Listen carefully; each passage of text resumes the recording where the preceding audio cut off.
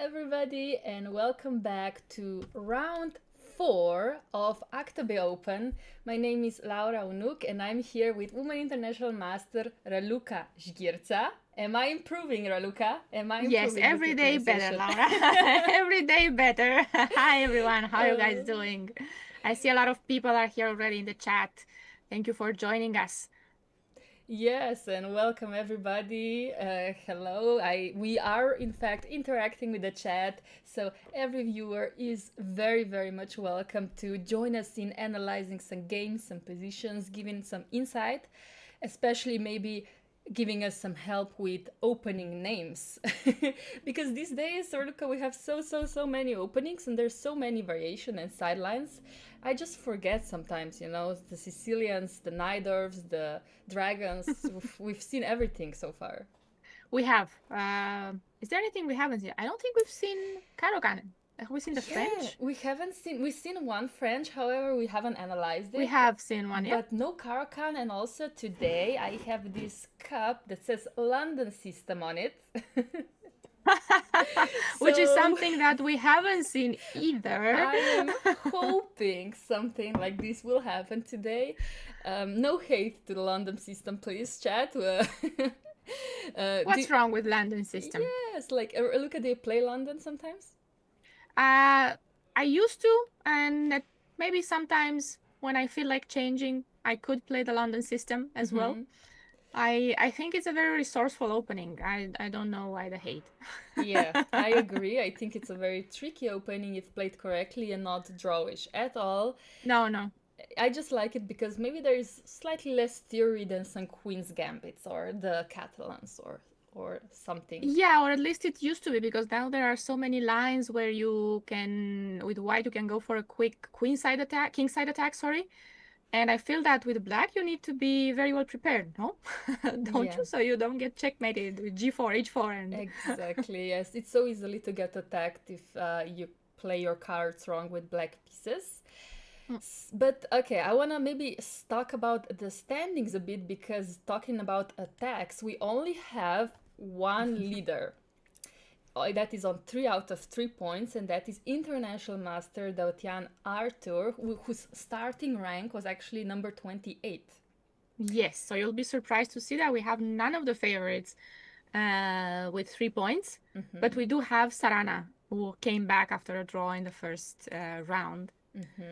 We can see him on the standings on number 8, and actually he will be competing against Davatian today. Let's check the pairings for today. It's on the first board, Davatian with white pieces against Sarana with black pieces. This is going to be, I think, a very interesting match if both players are going to be up to it. Again, secretly praying for the London System. And then second board we have Grandmaster Xu against Grandmaster Arjan Chopra.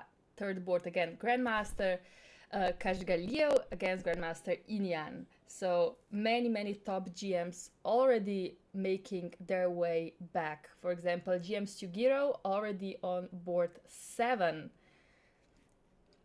Yes, we have very exciting games While today. you were checking the pairings, I was checking if we could have a chance to get the London System today, and I'm sorry to disappoint you. I had hopes on board 3, which is the only one to have d4 on the board out of the first 8, but it's not going to be a London.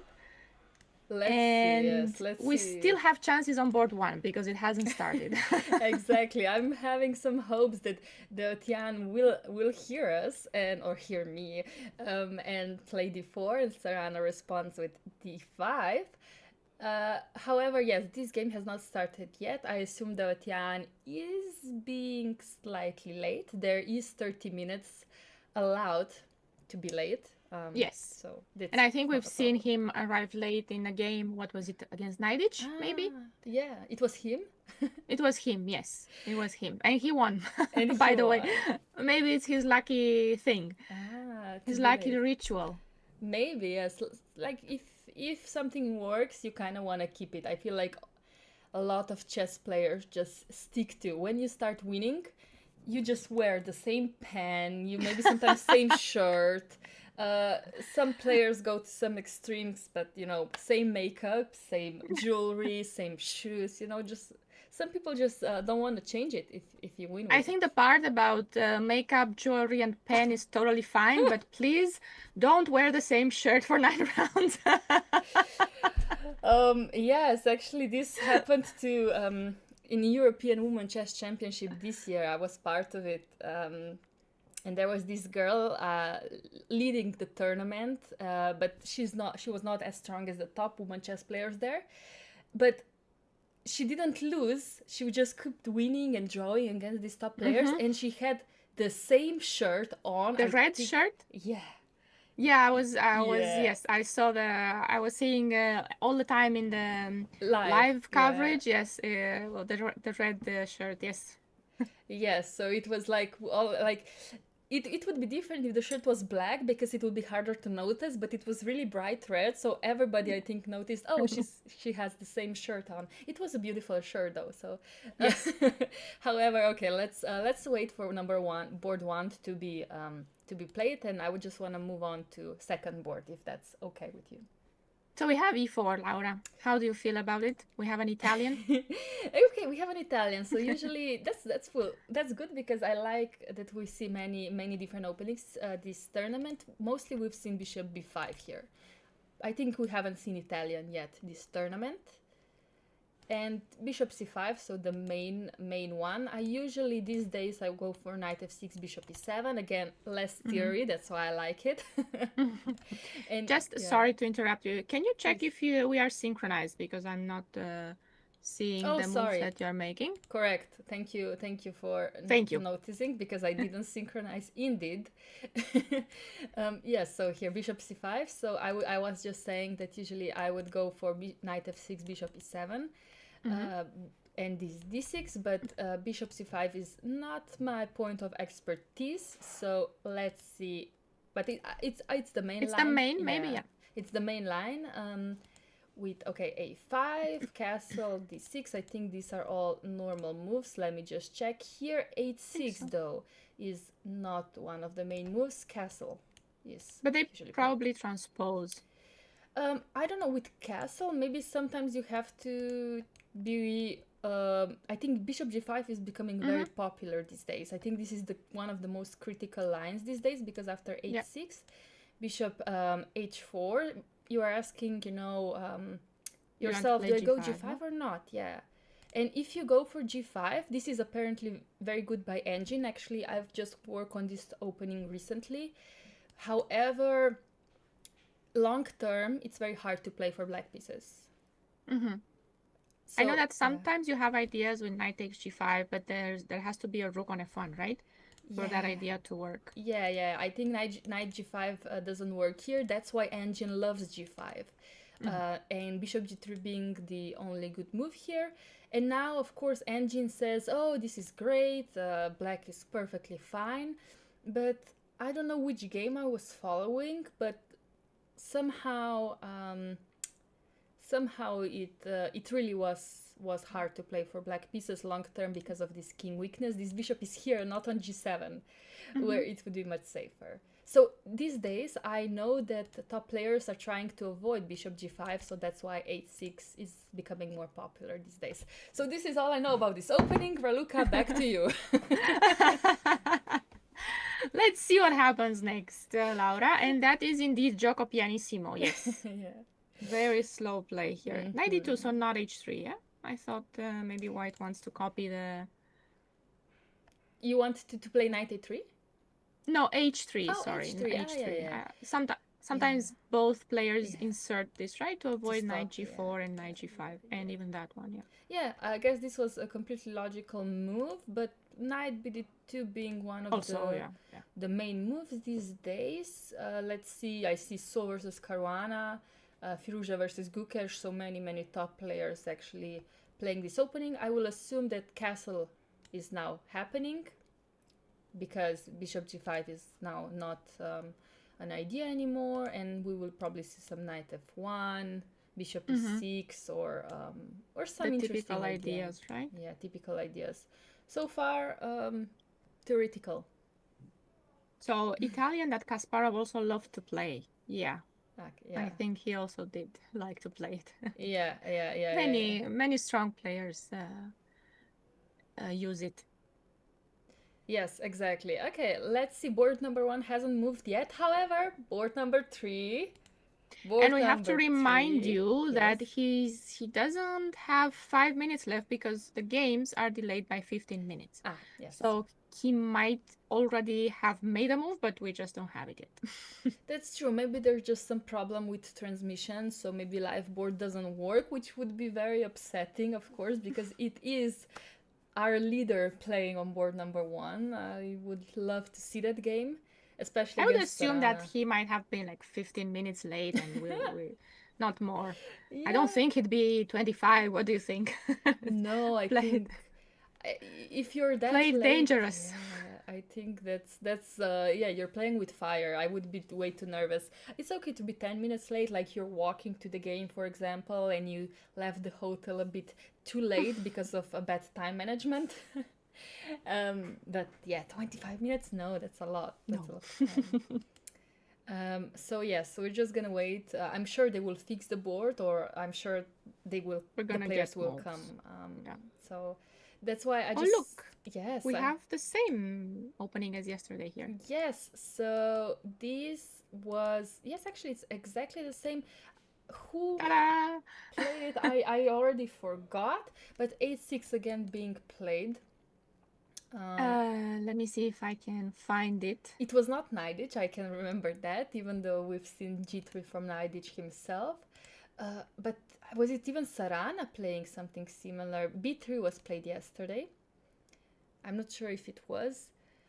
I remember B3 being played yesterday and his opponent decided to go knight c6, but Raluca here suggested this very, very, very amazing move h5. You liked it, yes? I loved it. I loved it, and I will never forget about it because I also remember the score here is like 80% wins for black pieces. Maybe something has been found. Yeah.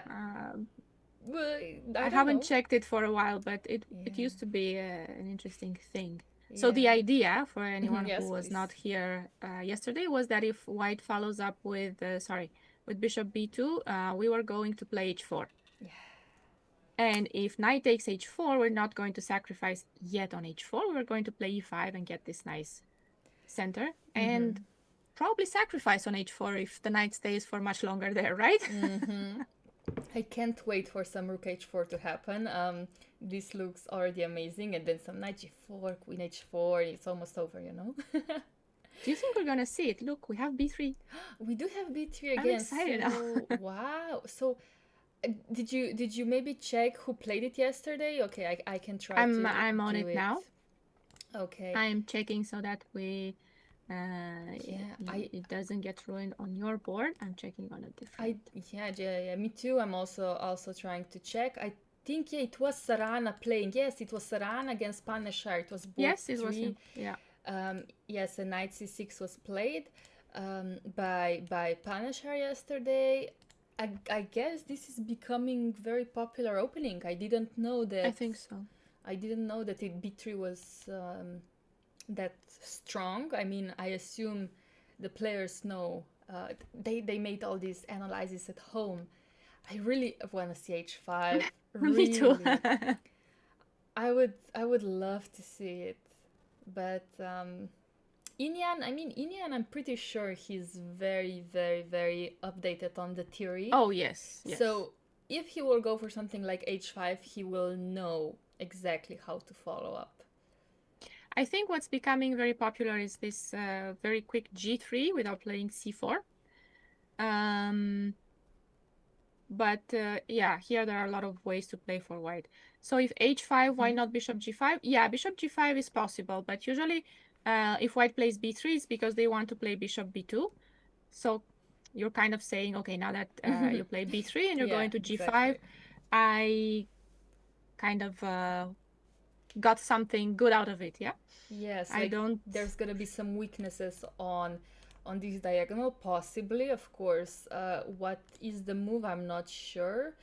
Do you go still Maybe knight 94? c6? I Or don't remember something what. like 94 looks very interesting, actually. Yeah. Like what do you even react on move like knight e4? If you want to keep the bishop, you should go something like bishop f4, but then you should look out for something like f6 already. e5 is very, very strong. I like that. Or g5, I mean, of course, why not? Yeah, right, like some h4. If we started, yeah, with h4. Yeah, I mean, these are very, very typical ideas. I really like knight e4. If you go for something like queen d4, this might be objectively the best, right? But again, f6, something to look out for, e5.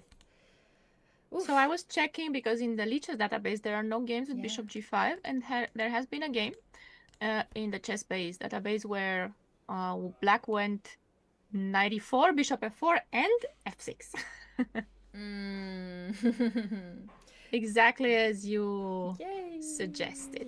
Yeah, f6, it looks scary because of this diagonal, but somehow white cannot approach it. So if it's a good f6 is a good move, then I think with black pieces I'm fine. Wow, I don't even know what happened in this game. I don't know if what. I'm just gonna copy and see if I can add it here. Yeah. Maybe not.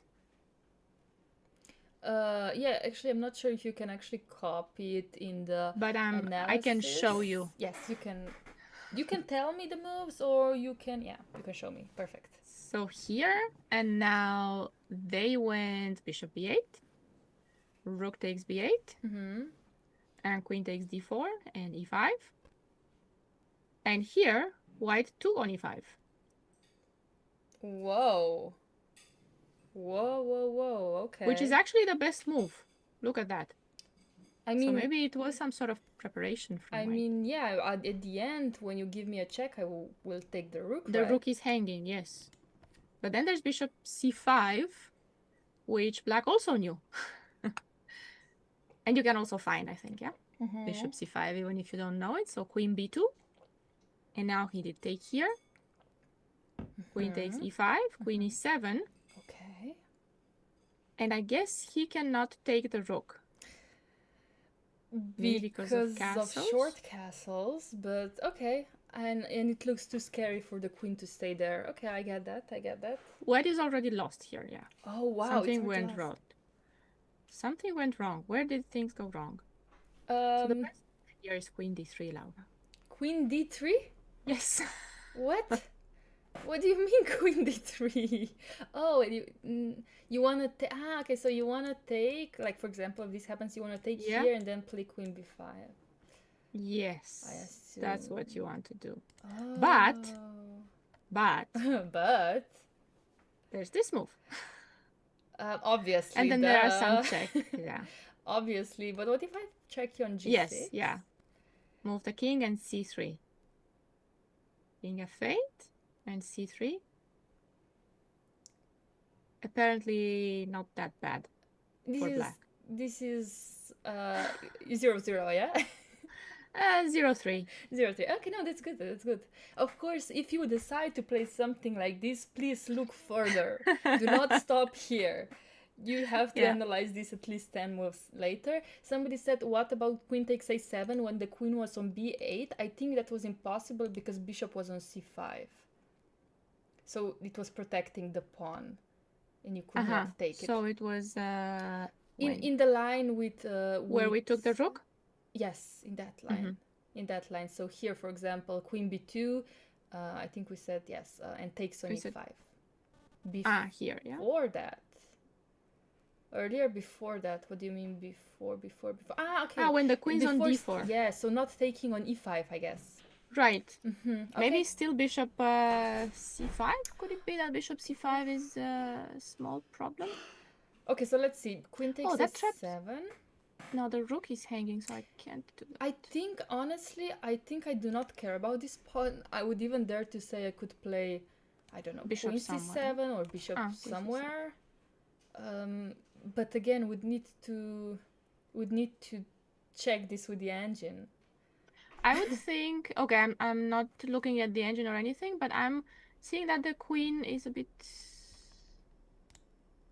strange there. So what about something like bishop d7, for example? And then I'm threatening bishop c5, but maybe the queen comes back to e3. And bishop c5, and the queen has to go to c1. No, that doesn't look good. No, if I play here, I'm threatening here. So you should move the queen for sure, queen e3. Maybe, and then I was thinking that looks nice. Yeah. And you say like queen c1, yeah. And queen b6, maybe. What do you think? Oh, queen b6. Or take on f2 and queen b6. No. Yeah, taking on, even though taking b2 would be interesting. Yeah, the issue is after queen b6, of course, e3, right? Yeah. That's why I wanted to take on f2, but then the queen comes back and defends. Let's see. If, maybe even just castles. Let's see. The problem is queen f1, but yeah, somehow now I cannot take anything. Cannot trap the rook. I guess, except if we're missing something, but I think that this is a bit too much.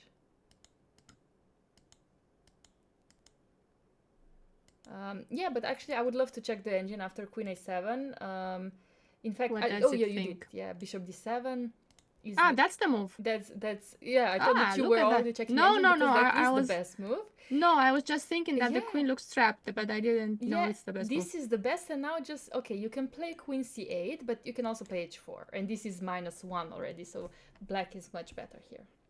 Queen c8 because I want bishop h3. I was a bit what? Yeah. Queen c8? Okay. Yeah. You want bishop h3. You want to exchange this bishop, of course, because it's protecting the king. But this is also a very interesting line. You just go g5, knight f3, and now you can decide queen bishop e7, h3, for example. Also that. Yeah. You could go even rook c8. Put this rook here to annoy your opponent. If even rook c8 is a very good move here, I assume that this is. Extremely bad for white, yeah? If you could even play rook c8. Yeah. Look, the computer always hates me. No, this is just, when you play something like queen a7, yes, you win a pawn, but you know that you're gonna move this queen, so once and 2 times, which allows at least 2 pieces to be developed by black, and I love this type of compensation. Sometimes it works, sometimes it doesn't, but I just have, intuition that is developed that says, please take this pawn, I really don't care, because I will have so much more development. In the game, white didn't go for any of these, and actually after all the sacrifices, he just, so here, sorry, it was bishop c5, right? Yeah. And then queen b2 was on the board, and this was it. And he took on d5. He took on d5, okay. Yeah. And knight f6, queen g5, and he won 36 moves. I think that was yeah, I mean, white maybe has an easy win, I can 3 say. pawns for a piece. However, when there are queens on the board, I really don't think these pawns matter much, especially because there's also bishop pair, right? So yes, white probably tried to hold on with these 3 pawns, but too hard, I guess. And I want to show you another idea that I'm discovering. Okay, we're going to be experts in this now after this tournament. We have our prep ready. Yeah, so after h5, bishop g5, knight e4 is the best move, but look at this, even this is possible. Ooh, hello. Okay. And the idea is that if you take with a bishop, c4, by the way, is the best move for white here. Oh my. But if bishop takes, the point is that you play knight e4, and I guess that the bishop remains trapped on h4. Wow. And if I decide to play something like queen d4 now, knight c6, queen b2, let's put it on the board, yeah. I just wonder how the attack is going with f6, I think. Yeah. Still, yeah, with f6, okay. Yeah. Okay, but on g5 isn't the pawn pinned? This pawn here is pinned, yeah? But maybe white really has nothing at this point, so we can just move the rook at some point whenever we want to. Or wait, exactly. No, but this is extremely difficult, I think, to play if you don't know it. Yeah, I see that if rook d1 or anything like that, black just, the engine just wants to play bishop f5, develop, and have g5 always looming. Yeah. Well, this is a very interesting line, but like you said, there's so many nuances here that both of these players need to know. Okay, by the way, board number 1 has started, but before we move there, I just want to mention something happened on board 4. Something happening. Oh no, what? And the 30 moves rule? Let's see. They did the okay. The Grandmaster's draw. Well, yeah, Hi okay. Andras. Hello. Yeah, so there was this Rui Lopez with Grandmaster draw, like you said, this typical check, and they just agreed for a draw. They're both, I think, Kazakhstani players, so maybe they're good friends, or maybe they're even seconds to each other. Sometimes maybe they train together. Sometimes people that train together just don't want to show their opening prep because they know that they both know this opening very well, and they know that they will draw at the end, and they just don't want to show their weapons yet. So these things happen when you play your friends, I guess. Yeah, and I think they're also on a good score. Yeah, it's round 4. They are on 2.5. Yeah, so it's not 3 out of 4. Decent, right? Yeah, decent, absolutely decent. There was a question after knight c6, why not to play d4, which is absolutely fair point. I wonder what Nogerbek had prepared here. What or maybe they were just going to make this draw. You know what, sometimes what players do, it's, for example, Nogerbek always plays e5, but they just want to put knight c6 in their database to annoy their future opponents. Oh, look, I also played this, prepare on that move as well. It's something like thinking ahead, but on knight c6... Prophylaxis. Yeah, prophylaxis. They are chess players. Yeah, on knight c6 you could go d4, by the way, but then apparently d5, and then this structure with e5, bishop f5, c3. This is like kind of Caro-Kann, but when knight is on c6, and not the pawn, so it could potentially be slightly better than the actual Caro-Kann, I guess. Yeah, something maybe. Interesting for sure, but I guess Werazayo didn't want to play for that, so he just went knight f3. 3 out of 4 points is all right. Yeah. They're doing okay, let's say. Yeah, I mean, in this type of tournament, if I had 3 out of 4, I would be jumping, right? I would have a party, after 4 rounds. Okay, so let's just jump on board number 1, because I did see d4. So I was like, oh yeah, you're very excited, but Sarana played knight f6. No, London. Well, it's still possible, but it's not. It's considered as good, right? Davidian could have played bishop f4 and said, okay, I guess black should go d5, but he just went c4, classical queen's gambit, and I think we have Nimzo here. Yeah. So with queen c2, I think queen c2 is becoming more popular. I think e3 was much more popular in last years, right? But queen c2 coming back. Yeah. If it's not still the main line, queen c2 used to be the main line. Yeah, right? yeah. I just feel like in the development of Lila 0 and Alpha 0, I think e3 bishop d2 was extremely popular. Not the main line, but just being extremely popular. But yes, queen c2, d5, c takes, e takes. Yeah, I think also black has the option to take with the queen here, if I'm correct. Would have been also an interesting variation, but okay, just going for this classical 8-6. Knight c6.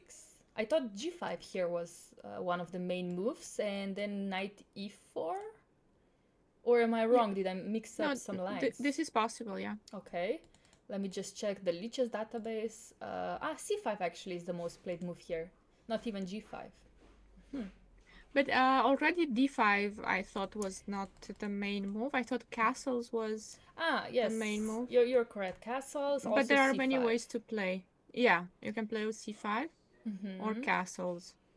I played d5 myself, so I just went through it, because I like this d5 pawn structure, d5, e6, but it's not the main line, but I feel like it's one of the more solid lines to play.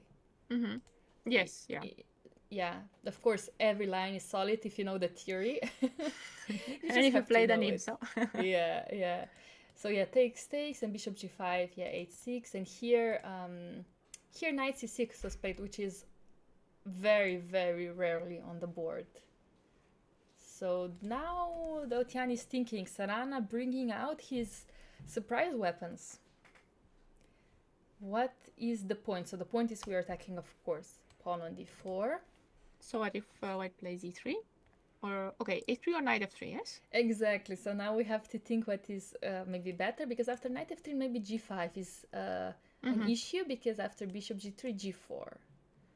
And then... And we're just gonna take the pawn. We don't care. Like knight e5, for example. Yeah, but we I take. Can... but queen a4, right? Yeah. Queen a4, but I don't care because I will go c6. And please take my bishop. Ah. Please take it. Okay. Please take it.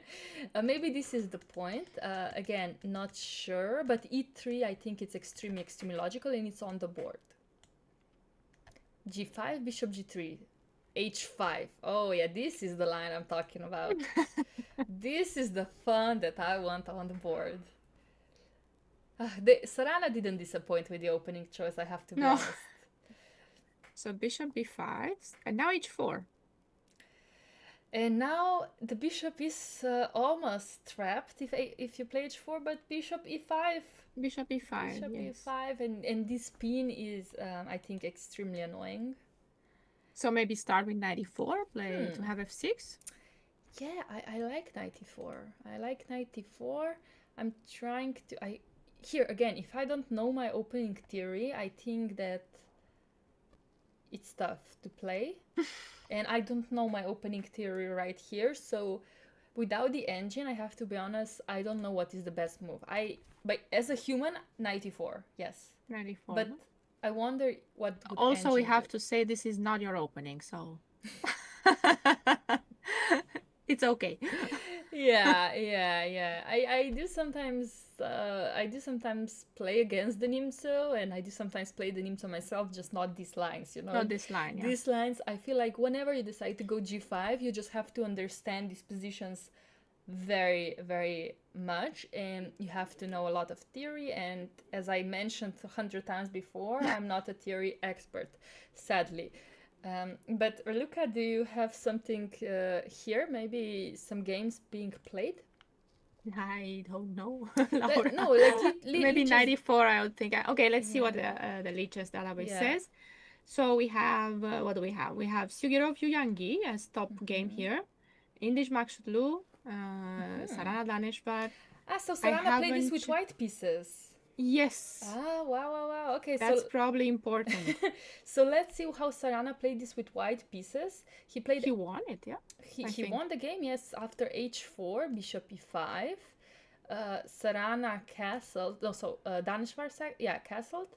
And let's see. So bishop c6, b takes c6, and knight e2 by Sarana. So I guess after this game, Sarana realized that maybe this is not such an innocent opening, and said, "Okay, I can play it myself with black pieces." I'm checking now the chess base database as well, which is usually bigger. Yeah, I mean. Okay, so knight c6, best players. I'm being told here by chess base, Carlsen, Yuyangi, Vitugov, Sarana.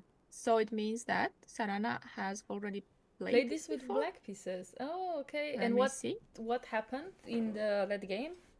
I'm trying to find him. Okay, so he lost one game against Lin. And I don't see... Okay, he has another game here that he won. 2 games that he won. One recently in February 25. But okay, he was also the better player, so... Okay. So what did he play in the other games? Let's see what Sarana does here. It's good to learn. So on e3, he does not disappoint. He will probably play g5 because he has played it before. And on bishop g3, he played not h5, but bishop e4 against Lin. Okay, that was a blitz game, so maybe it's not so important. Yeah, blitz games are different for sure. Let me see the one in 2025. E3, no, in 2025 he also played knight e4. He's been playing this in blitz games. Oh, okay. Maybe he's been practicing. Yeah. But And somehow, here he went bishop yeah. e6. Maybe, okay, so I guess this is something he has on the board often, but you know, being a top player, he can variate. He doesn't need to play only knight e4. He can only play. He can also play h5 and um, different types of variations in the opening. Okay, he does have a game with h5. Okay, what did He won do? that one as well. And what was the h5, response? Yeah. bishop b5. Okay, and he played. And he played h4 here. He played h4. Okay. So I think we will see h4 on the board, bishop e5 the only move. And then the question is, castle? Ta-da! Okay, castle. Yeah, I think this is, of course, the most logical. Now this is a threat. That is a threat, but okay. I don't know. I have my pawns here on g5, h4. I'm not sure if I would be so keen on castling if I didn't know this. Yeah, I agree. That's why some players also play rook h6. But also, I don't know, is it better to have the king here or e8? You know, that's a tough question. So I would assume that maybe castling is still safer somehow. We'll see. We'll see. Maybe also because white's king in the center, you want the rook on e8? Yeah, maybe. Yeah. Maybe, yeah, I don't know. Honestly, I think we're gonna see what's going to happen, but like, I agree with you that having the king here, especially after bishop c6, this bishop, look, it's already looking like, look at these diagonals, you know? And white played h3 here in that game. Ah, h3, okay. Okay, so the point is still 94. Interesting. And bishop f5. And eventually he also played f6. Okay. So it was 92. It was bishop f5. It was queen a4. Okay, now he was kind of forced to play c5. Castles and f6. Okay, this looks nice, yeah. The king side doesn't look... I don't know. Like, okay, bishop h2, I assume being the move here, right? And now he took here. I don't know how to evaluate this. Who is it easier to play for? I mean, there are many weaknesses here around the king, but somehow white cannot reach them. Really? Is that really, like, I don't know, f3? Is it not a threat to play something like this? Wow. Yeah, very interesting for sure. He took with a knight on c3, okay. Okay. But it was, it was maybe c4 here, queen c6, and this position here. And opposite colored bishops. That he won. It was also a blitz game. It was a blitz game, yeah. So he won with white pieces? No, black pieces. Black pieces, yeah. Okay. Yeah, like there are opposite color bishops, but when you have heavy pieces on the board, like rooks and queens, it's much easier to attack the king than if these pieces were not on the board. So yes, this is not a draw. This looks like opposite color bishops, so it's always a draw, but no, it is actually much easier to win because of weak squares, I would assume, around the king. Maybe also because we have the b file. Yeah. In an endgame. Yeah, I guess it's much easier to approach. Cover b1. Could be. I mean, I assume we might see something similar on the board today, because after bishop b5, I really don't see Sarana playing anything else but h4. I don't know. Yeah. I don't Do know. we have this position on the board?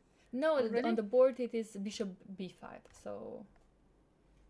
Only bishop b5. Yeah, bishop b5, okay. So we have this on the board. So it's either 94 or h4.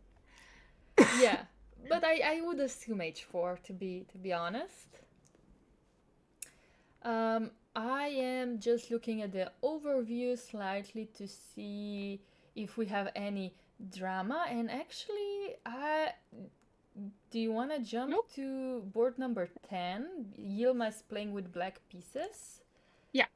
Because, oh, sorry, h4, bishop e5 is on the board, we assumed, I guess, or, okay, knight e4 was an option, but, okay, they're making some moves, so let's wait here a bit before we move to the other board to see what Sarana is prepared for.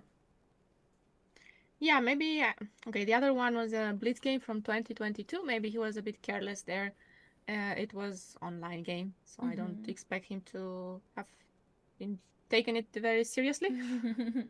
I don't Maybe he know. has something better prepared at some point here.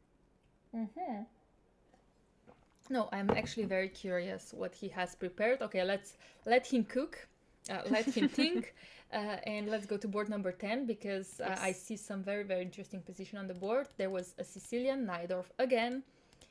Yilmaz, I think he lost yesterday against Dautian himself. A very, very interesting game. He's a very, very good player. He sacrificed an exchange, but at the end it didn't work out for him. So let's see what he has prepared today. This is very typical, right? Yeah, This I is think still so. very, very much theory. We can already see that by times on the clocks, and yeah, some Okay. yeah.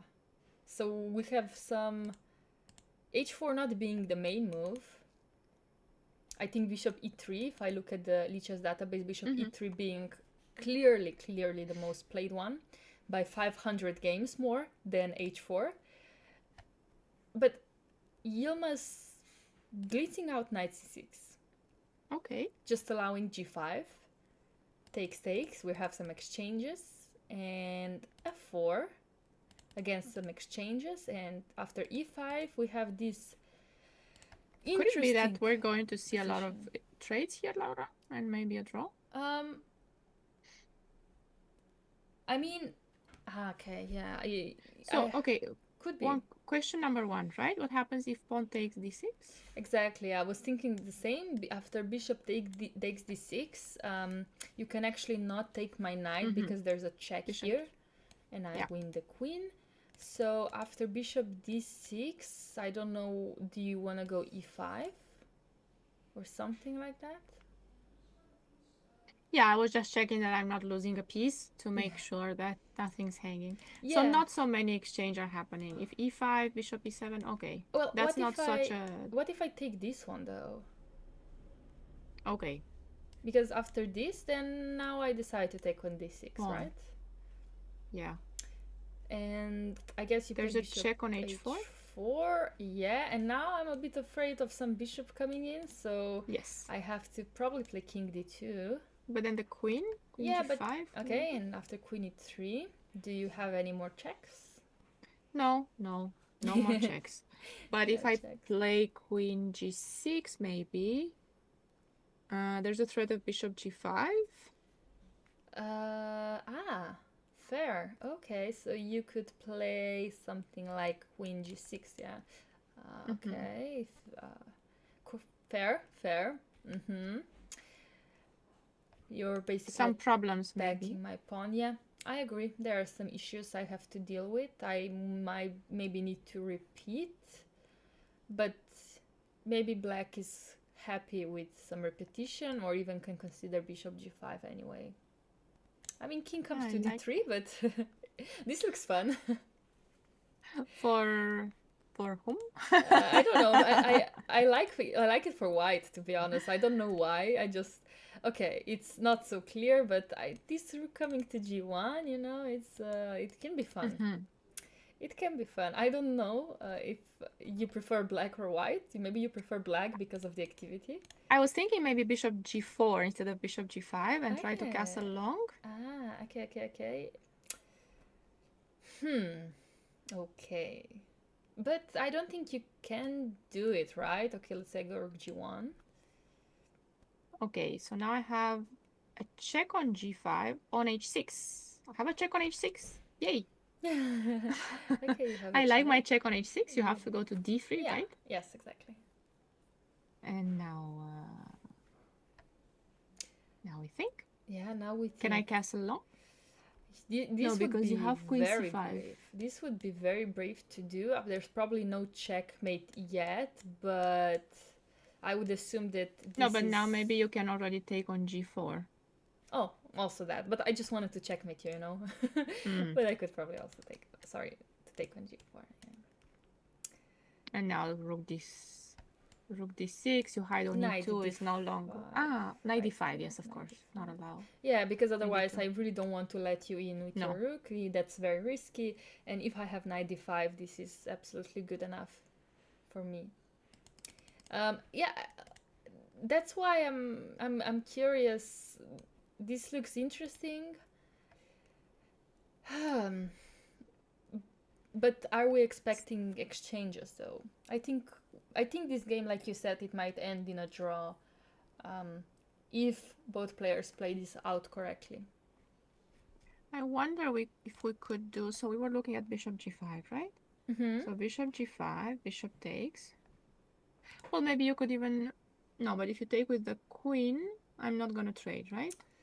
Yeah, you will not trade. I think then it's easier for you to play bishop h4, queen g5. I think so. Oh. I was thinking that on takes, I went for the check on h4, but what about maybe this and bring the queen instead? And after rook d1, okay, yeah, actually, I think you might be correct. I think queen h4 is a big threat. Just to see if it's a bit more annoying than the other one. Yeah, let's see. Rook d1, queen h4. You're attacking my bishop. I'm forced to play king e2, and now it looks slightly scary with bishop h4. This and queen h2. You still have queen f2. Yeah. Somehow, how do you keep having moves? I don't know. Somehow it's holding on. However, let's say this happens. I think you can play bishop d6, and I think maybe it's not so bad. No. Let me go back. No. I no, don't want okay, to draw. No. I don't just want a pawn here. Oh, okay. You don't want to draw. Okay, you don't want the endgame. You want to win. Okay, let's go back. Go back to where you want it to be. Maybe there's something better, like here. I cannot believe that this will not be something more. So, okay, you're saying that if I castle long, you always have queen c5. That's what you're saying. Somehow, hopefully. Okay, so what if I go rook d8 then? I also have what? If I go queen g3, you still have queen f2. And if I take on f3, you take queen g3, king e2. Yeah. Okay, let me play rook d8. I like to bring my pieces in. Yeah, that's understandable actually. That's actually very, very understandable move.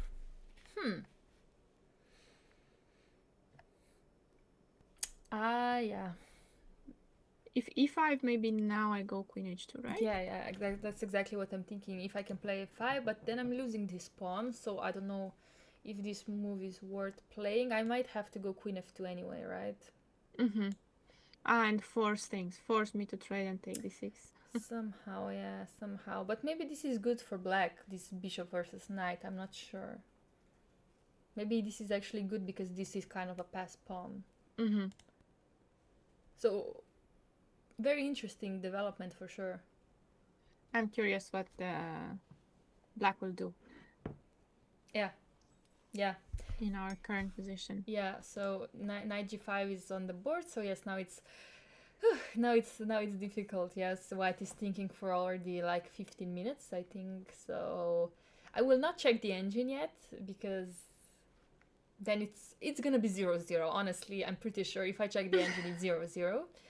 So no need to spoil that. I just wonder how white will actually respond to. We want to keep our hopes up. Yeah, exactly. So we can probably jump to a different game. What about Cheparinov, Laura? How is he? He's on board 5. Let's go for it. Cheparinov being one of the top players this tournament, and I'm excited to see his opening preparation. e4, e5. And another Italian. Okay, but this time knight f6 one, so the one that maybe I know slightly more about, but let's see, bishop e7, d6. Yeah, knight c3 is these days is being much more played against this bishop e7 than c3. Yeah, it's just a trend. Also, you want to be prepared for some knight d5 jumps. So let's see how Cheparinov is prepared. So h3, so avoiding h3 you kind of have to play with white pieces here, because otherwise bishop g4 and knight d4 is very annoying. It's really extremely annoying for white pieces. So for example, castles, you go for this, h3 even takes stakes, giving this bishop, forcing queen back on d1, and this is actually equal. I don't know if the move is c6 here or something, but this knight on d4 is actually very annoying. So that's why h3. And yes, a5, very classic, and h6 yourself, bishop a2, rook e8. As you can see, black just playing logical moves, preparing some maneuvers, bishop f8, bishop e6. You could also go for something like bishop f8, queen e7, knight d8. There's so many ways to play here with black pieces, and all of them are so solid. And knight d8 is preparing c6, is that? Yes, you prepare c6, you also prepare knight e6, you prepare bishop e6. Okay. Just so many ways, I think, to play here. I wonder how white needs to play, to be honest. Do we have to go knight d5 at some point ourselves, or let's see what is in the Lichess database. Actually, this game, no. This hasn't been played yet. Maybe a5, a5 not being a common move here. a6 would usually have been played. But then on castle, for example, bishop e6 was much more common, then followed by knight d5. So now again you have this queen d7 option, followed by knight d8. You can even go knight b8 here with black pieces. You can take, regroup to play c6.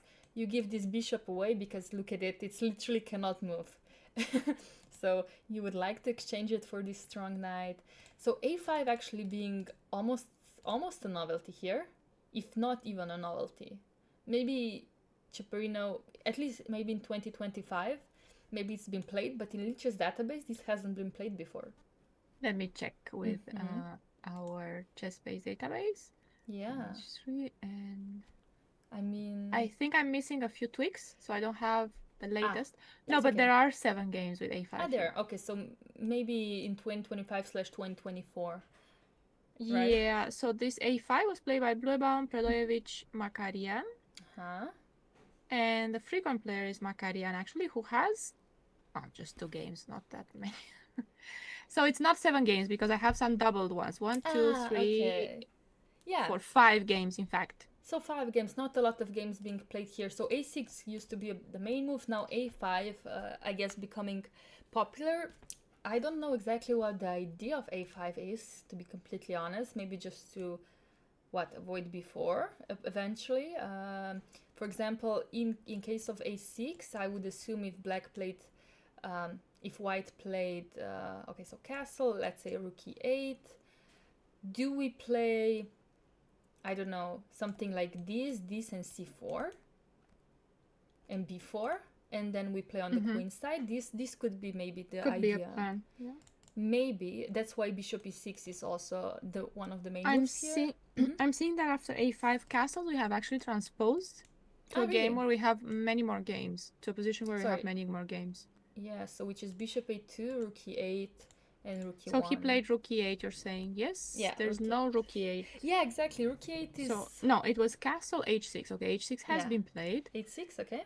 Bishop a2 has not been played. Has rook e1 been played? Rook e1, yeah, that's what I wanted to check. Rook e8. Yeah. And here bishop e3. Only bishop one e3. game with bishop e3. Okay. But white decided to go for bishop a2, and here Ceperino played bishop f8. Okay, so we're gonna see some maneuvering here. Maybe the idea with queen e7 that you were mentioning before. This one, then now that I'm looking at this position, potentially black could also just go g6 as well. Maybe prepare f5 somehow if he wanted to, but I don't think Ceperino will do that. So I'm just checking. You are right, there are a lot of new games here. Like most of them are 24, so October 24 to 25. And there was a big gap between 2019 and 2024 where there are no games at all. So Oh it's something my. new, I guess. Oh my, so Something. new variations being discovered in this.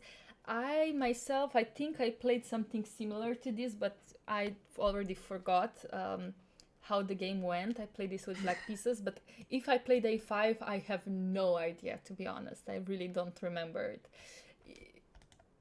So maybe you will see my game in between those new games. I No, might have played it in 2024. you haven't Okay. transposed to this. No. I haven't responded to this. Okay, good, No, good. let me find you.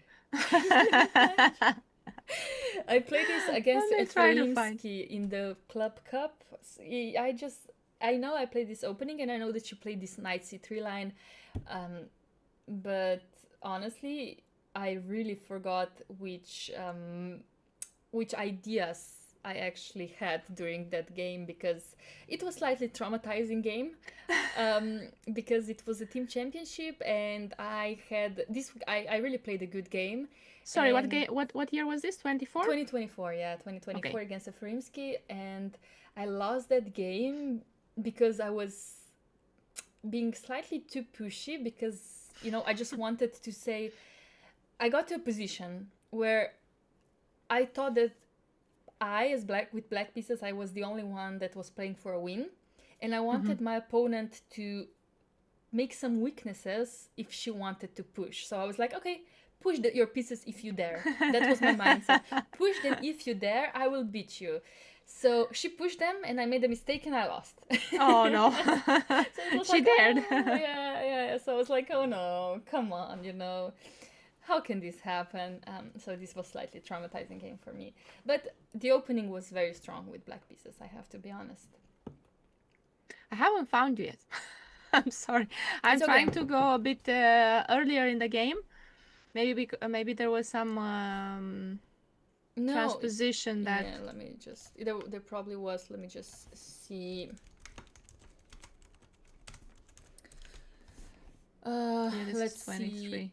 See if you are black, right? I was black. Yeah. Let me try to find. Did I find it? Did you? Okay, so let's see how did we transpose. So bishop e7. She played rook e1 immediately. So now not knight c3 yet. Oh, I have a knight on c3. That's why I'm not finding you. Yeah. Okay, but let me show you what happened in the game actually. So so it almost transposed. So I will leave it with knight c3, d6. She went. Let's say she castles. Let's say I castle, h3, h6. I think this is very normal. Rook e1. Just a second. How did I? Yeah, and rook e1. And for example, I went a5 and she went a4. So she didn't go a3. She went a4 and I went bishop e6. Yeah, this is not very common setup, I guess. So it's slightly different than our original position. In our original position, here's a3. So she went a4 and after bishop e6, let me just see how she played. She went knight d5. And then I had this idea that I told you about, rook e8 and bishop f8. And then some queen d7 and I don't know, either this or this. Just very typical maneuvering. So like I said, I had a very good position, so I recommend this. I recommend this opening. But yes, slightly traumatizing. What to do? But now we have this bishop e3. This is very typical, and I wonder how Ceperino will go for it here. We said we have no games for a while in this position. So bishop e3, I would think bishop e6. Me too. Yeah, this just looks very very natural. I guess white is waiting for bishop e6 so she can jump. He can jump. Knight d5. And now, like I said, I think we might see something like this here. We'll see. Bishop e6 is on the board, and let's see if white might think slightly here, but I really expect knight d5 to happen. When you play knight c3 with white, basically you are preparing for the right moment to jump on d5, and I think this is it. So we will see. Yeah, should be. I mean, you have to be slightly careful about. Careful. You have to know if this is good for white, But I assume it would be, right? Somehow, could be. Because this bishop is very out of the game and it might be affecting black's play. Yeah, maybe not easy to get it out. No, that's... I don't know. We'll see. We will let them play it out and then we can come back and judge them. I see a comment here, Lee Yun playing in this tournament. Yeah, and he was doing great. So how is he doing today, Laura? Yeah, let's I think we should have check. him on... Yeah, look, he's playing knight h on board 8. Oh, that's gonna be interesting. Yeah, Lee doing impressively well, especially he almost won 2 days ago and could have become one of our leaders. However, due to unfortunate events of chess, an endgame was actually drawn at the end. But today playing the Najdorf. Again, oh, g3. Is that one of the more common moves? Not really, right? No, I don't think it is. Okay, so g3, I don't think we've seen this tournament yet. So Not yet. We've seen a lot of lines against the Najdorf, yeah, but we still have a lot more to see. Well, apparently we haven't covered them all yet, so a lot more Sicilians to come this tournament for sure. Let's see how this game will develop. This is, yes, apparently this is Zagreb variation. I haven't seen that name before. Look at that. But let's see how this game has developed. This is all very typical. Knight jumping to d5, taking on d5 immediately, okay, and going rook a7. Bishop e3, bishop I think we've seen some similarities Something like this, yeah? But rook a8 now, not going to b7, not going to d7, but back to a8. I don't think that's very common. Oh no, actually this is the most played move. The most played. You know what? Maybe, yeah. The rook wants to be on c8, I was going to ask. Yeah, I guess you want it here. I mean, I think you would love it here, so that's...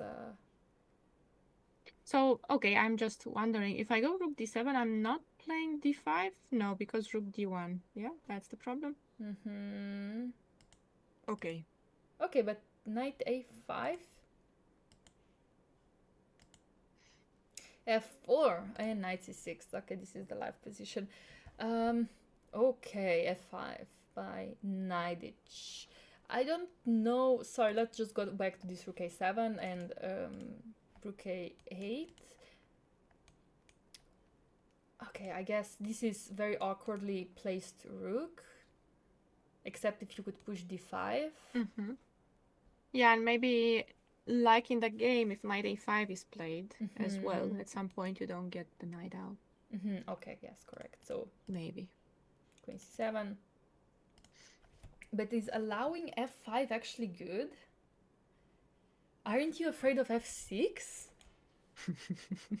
Aren't you? I don't know. Let's see. So bishop d7, I guess. Let's see. Yeah. What else? Let's see. And let's say I go for some sacrifices, right? Rook d7, f4. There's also f4, f5 threat, and this bishop would be trapped on e6. Yeah, thank you for mentioning that. But d5 doesn't work. There's a rook or queen on d2, no? Let's see. So if I go f4, let's go d5. I'm trying to see if some sacrifices work here. Like I still want to play f5, you know, just want to sacrifice my queen. However, yeah, I don't think that this works, right? Even though it's probably playable for white, but it's rook and a piece, yeah, but maybe this is not enough. Shouldn't be maybe enough. d5 being actually a very good response. What if I start with rook d1? Rook d1, yes. Yeah, rook d1. Yeah, basically preparing that might be a f4, problem. yeah. Maybe this is the issue. You could go knight c6, but maybe now f4, yeah? Right. Then you would have to go f6, and you really don't want to lock your bishop here, I assume, yeah? Yeah, maybe I don't. But okay, now at least we have f7 for the bishop. I mean, okay, there's this... You could just give this bishop away if you wanted to, but we don't want to I love my bishops. Fair. Even though I would give this one away for this one. Okay, yeah. This one, okay, fair. Yeah. So, I mean, I'm pretty sure that he knows what he's doing. Let me just check the engine. Yeah, rook d7 is actually not a bad move. After rook, Okay. let's say d1, you could go queen c8, for example, and after f4, rook c7 now. So you are avoiding this pin. And this is actually okay for black. So rook d7 not being a bad move, actually. Okay. But rook a8 being the main one, given the engine. Knight a5 being the main one as well. Queen c7. These are all #1 moves. Here, apparently c4 is much stronger than f4. I was thinking that maybe white might want to play c4. I just didn't think that now, because it looks like that pawn's hanging, giving something away, but apparently you cannot take it because rook a c1. C1? Yeah, just you like take it back. You cannot protect this pawn, and now these pieces are way too active and yours are not. So, for example, I don't know, rook c8. I'm not. B3? No, b3, c3. Go b3. Even knight c4 works, but maybe starting with rook fd1. And knight d7, and I think now you can take knight c4, bishop c4, bishop f1 or b3. Your choice. Yeah. But bishop f1 being stronger given the engine. Oh, okay. Interesting. Yeah, I like bishop f1 to bring the bishop out. To bring it into the game. We have 2 of them, so we need to use them. Exactly. So yes, c4 being a very interesting idea. I will keep that in mind. But f4 by knightish, which is aggressive idea. And we are being told that Lee Jun-hyuk, is trying to become the first GM as a Korean. We're keeping our fingers crossed for him. Good luck. Do you know if he has any norms? Yeah, like I think maybe some people in the chat know more. I will try to check his FIDE account to see if something is already approved. But I don't see anything. No, I don't think so, because norms don't show until they're counted. Yeah, show the GM title. Yes. But okay, we hope he will do well, because he has been playing well so far. He really has. I think he doesn't yet. Okay, I mean, you have to start somewhere, and this tournament is really, really strong and really doing very well. But now, you know, just Nardich seems to be in aggressive mood this tournament. Yeah. So let's see how he will try to attack his opponent. Like maybe f6 doesn't work. Maybe just you have to play some slow chess. I don't know, rook d1, or again some c4 ideas in the future. First of all, knight is hanging, so maybe we have to take care of this one first. Let's say we take with a bishi.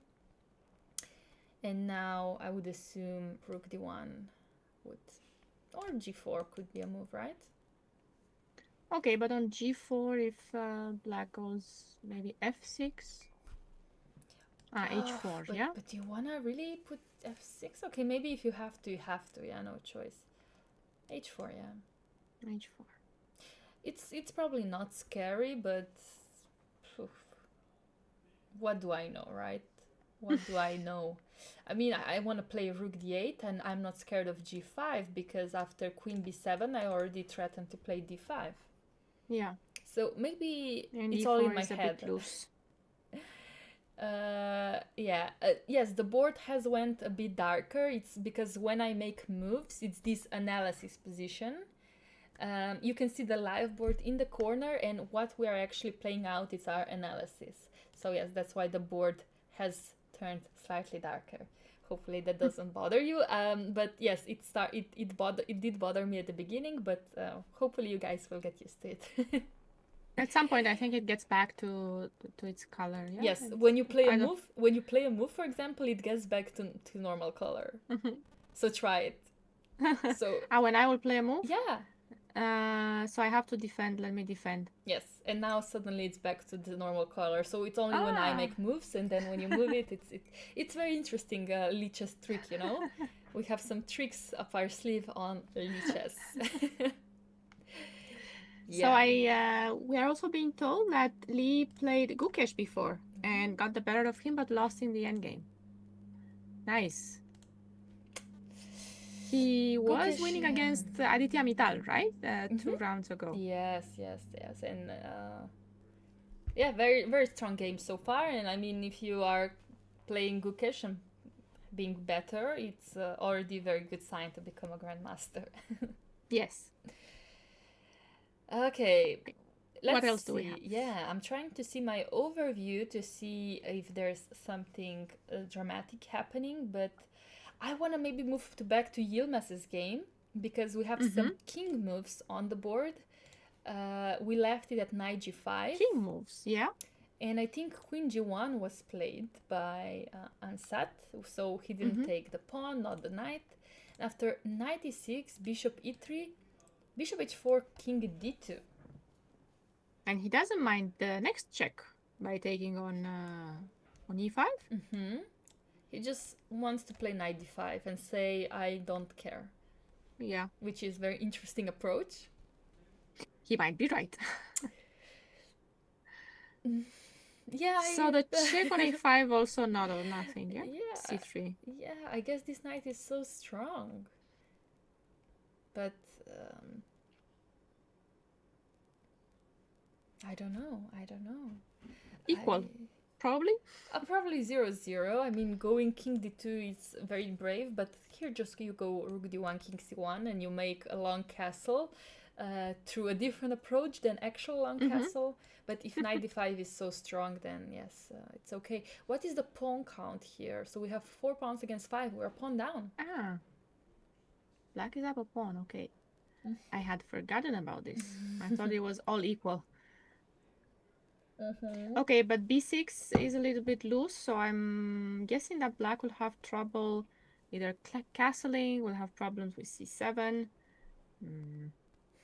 Yeah, exactly. Like this could be, there are some weaknesses on the board, but like you say, for example, queen a5, forcing c3, or do you want to go before? I think you want to go before. You want to go before? I wanted to go c3. I was yeah.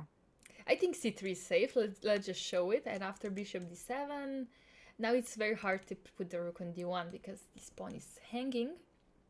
But see, this is where maybe I could do something about the queen. Yeah, about so the bishop queen. b6. Oh, you want to go with the bishop? Yes, or the knight. I don't know which way is better. And I'm holding on somehow. Yes, you are. Somehow. And on c7, I cannot get you. Yeah, because if this bishop was maybe on g4, then this would be very, very tricky position. But this bishop on h1 is slightly out of the game. Okay, so no tricks just yet.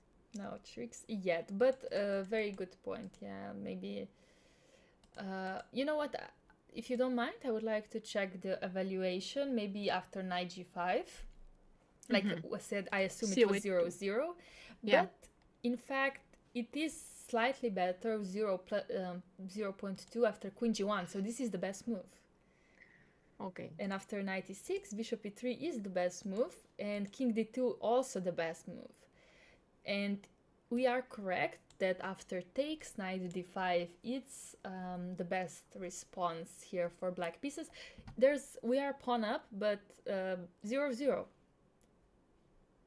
I think it's what we were talking about before, that there's a problem with b6, there's a problem with a king in the center, and it's not so easy to find good squares for all of black's pieces. Yes, exactly. So this game can actually be very interesting. I think bishop d7 is a good move here. Bishop g5 also offering an exchange. I think this is a good strategy for black. I kind of don't understand.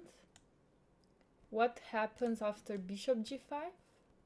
Queen g5? Knight g. No, here we can take and we have knight c7. Yeah, exactly. So, but you can take with a knight. Okay, you wanna. Yeah, I have to take with a knight. Yes. Okay. Yes. Maybe rook d1. Yeah, now rook d1. Now this looks a bit scary to me. It looks slightly scary, but I'm not sure. Yeah, maybe I have to return. Maybe return and king c1, bishop d7. Yeah, bishop. No, bishop d7. No. No, yeah, knight b6 is deadly. Yeah. It's deadly. Yeah, look at this weak square. So I maybe have to play something like this. And I think that white has very good compensation. I mean, this looks scary. What if I go queen h2 even, you know? Yeah, I like that. I mean, this looks scary. I really don't care about my pawns as long as I checkmate you. No, I would assume you would. You don't. Yeah, yeah. And so if, okay, bishop d7, there's a check, knight f8. Yeah, you do have Maybe knight it's time f8, for me but... to play bishop d7 Oh. and give you back a pawn. Yeah, I'm taking it. I think I'm taking it. For sure you are. I'm taking it for sure. And now it's time for me to castle. But now I think this is very scary you for can you. You take that one? I thought you'd take on f7, so I don't take a2. I still don't take a2. I don't Queen think you c7 can. mate. Yeah, I think now you have way too many weak squares around the king. All right. This can turn into some trouble for Yilmaz Mustafa if he will not be careful enough. I think bishop d7 will be played here, but again, have to be very careful about our b6 and c7 squares. Yeah, so here again, rook d1 looks like something white wants to do. Yeah. And how do we cancel? Yeah. How does black now react, actually? That's a fair point. Maybe we can go for... Cancel? Do you still go queen a5 or... Yeah. Or, do we have time to go check? Queen... Okay. Yeah, king c1 will be followed by c3. Yeah. Queen a2. That's why I'm looking at b4 still. Still looks very nice to me. I don't know if it's a good move. But we can still take on a2? Okay, let's do it. Let's do it. You know what? I want to see what's going to happen. I'm gonna go knight b6. Okay, no, rook d8 is very strong. Yeah. Rook d8 is very strong. So yeah, you're right. Maybe I'm just being too much. I'm just being too much right now. Okay, maybe it's not so terrible, right? Maybe instead of rook d1, can I start with bishop b6? Yeah. But so where is the queen going? Maybe G5. Maybe we're offering an exchange now. Queen g5, yeah. Interesting, but yes, once I think we exchange the queens, we are doing perfectly fine with black pieces. So how do we do this? How do we do this with the white? Maybe your queen h2 is still a very nice idea. Potentially, yes, we are attacking e5 as well. We are attacking... Oh, I like queen h2. How does black play on queen h2? Okay, that's a fair point. Yeah, I do agree. I do agree. Can I go bishop g5 anyway? Or is it scary? I think well, at least again the queen g7 idea is there. Queen h8 and queen g7. Yeah, also worst case scenario, I take on e5, right? Yeah. Which is good enough. Yeah, this queen h2 being a tricky move, and I cannot castle. Why is chess so hard sometimes? Because I think in general chess is hard. Yeah. Honestly... Whoever says chess is easy is lying to us. You know what? Sometimes I just say chess is simple, not easy. Chess is sometimes simple because sometimes we just don't play the moves that are obvious, that are logical, and they're the best moves because we want to complicate the position too much. So chess is actually simple sometimes. Like queen h2 is a simple move. It's you not attack easy. a pawn and you threaten to... you threaten a pawn, you threaten this queen to not be moved because the bishop is hanging. This bishop cannot be moved because of queen h8. I mean, this is a simple move, you know? This is just a very logical chess move. So what is now a logical move for black? Now I don't know. I really don't know what I can do. Maybe bishop f6, I'm not sure. But this looks... I'm sorry, but this looks like it's over. Bishop c5. Yeah, I was looking at bishop b6. But I mean, bishop c5 is I also... think every move almost here is winning. I think even if I decided to play rook f1, I probably would have won the game. Okay, need to be slightly careful, of course, but I think now this is, yeah, this is so tough for black pieces. I don't see a logical move actually right now. No, but the thing is that simple and easy are completely Yes, different in exactly. case of chess. Exactly, yes. Chess is not easy, but it can be very simple. Yeah. Absolutely. Yeah, okay. I maybe want to leave this position as it is right now because after king d2, Yilmaz is thinking if he even wants to take on e5. Absolutely understandable. I want to go. That's a good point, yeah. Yeah, because now you also like, if you see this knight d5 being so annoying, do you even go for it? True. I don't... You could try and develop instead. Say, you know what? Take your pawn back. Yes, just leave it, just leave it. But honestly, I don't see any good developing move for black. I mean, bishop d7. I mean, Not really, no? I can still play this, Yeah. But taking don't on even need d6 to. with bishop on d7 maybe is, yeah. I mean, honestly, like I can do this because then e5 is a huge threat, Right. and activating this bishop, I think this is also very deadly. I think he wants to give the pawn back in the sense trade it, but not be down a pawn. Yeah. Yeah, no, very, very, very tough position for Mustafa. I think Ansat is playing very good game so far with white pieces. Who do you want to check, Laura? I'm seeing Wang Hao also on board 16. He's okay. playing Attila Kuru. We were seeing him yesterday. Who did he lose to? Kuru Attila he lost yesterday. To... Was it Inyan? Could it be Nogerbek?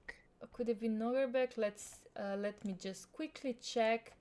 But he is very, very strong. Yeah, Nogerbek. Yes, you are correct. Nogerbek. He lost against Nogerbek.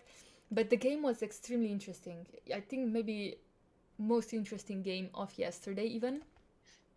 Kur being a very strong youngster from Turkey and Wang Hao being extremely experienced chess player from China. Let's see how this fight will turn out. Oh, another Najdorf, surprise, surprise. Let's see which line. Bishop g5. We've seen this many times already this tournament, and I think these are all basically main. No, not the main moves. King b1 here not being... King b1 here is not a common move. f4 is being played much more. So let's see what Wang Hao is thinking here. Rook b8, f3. We will have f3. F3 is also a typical idea. Instead of king b1, you can go f3 yourself. Yeah. And for example... I was expecting to see something more aggressive with f4. Yeah, you could... Maybe it's easier to play g4, this way. Yes, definitely. So basically he's deciding either to play f4 and maybe some f5, e5, but also f3, g4 being... Let's see how he decided to go for this. And g4, yes, immediately. And after b5, you make this exchange, and h4. Okay, h6. Now we tag this pawn on d6. If we go for it, it would be very nice. And of course, e5 probably is the only way to defend it. And bishop h2 is now the live position. Maybe follow up with knight d7, knight c5. Yes, this is a very interesting plan. Let's see. I wonder if I can play knight g3 here. Yeah, I was thinking that you might want to go to f5. Enjoy your lunch, Gina. Yes, we are also dreaming about our lunch. Hopefully we will have some snack during the break. But enjoy your lunch for sure. Yeah, knight f5 was a bit annoying. I was wondering about it too. Maybe you have to go g6? Maybe I have to go g6. Because this looks to be quite annoying positioning for the knight. If you're greedy and take on h4, I don't think you can do this. I can follow up with queen d6 or knight f5. And yeah, I was more worried about knight f5, to be honest, after bishop h4. So definitely do not be greedy. Um, I guess g6, let's say. We go for it, but now... Could I go H5? for h5? Yeah, exactly. Yeah, go for h5. I don't see black attack being fast enough here. No, I think b4 is also meant to kick the knight out of c3, so it doesn't make it to d5 sometimes. For example, you know, when you go knight d7, it could land on d5. But yeah, he would eventually push a5. Mm-hmm. So what about knight c5 here? I guess I don't want to move my g6 pawn. No, of course, I would agree. Knight c5, and let's see. I was thinking about move like bishop g1, because then I'm Yeah. threatening to take on g6 and rook h6. Yes. So let me play it out. Bishop g1 immediately you wanted to play. Yeah, just immediately, like waiting, keeping the tension and on the board if I can. Again, I'm not a really typical Sicilian player. I know I can know some ideas, but probably not as much as you, because you do play the Sicilian. So I play completely different lines. ones, okay. Yeah. So also okay. It's You said that you difficult. like your fianchetto bishop. I also like my fianchetto bishop. It's okay. also safer on the king. We are Okay. fine. Okay. Fair, yeah, exactly. Like even sometimes when I play e4, I go for g3, bishop g2 against the Sicilians. So you know my fianchetto bishops are also almost everywhere with me. Yeah. Yeah, but these are very typical Sicilian positions. However, if you told me to play the best moves for black, I really wouldn't find them. I don't see a way. I would have trouble with black pieces. That's what I'm saying. And I'm sure, in fact, this is all fine. In fact, if we check it, I'm sure it will be 0-0. Yeah. Also after bishop g1, you think?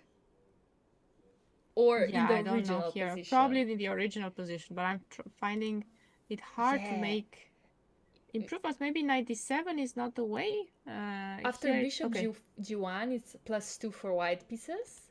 So in just 3 moves, I managed to ruin everything. No. In the original position, the evaluation is +0.8 after only one move. Okay. One move.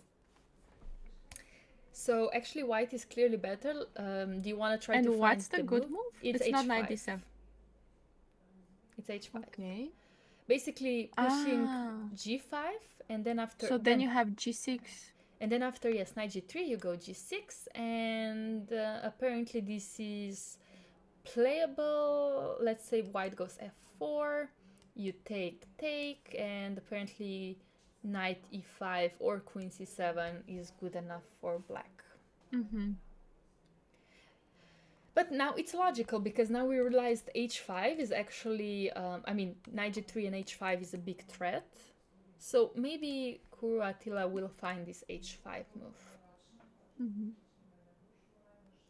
Anyway, yeah, very, very interesting. Wang Hao currently doing better. So let's see if he will manage to make a comeback to the top board. So far, he's been struggling. Yesterday, he made a draw, so he's on 1.5, right? Out of 3 points. So 50% so far. Let's see if he's gonna manage to win today. a5 on the board, by the way. a5, all right. a5 is on the board, which means that... I think the same knight g3 is a bit scary, no? To meet, yeah. Because I think going a4 is just way too slow. You have no attack. I don't think this is going to be it. For example, okay, I don't know if I have to react here, but if I did take with a c pawn and played a3, wouldn't that stop the attack? I think this is just over for black, actually. I think black has absolutely nothing in the game anymore. So and bishop goes to c4 and maybe pick up even the b3 pawn. Absolutely. So that's why I went back to a5.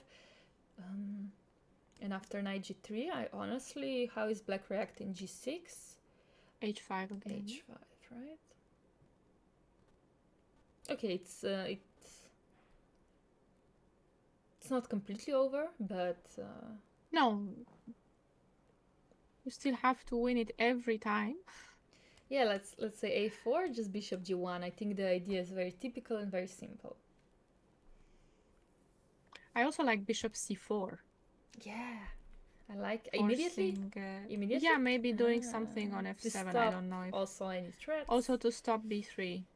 Also already looking at some sacrifices. Yeah, I can see Who that. knows? Who knows what might be there? Yeah, I like it. But also I would And love to bishop move this g1, bishop. yeah. Because Yes. it's really doing absolutely nothing right now. Okay, I am quite optimistic about Van Gaal's position right now.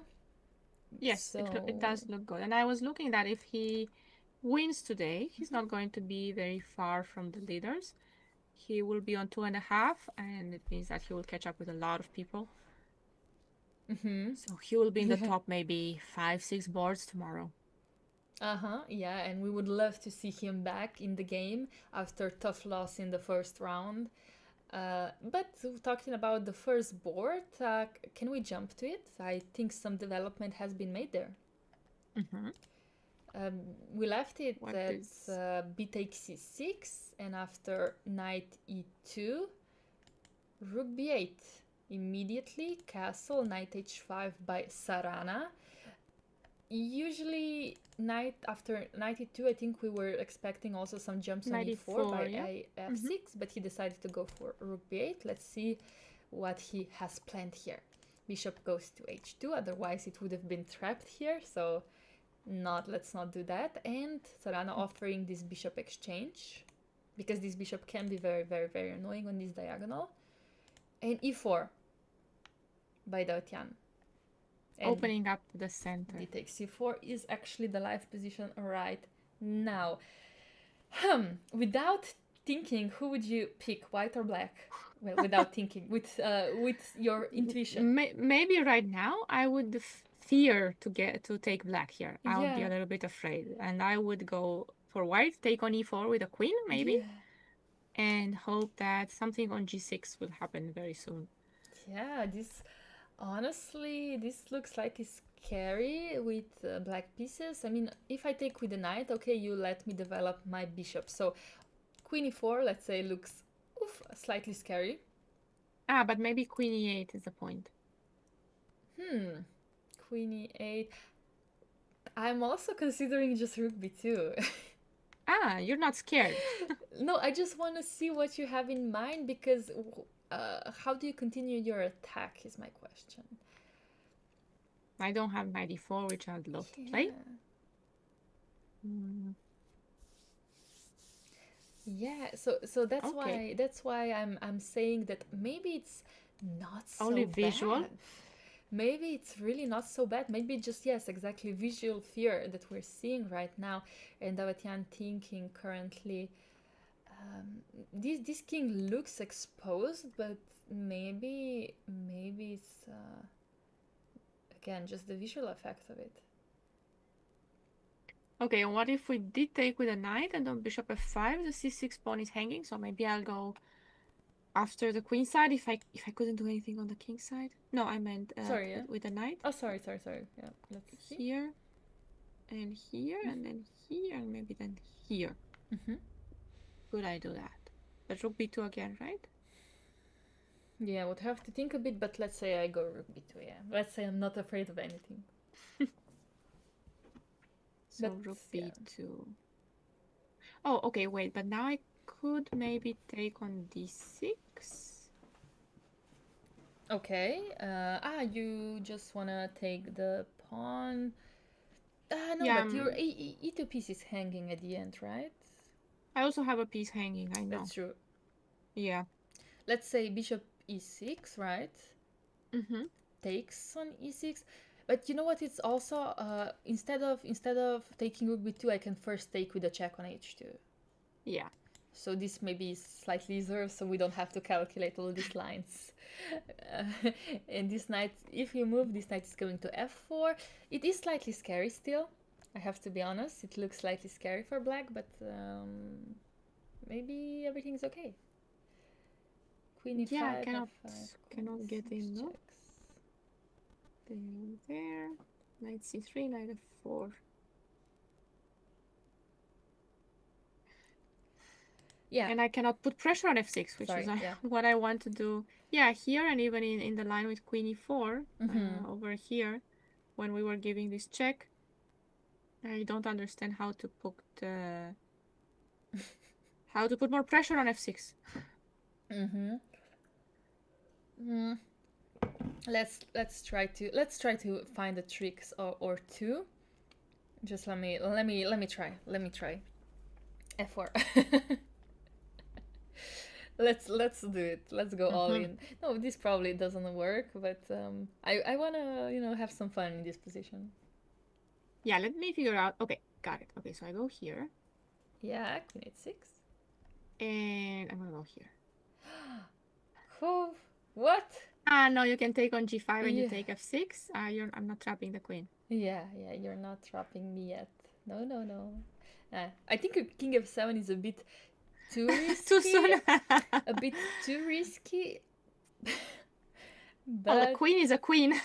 yeah. The queen is. He took with the knight on e5, on e4 though. So he decided to go for this. So here we were basically saying probably bishop f5 or something similar to that.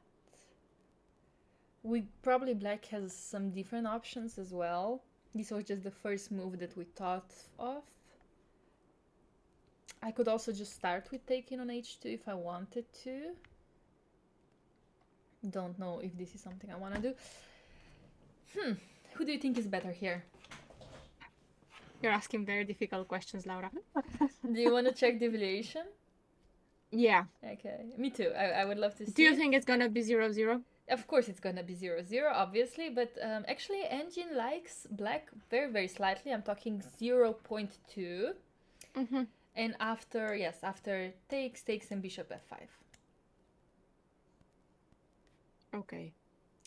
Because apparently, like, after queen c6, we don't even need to take on b2. Apparently, we can just go king g7, and for some reason, we are very happy. Well, very happy. I'm talking like 0.1, 0.2. That is very happy with black, yeah? Yeah. We are happy with little when we play black. Exactly. Like, if we defend the pawn on b2, this is after rook b6 just that's what I was looking at. Rook b6 and rook e8. I thought maybe that's going to be a problem. Yes, this is the idea of king g7 to avoid any checks. So this is now very, very unpleasant for white pieces. Very nice idea, the rook b6 and king g7 prophylaxis against the checks. Well, no, this is... let me just check if knight e4 was a better move than queen e4. Yes, it was still a much better move, yeah.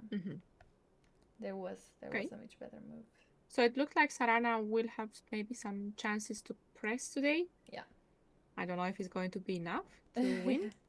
I'm pretty sure he's going to try. He's a very ambitious player. He, as you can see by his opening choice and by his ideas, he went f5. I didn't think that this would be... I mean, obviously it's possible, but I didn't think it would be a move that that we want to play. So what if now we take on d6 and on c6? Yeah, okay, so do you want to take with the knight or with the bishop? Okay, I agree, and now we take on c6. I absolutely agree. I guess his idea is f4. I would guess so. Hello, bishop, yeah? Or goodbye, bishop. This is now a pawn. Yeah, this is now a pawn. And this is now and bishop b7. Yeah, and this might be very uncomfortable, so this is a very interesting idea. Definitely. Could I have... I'm trying to see... If we give a check on d5, it's not like we're doing much, I guess. Yeah, exactly. g7. Exactly. So queen d5, king g7, or king h8, honestly, like, doesn't matter, but I don't think that we can play with this. No. I would like to get my knight here, but there's no time for that. Bishop b7 is coming next. No, let's... Do we have to take on c6? Can we...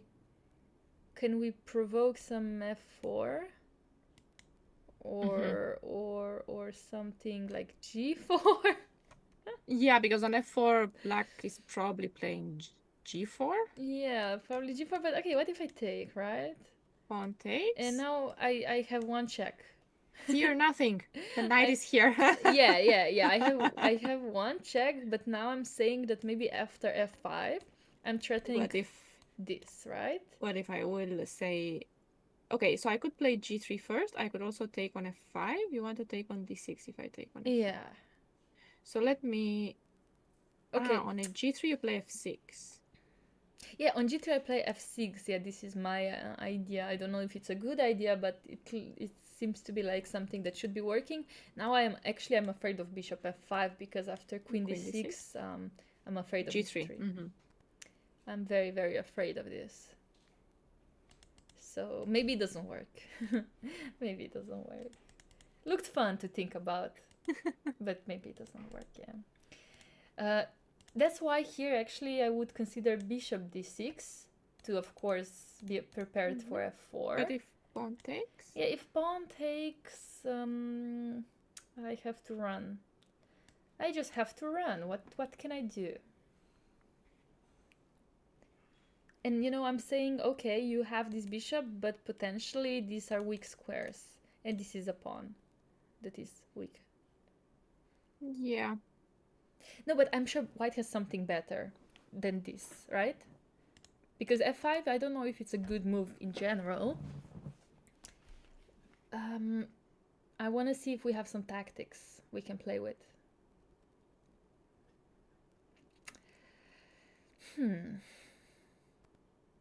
Yeah, I don't know how to make tactics really work. Yeah. It's I'm trying to find something, but looks very tough. Okay, let's try knight d6 again. And now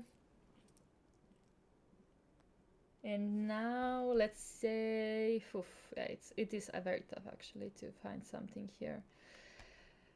I could. Would be nice to get the e5 square for the bishop somehow, but I don't see how I'm gonna do that. Absolutely.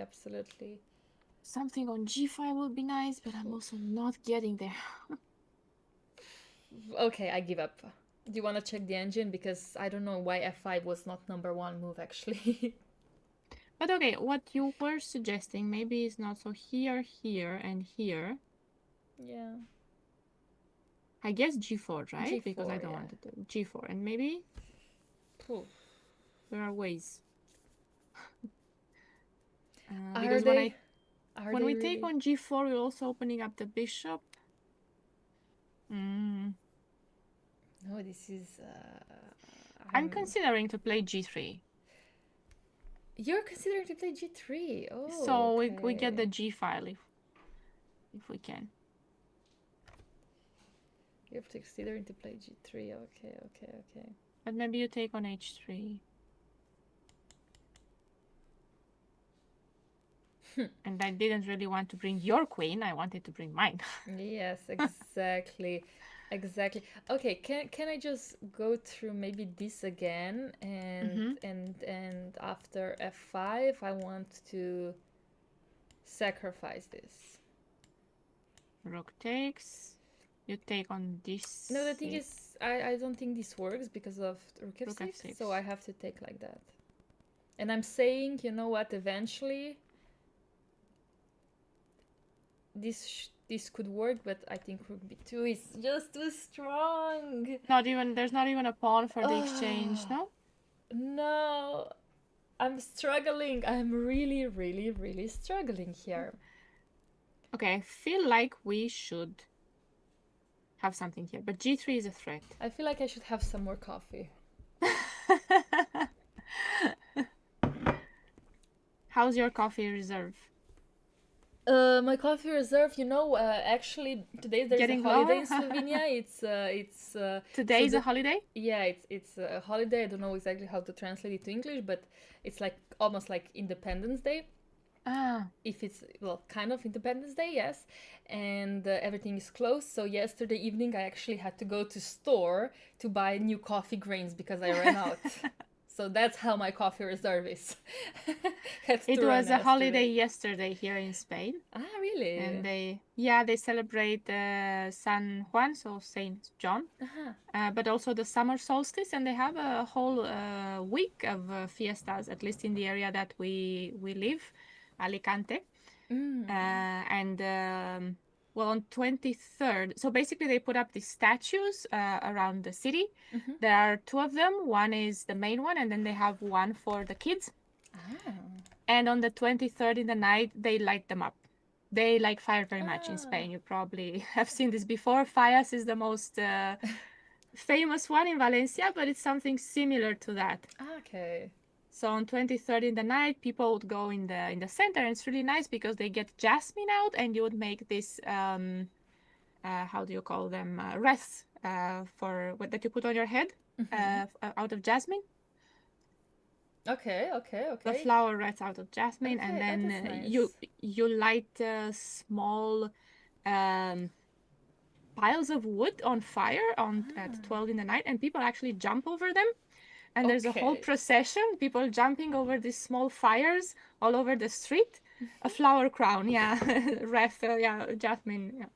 So you jump over them, and then the procession goes all the way to the main statue. And somewhere around later too, maybe in the night, they light it up, and there's a big fire. Wow, okay. So that's like huge celebrations. Huge celebration, yeah, welcoming the summer. Ah, okay. Yeah, I love this type of celebrations. I Just like it, yeah, I like this with the summer because they have a goodbye to the summer as well in September. We have Saint Mary in Romania, okay. 15th of September, and they have Saint Mary, and then also a goodbye to the summer, a whole week as well, Ah, okay. with We only have fireworks in the night. It's really it, nice. that's actually very very nice. In Slovenia, we only have goodbye to winter. Oh, Yes. really happy that it's over, yeah? Yes, yeah. It's like literally like the whole holiday. We have specific costumes, even people dress in some kind of monsters that scare away the Ah. winter. So Oh, it's very nice. fun. And It's very welcome fun. spring, yeah? Yes, welcoming spring exactly. Yeah, and for For summer we 1st don't of have. March. Yeah, almost around that time. Yeah. I Kind of the think end of in some February. parts of Romania that's they Also. do that as well. Yeah. Okay. Some masks, I think that Yes. yeah, Yes, exactly. something like that. Yeah, we apparently nobody likes winter, yeah, so No. But it's in too Spain cold. they're like, nah, we don't have No, winter, so exactly. So it's okay. So they just celebrate the spring and summer, yeah. So it's very nice when it's well, they do have a winter, but not in this area that we're in. Valencia, Alicante, winter is just a lot of rain, which can be really bad, as we've seen last year. But not real winter like you probably also have in Slovenia. You have snow as well. yeah. Sometimes Yeah. it's there. You know, with global warming, it's Sure. Yeah. sometimes there's no snow in December, and then suddenly in May it starts snowing. Yes. Sometimes it's just crazy. I think we had this exact same thing in Romania Yeah. this year. Okay. Yeah. It's just like wow. You know what is happening. But Yeah. I was just checking slide over the bird view, and I what is happening on board number what is 7? this 7? Yes, Yeah, Sugiro. I saw that as well. I was going to ask you to take a look. Looks Let's like someone is much go. better. Black is Yeah, much better. let's see what went wrong for white pieces. Oh, knight d5 immediately. These days, I don't know, h3 or a3 is being played the most, I think, right? Or maybe even bishop b5. Yeah, bishop b5, I think, is one of the most played moves here with white pieces. But knight d5, okay, that's something very, very interesting. Let's see how Sugiro reacted. Let's see. And knight f5. Wow, this looks like an aggressive approach by Lamparty. And what is happening here? Castle knight d4, bishop d1, and why is this so good for black? We're not losing any material. right? I don't think so, but maybe the pawns on the f-file are just terrible. Yeah. Like, for example, you're saying if I we go get queen to play d7 or rook e8, that you're saying that you cannot defend the pawn. Yeah, I was not saying that, but you are right. I don't know. That's actually a very good point. I was just thinking that maybe I have the pawns on the right color. I'm gonna play d5, but of course queen d7 it's much more direct, and probably the point. I just want to see where it went wrong, given the engine evaluation at the end. So let's see what was wrong. F4 apparently not being the best move, however, nothing too bad. Here, apparently castle is the wrong move. Apparently allowing knight d4 to happen is a big mistake, so we should go something C3? like c3 or g4 even. Just going for an attack and maybe for this castle later. But short castle is apparently a big mistake, because here, for example, after rook e8, you have to go queen d3, otherwise you're losing the pawn. I'm sorry, I'm shocked that we can still take the pawn. Tactics, because after this, I assume queen b6 and queen f2 is over? Is that it? Rook g1, bishop d4, yeah? Or rook e1 even, yeah. Yeah, I don't know which move is better, but this looks very smooth to me. Maybe, okay, wait, maybe this is smoother. But oh my, it's so easy. He went queen b6 right away. Do you think he's preparing this? Yeah, queen b6 is also the second move that is also -2, because I did check the evaluation to see exactly what this computer is thinking. And queen b6 also being a top move here. I guess king h1 is forced? Yeah, the trick is, I guess, that we still go for rook e8 and this knight f5, right? Yep. Is it forced? Can I not go something like bishop e3? No, still rook e8, right? So king h1 is on the board. I think we will see it. Raluca, I think we're gonna see some knight f5 and we just lose a pawn. Because he did take a long think here. If we just check. Yeah. Yes, it was 20 minutes. Oh, hoo-hoo. So he must have been figuring out all the tricks here. And we'll probably see some faster play now. Maybe rook e8 will just... Yeah, I think when you take 20 minutes... happen. Yeah. I think Sgîrcea is, well, as far as I've seen in this tournament, he's been taking long things, but then when he's low on time, he plays fast and he plays very well. I wanted to just take... Yeah, I was thinking that he lost one. I just wanted to make sure that I was not remembering wrong with so many games that we saw. Yeah, he lost the second round. With the black pieces, and in that game he was also a little bit low on time, I think. Yeah, I think he likes time trouble. I like it too, so we would be good friends. You like it too?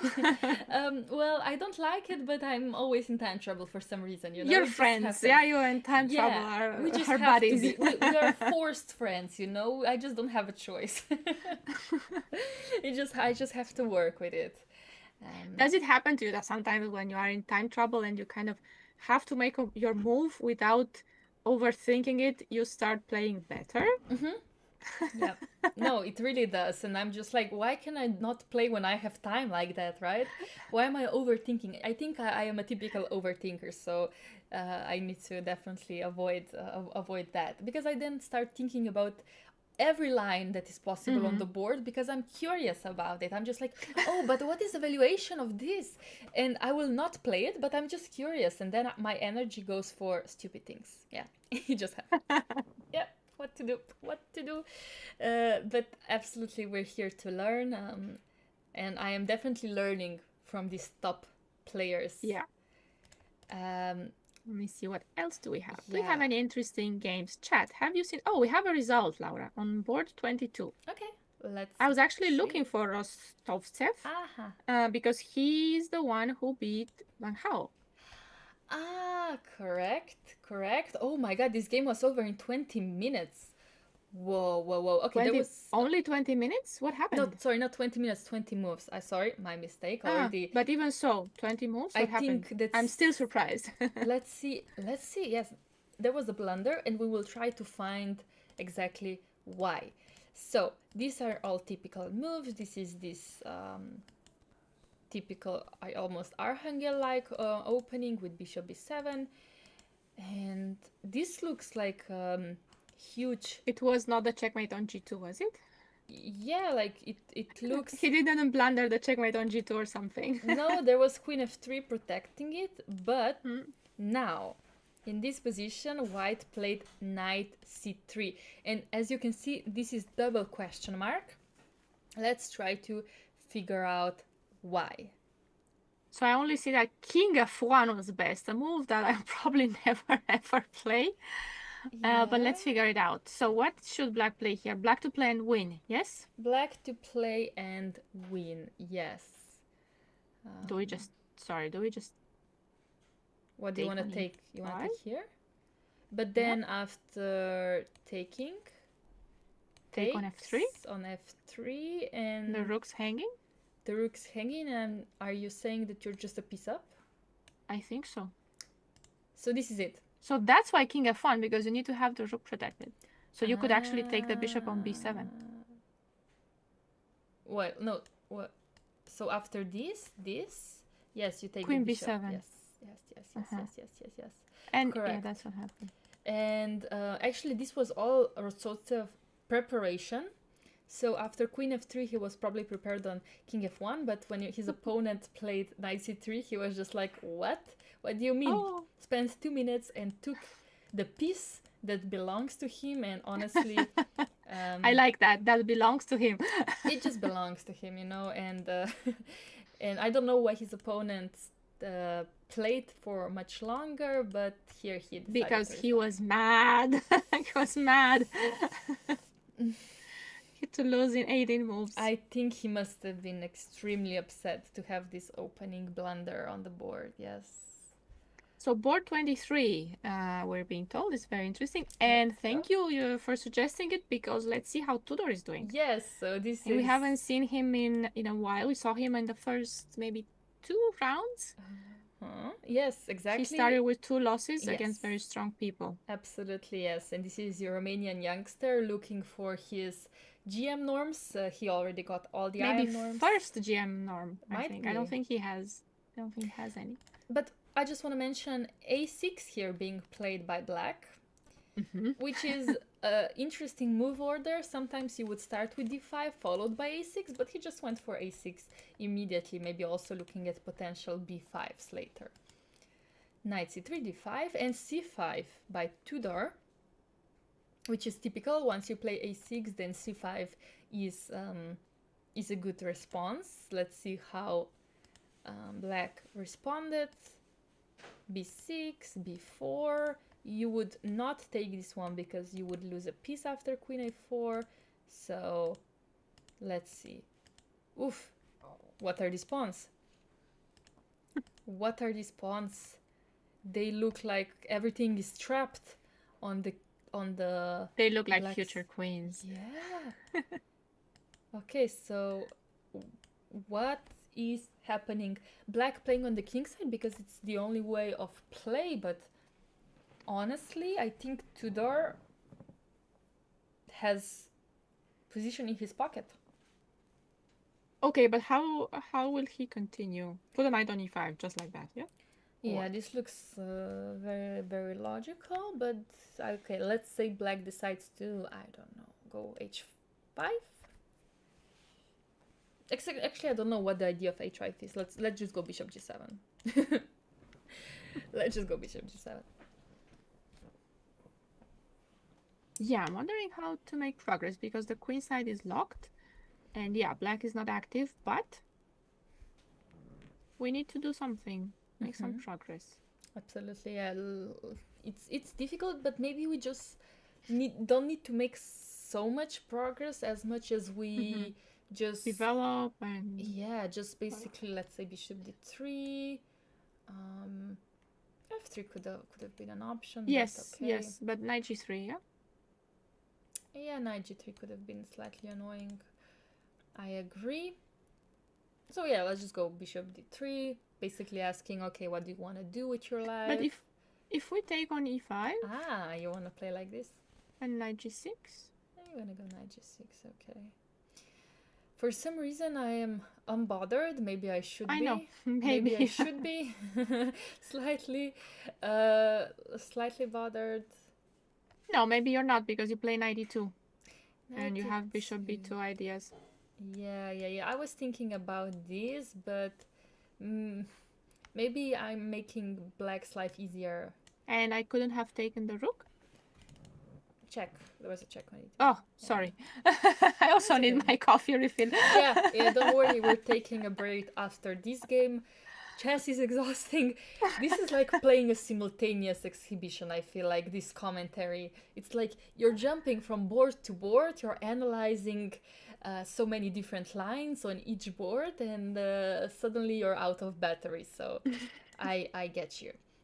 And even if Lichess makes the king red when you're in check, it doesn't help. No, it's like, what about the rook? Listen, yesterday I tried to take my own piece, so it happens. It happens to everybody.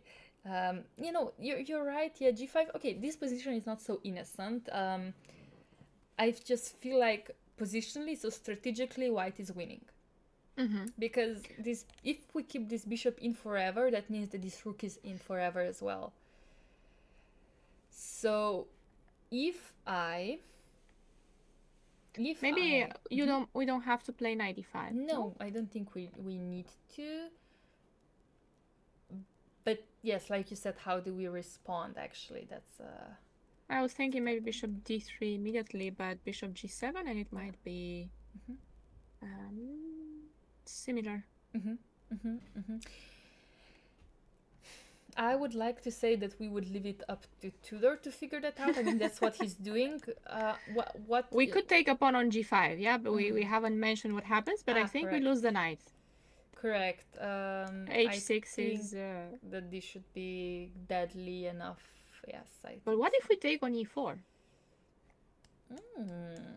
Okay. Nah, I don't think he's gonna go for it, but we can because it's not our pieces. And look, if knight d5, I love that. Yeah. Yes, knight d5. If knight d5, I will go queen g6. Whoopsie, made a whoopsie. Actually, I like this. We have 3 pawns. This bishop is trapped. This rook is trapped.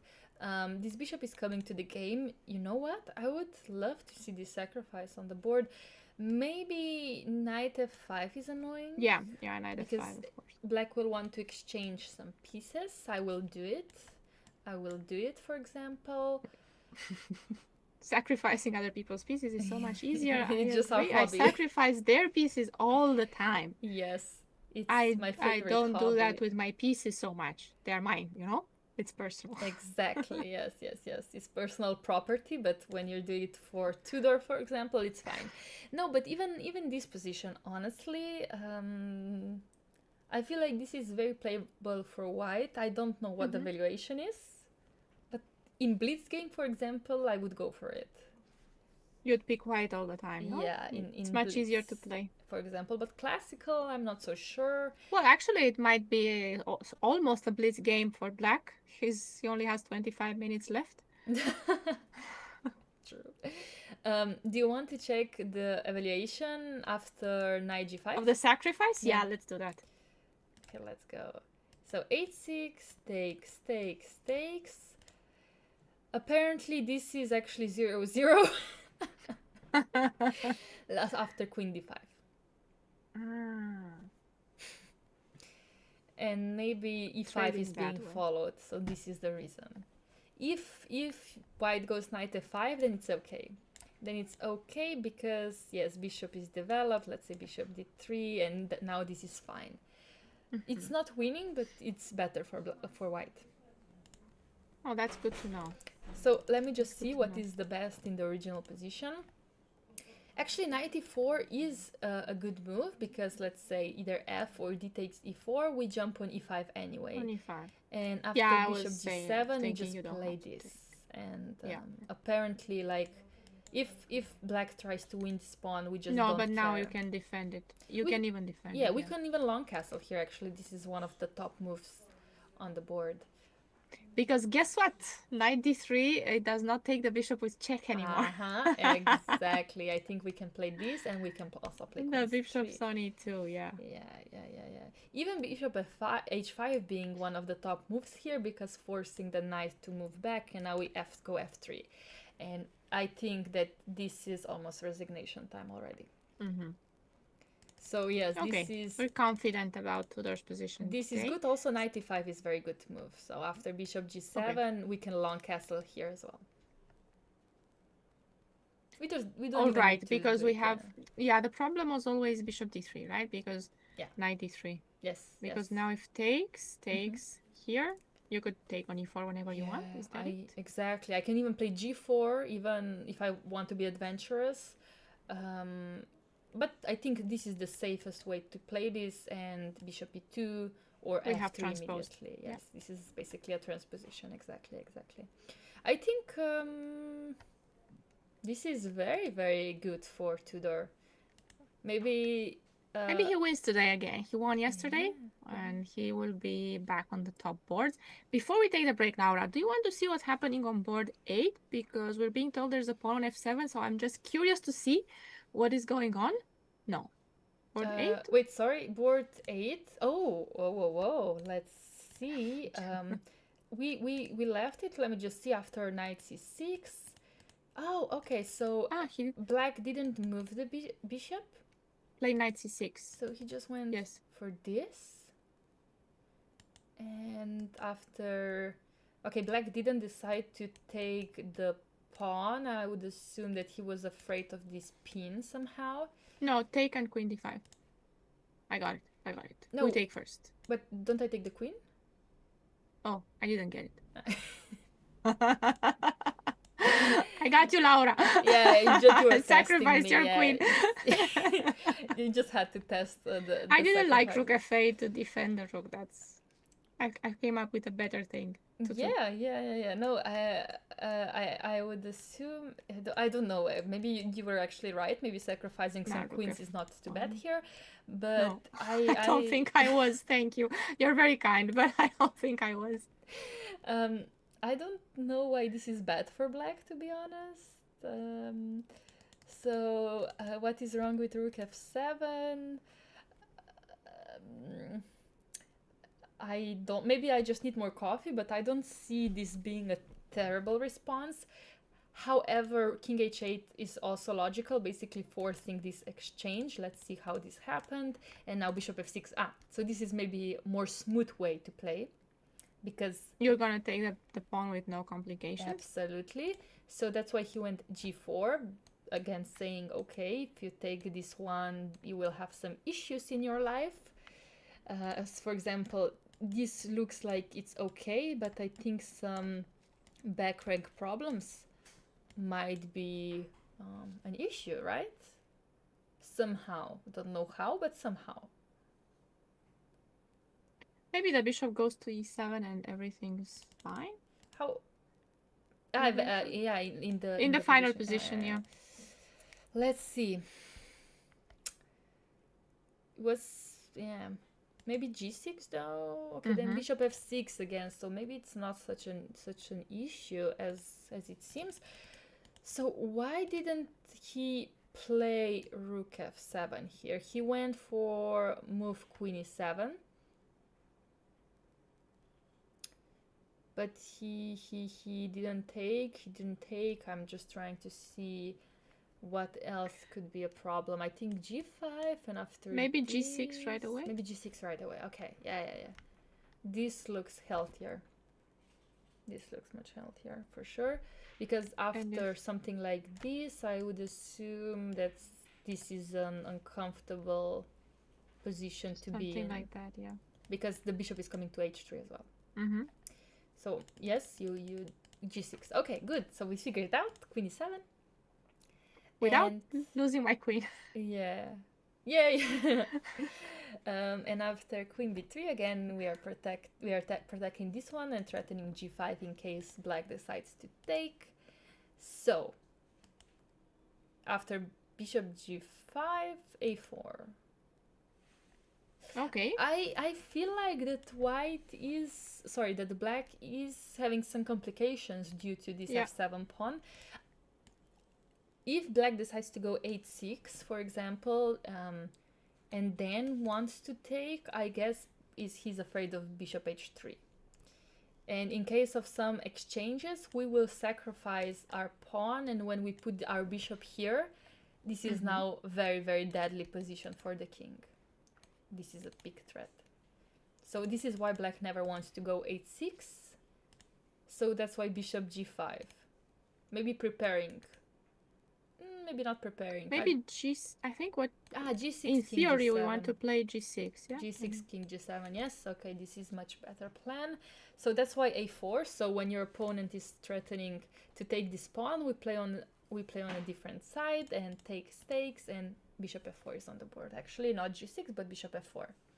Right, yeah, not touching the king's position is smart. Yeah, or is it? I mean, g6 is also makes space for the king, so it's not such a bad idea, but bishop f4 decided by Li. So maybe we'll see a draw. We'll see how this continues. Should be probably balanced here. If black gets the f7 pawn, and if white does win the pawn on a6 and we trade the rooks off, it's still going to be a draw. I mean, yeah, we'll see about it. I mean, this game can actually develop in both favors, because you could also claim that queen h4 is a threat now. Forcing some weaknesses. That, yeah. Forcing some weaknesses on the king side. So, for example, I'm looking in my imagination. Let's say I decide to, I don't know, let's just say I play this move just to show. Oh no, wait, let's say I just play this just to show what's happening. I'm even thinking about this. Because after this, I was thinking about something like this. Of course, white can take now, and this is not maybe the best response, but I was just like, oh, look at these squares that are terribly weak here. Just maybe thinking about some sacrifices, but yeah, it's nothing grave. No, but it's a good idea to provoke h3 if you can, of course. Yeah. And have it for the future.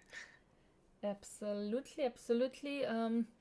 Yeah, I think we will see what Naiditsch will do to try to defend this pawn. So far, he's been very, very successful in keeping it. Oh, if only this bishop could have been on d5, then that would have been a one game. But this bishop on g2, not doing much right now. I don't know. I think we can almost predict the draw in case of some exchanges. But seems like a probable result. Yeah, yes, we'll be back to this game. We'll be to back, see definitely. How it goes. But first, more coffee. I think let's have some break. Let's have some snacks. Maybe some sugar, some chocolate. Some sugar, yes. I think some sugar will improve things. Yes. Okay, guys. See you back in around 10 minutes. Stay tuned.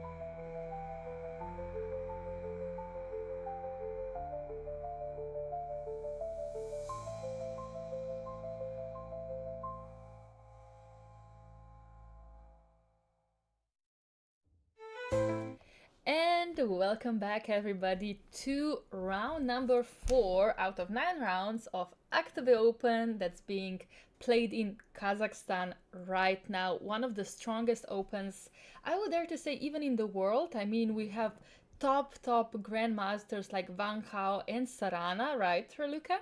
Yeah, we do. And what makes it so strong is that there's a rating limit.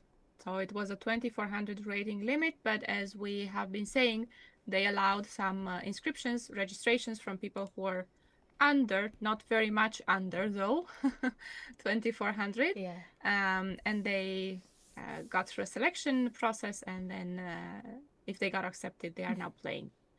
Yes, absolutely. And while we were gone, I noticed that on board number 1 we had a piece sacrifice.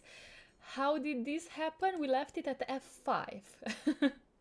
Yes, and 96 was played, yes. Okay. We looked at this. So, and he took on c6 himself, basically allowing f4, trapping White's bishop. But Daotian, being in great shape, he is our sole leader of the tournament on 3 out of 3.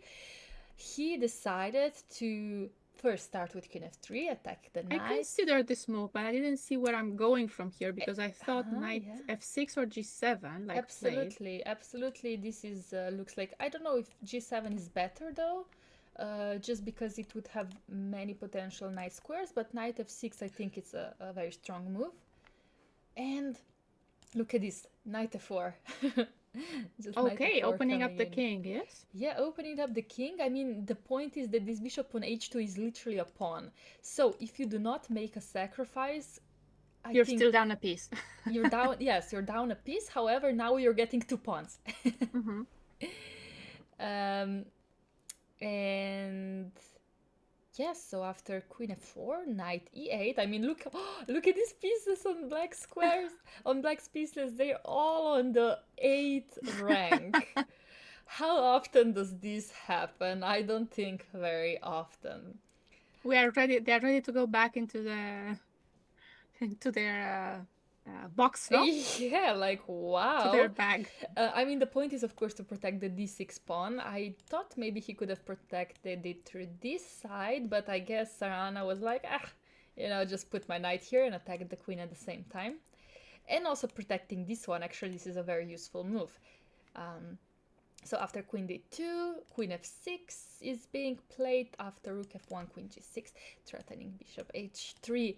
What are we thinking about this position? I mean, is piece against 3 pawns, correct? Yeah. It's a piece against 3 pawns, yes. So, but okay, they're not together, which makes it a bit easier for black to play.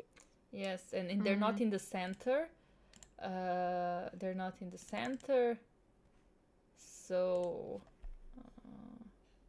yeah, I mean, if these pawns were, for example, c4, e4, I don't know, f4 pawns, then this would be a different story, yeah? But now, yeah, like you said, these pawns are slightly alone, slightly lonely. And with queens on the board as well, it's very hard to take advantage. I think this piece that Sarana has right now is enough. It's enough for him to maybe make this into a win. I'm looking at rook b7, rook g7 already. Yeah, okay, white has some compensation, but in practice, I don't think it's going to be enough. Yes, absolutely. But I think extremely interesting game.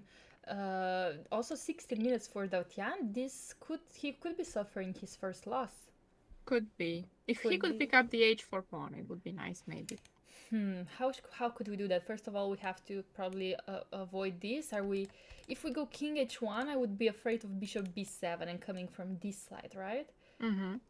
Doesn't look very comfortable, but that means maybe we should go something like rook e3. But again, bishop b7, right? Yeah. This is slightly uncomfortable for white. I think also valuation bar is winging into black's favor here, so very interesting. But we will come back because I think board number 2 has a glitch. I think that's yeah. Yes. I was just checking that out, and it has to be that black took on b1 and then rook b1, but the So, DGT board didn't pick it up. yes. So something, they're just trying to transpose this into what actually happened. No, this actually happens sometimes with the DGT board, Okay. and you have to go into the software and play out the rook b1, and then it will fix itself.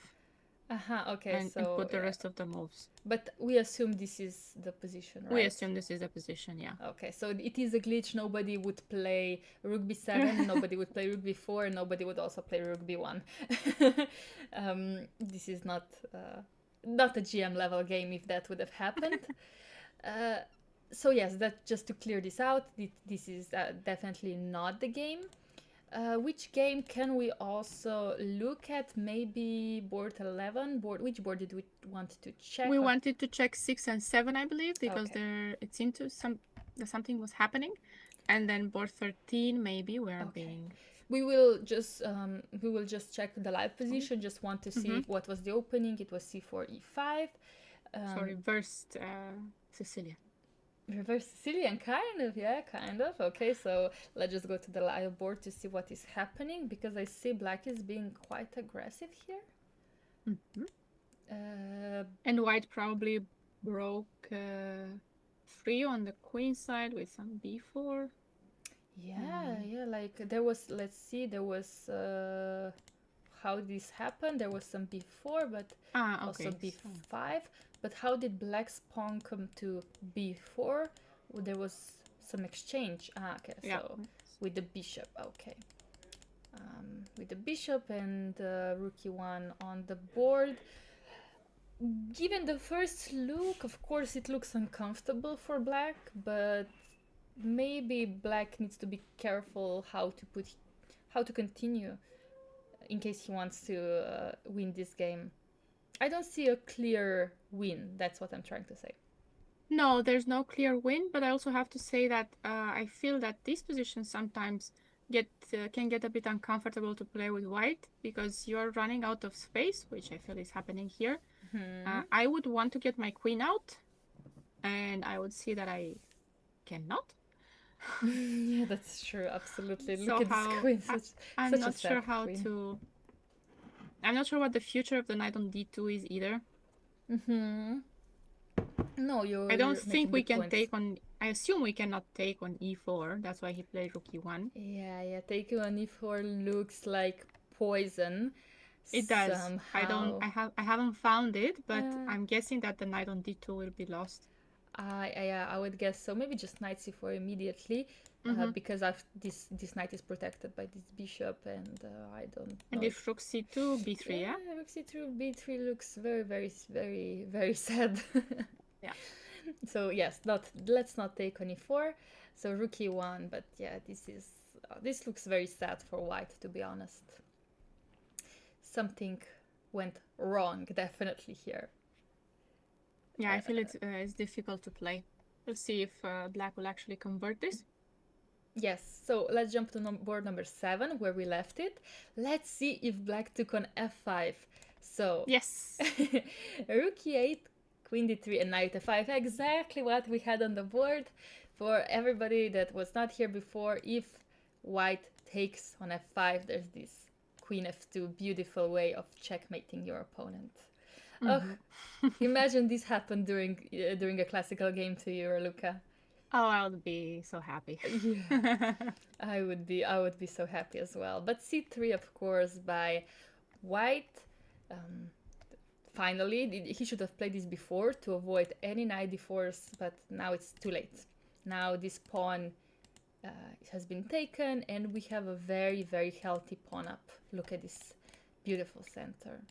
At least it's opposite color bishops. Yeah. So I guess he still has a chance. He still has high hopes that maybe he can trade everything off and that's go true. into a drawn endgame. Absolutely. In case of some queen exchanges and some rook exchanges, even with a pawn up, black probably wouldn't be able to win this game. So that's why black is also taking here with the rook. He doesn't want to exchange a lot of pieces. Why didn't go for this? Because we're losing the b2 pawn. Or queen immediately.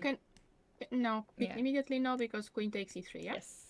Unfortunately. Otherwise, it would have been nice. But It would rook have e1 been and very queen nice. b2. I agree, it would have been very nice, but yes, b2 pawn would have been hanging, so g3 being played, making space for the king, and a5 on the board.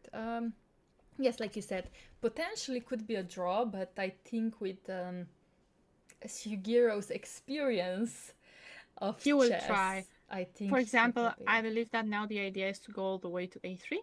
yeah, make this a weakness, and if we exchange this pawn, so sorry, not before, but if we manage to exchange this pawn for this one, we take the c3 pawn, and then these two pawns are running till the end of the board. So like you said, yes, going to a3 would have been my dream position. I was thinking that king g2 could be white's idea, and prepare rook f2 and rook e2. Yeah. But so is it slow? a4, no? Let's go a4, yes. Now I probably have to play 3. Yeah, now you have to, yeah. Rook f2 is too slow. I still continue with a3, so... now maybe it is... What is it? I was thinking about queen c5, queen e7, but now you do manage to get either rook e1 or rook f2, rook e2. Yeah. So that might be slightly too slow. How about if... I'm already looking at some bishop c3 sacrifices. Yeah. They probably don't work, but what about d4? Now I would actually like to go into an endgame without the queens, because you cannot protect b2, and then also you cannot protect a3 pawn. And I think this is a lost endgame for you. If I'll try to defend, then rook b3. Exactly, rook b3 is... I think maybe this is then the way to this try. Is the plan. This could, yeah, you want these pawns on dark squares so you can capture them in the endgame later. Okay. Yeah, that's exactly what I was trying to see, if we could get to those pawns, bring the bishop in. Yes. Yeah, d4 is the way in. But of course this is up to Sugiro to decide how he will try to win this game. In the meantime, I see a result on board number 12. Was this game over in... This game was over in 17 moves. Let's just briefly go through it. What happened? There was a Catalan with knight c6. And, this is this... I don't know if this line is actually played very often anymore with black pieces, but we see it now. And apparently b takes c6 already a mistake here. Very interesting. Knight c6 was the move? Yeah, knight c6 was the move, followed by queen c4, but again, very comfortable position for white pieces. But b takes c6 being a mistake, because, let's see why, even though some exchanges happen, just black is not developed enough. And what, after a4 is he the just pawn resigned. Simply? Yeah, I mean, after castle, for example, we just play a5, forcing an exchange, and is this pawn just becoming a queen? Is it so simple? Because after this, we take on c7. Are you saying that you cannot stop me? Maybe because, yeah, and because so many pawns are hanging. Yeah, he just resigned after a4. I mean, it is plus 4, let's be honest. Okay. It is plus 4. Wow, really so simple. This looks like a simple game. Well, would you have resigned, Laura, in that position? No, not in this one. No, I would have castled first. Right. And then after wait a5, to lose a pawn or I would something. have played rook b8. Yeah, I would have tried to go to a8 and hope for some mistakes from my opponent, but I do agree that this is a lost position. But would you resign after a4? No. Yeah, No. That's why I asked exactly. you, because Yeah. I would have played a few more moves. Yeah, I mean, yes, very, very, very, very tough loss for Uso. Let's take it like this. I mean, 17 moves. He must be upset with himself. Yeah, so some weird opening. In fact, let's just go. I think Bishop d7. I'm not sure if this is even a good move here. I think castles is the right move first. And if I could remember, knight c6, knight c6, and e3 now. Yeah. And e5 is the trick. Yeah, black should go e5. I don't know, after d5, knight e7, queen c4, c6. C6, Okay, guess, so yeah. some theory that you need to know, of course. But yes, bishop d7 apparently not being a good move, because it's just very simple for white. Okay, wow. Wow. Okay, so board 23, chat is saying 23, board 23. what is going on? You really guys want to see Tudor, Yes. which I get it. Let me promote to main It was line. very interesting to begin with where we left it. Yes, so he decided to go for bishop e2, which is better than bishop d3. And let's see, after knight e6, they exchanged the bishops. Finally, he took on e4. Let's see where this knight is going, though. Is he going to e5? I think so, yeah. Okay, he went for it. And after queen d6, okay, he's threatening to take a pawn. And now the question is, are we sacrificing it? I guess we don't need to. Hopefully, queen c3, queen b4, takes, and short castle. Is this enough to win the game? Though. He's gonna win the b4 pawn right away, yeah? Rook a4, I have bishop d1. Yeah, that's correct. I think it is, because the bishop on c8 will be black's biggest problem. Yeah, okay, let's say I go king f6. Let's say go king f6. I'm asking you, where are you going with this knight? I'm just wondering if I go to g4 or do I take on g6? Let's see. Maybe I go to g4. And for example, after king g7, now I take. Take on b4. I take on b4, but I go h5. Okay, no, then I go back to e5. Yes, correct. Then I go back to e5. But is this so bad? Look, takes king g6, right? I want to go king f5 and take here. g4. You just go g4. You just go g4. You stop me from having a life. Yeah. Oh my god, look at this bishop here. Ugh, so ugly. I think g4 is actually very important whenever you threaten to go to f5. I don't know if black would have tried some rook f8 before taking. Yeah, that's why he played rook f8 immediately. Oh, he did play that. Yes, okay, so no king f6. That's why I guess he wants to play rook f5. Take and play rook f5. Yeah, and now, if we take, now I'm not sure if this is something we want to do with white, actually. So I would assume we play something else. What about g4 here? Oh, what about g4? I like, love it. Yes, of course. I mean, if there's an option to stop this, we're going for it. But now I guess the idea is king f6, and now we cannot play knight g4. No. So now we should probably take on g6, right? I think so. It doesn't look like I but have an option. h takes g6. I wouldn't say that this is because e5 is obvious. coming. Yeah, e5 is now coming, exactly. Not sure if it's a threat, to be honest, like takes, e5 and a4, for example. You do get your bishop out, but I'm wondering if this is enough, because I will go rook d1, for example, or rook bishop d1, bishop e3.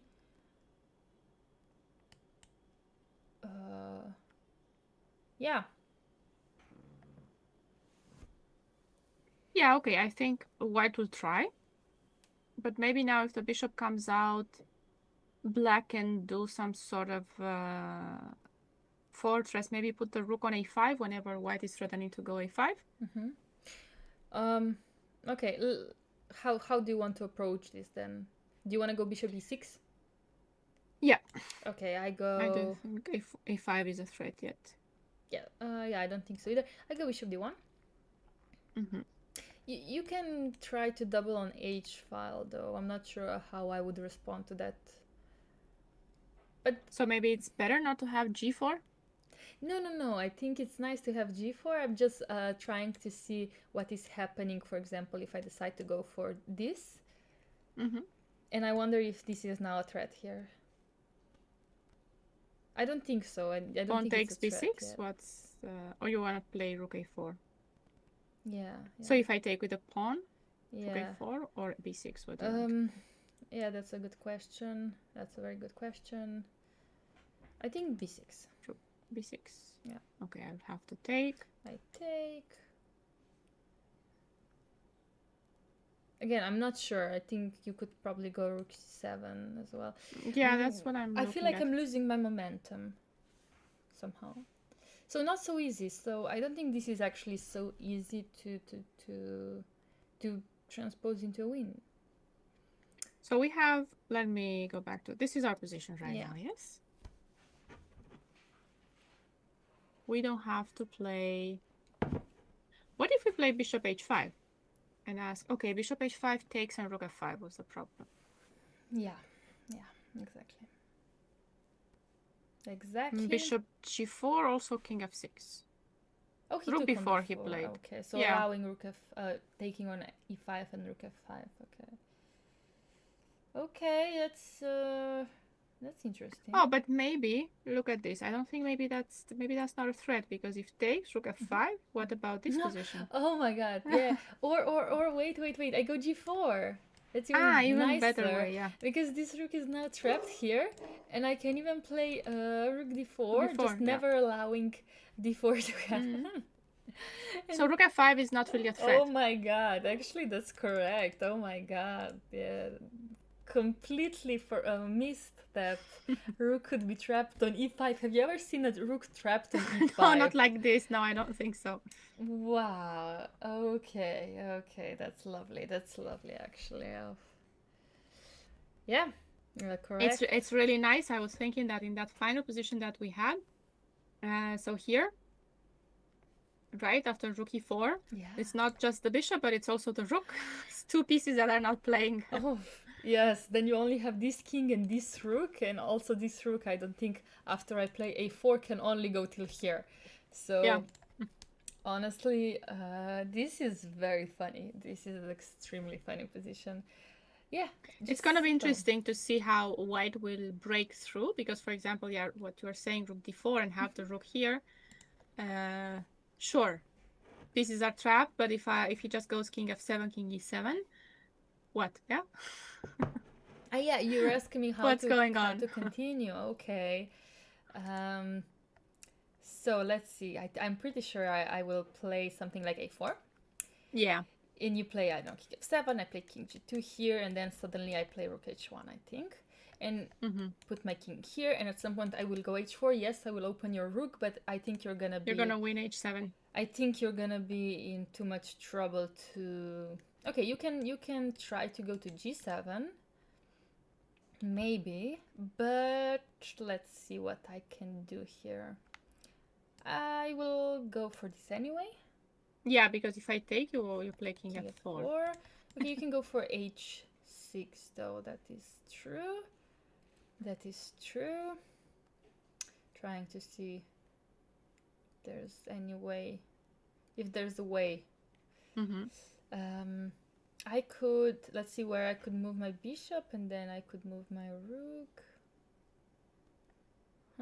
Okay, it's not, it could be some type of fortress, but I really don't believe in it, you know. Let's say, okay, maybe not here, let's take this, I say play this. I'm just trying to see, like, this. At some point, maybe black will run out of moves, because now, wait, but now there was f3, right? No, f4 even. Oh yeah, here you cannot go to g6, even like you would have to move to g8. G8, yeah. Like, and then now I could probably take here, because you're forced. Okay, you can take with the rook, but then at the end it's over.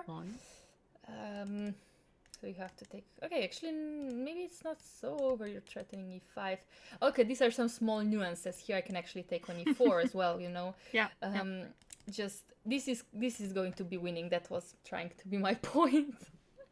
No, it looked like white is the only one trying to win. But that's not going to happen. Yeah, rook a3 was on the board to avoid any a4s as well. Again, this is probably potentially winning, but some work to be done by Tudor. I agree. Yeah, it's going to be an interesting game to follow. I think. Yes, please. Okay.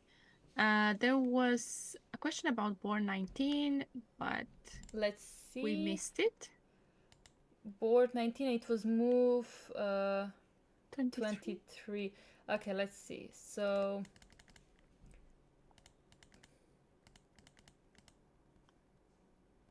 oh, so you're saying, okay, white didn't take the bishop. And why? That you're asking me why? Well, I'm asking Maybe you what because are you of doing queen after... h3, yeah? Yes, I'm asking you what are you going to do after queen h3. You can go rook e2, trying to exchange the queens, but after rook g8, I'm sorry, but you're getting checkmated from everywhere. So yeah, yes, there's no time to take that guy on f3. Big fear here, so king f1. Now you're kind of threatening to take, because then king is going to e2. And yes, after bishop h5. Now there's some exchanges being made. This could be a potential threat. How to evaluate this? I don't know. I just go king g1, right? And I think right, but black looks a bit, white looks a bit under fire. You think white looks under fire? I think black has some issues with a6. a6? I think so. So you can go rook g8. Yeah. I was thinking if nothing happens on the g file. Okay, fair. No, you have a good point. You have a very good point, actually. If I'm greedy, I would guess bishop f6 is something. Bishop f6. Let's try that. Something that looks scary, or is it right? I go queen c2. Are you? Yeah, but are you, here are you I want taking? to play. I don't think so. I think I want to play queen f3. Yeah, queen f3. I wanted to go g3. And that's why you play queen c2 to have queen g2. Yes, exactly. I'm trying to go there. Like, yeah, I wanted to take on g3 here, for example, but you're gonna have queen also, g2. Yeah, queen g2 is so. Yeah, no, I didn't calculate if this works, but I assume it doesn't. I didn't see what to do after king f1. So rook g2, king g2, rook g8, king f1. Yes, exactly. But okay, wait a second. What if I try to trick you and play rook g6? And now if you go queen e2, now I'm going for this, right? Okay. Now there's queen h1. Now there is checkmate, because queen is blocking my exit from the king, so I cannot play it. So I would have to go g3 or something similar to that. But looks enough for white, right? I think looks enough for white. Don't you think so? Okay, you can still. What about rook g8? Yeah, that's exactly what I'm thinking. I was thinking. Looks like we got a move on the board, and that's why our board became gray again.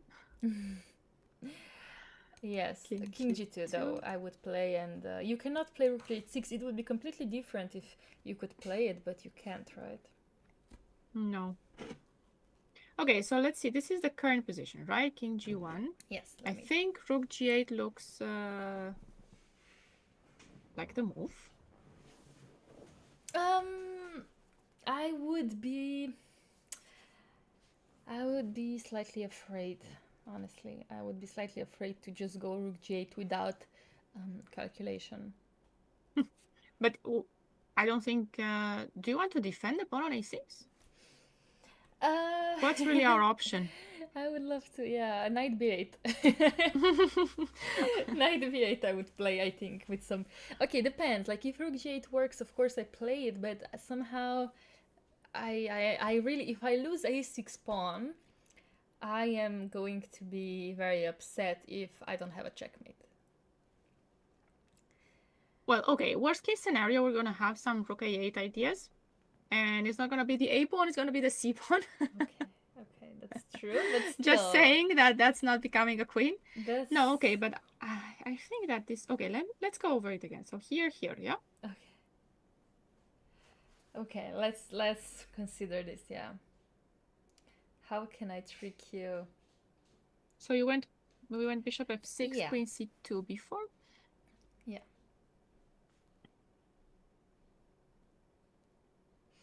So if I start with,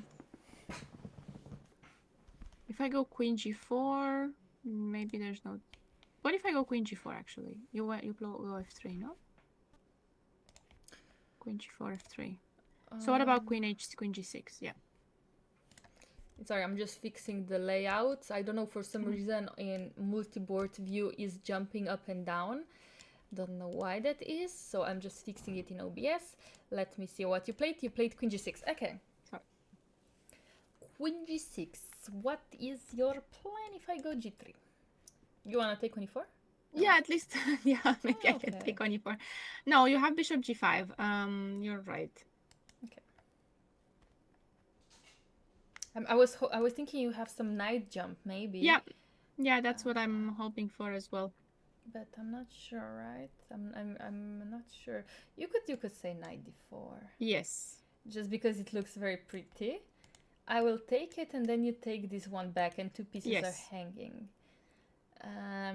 However, bishop g5, f6. No, bishop g5. I don't have f6. Bishop g5. Bishop g5. Yeah, bishop g5. Bishop g5. Okay, bishop g5. I like it. Yeah, I don't see. That's what I'm trying to say. It doesn't look so completely clear. No. Rook d6. Look at that. He went rook d6. Tricky. This is probably a better move than rook g8. Yeah, it is a better So move. that's how you're getting your rooks to the g file. Okay. Yeah, and also much more active, and no need to move this bishop. In fact, maybe bishop h6 could be a potential threat, because this rook could come to h6 as well. So you're telling me that I cannot take on a6? Is that what you're saying? That's what he's saying. That's what he's saying. Why can I not take on a6? Let's see. Well, I'm going to try again. Something like rook g6, but queen c2 is always the question, yeah?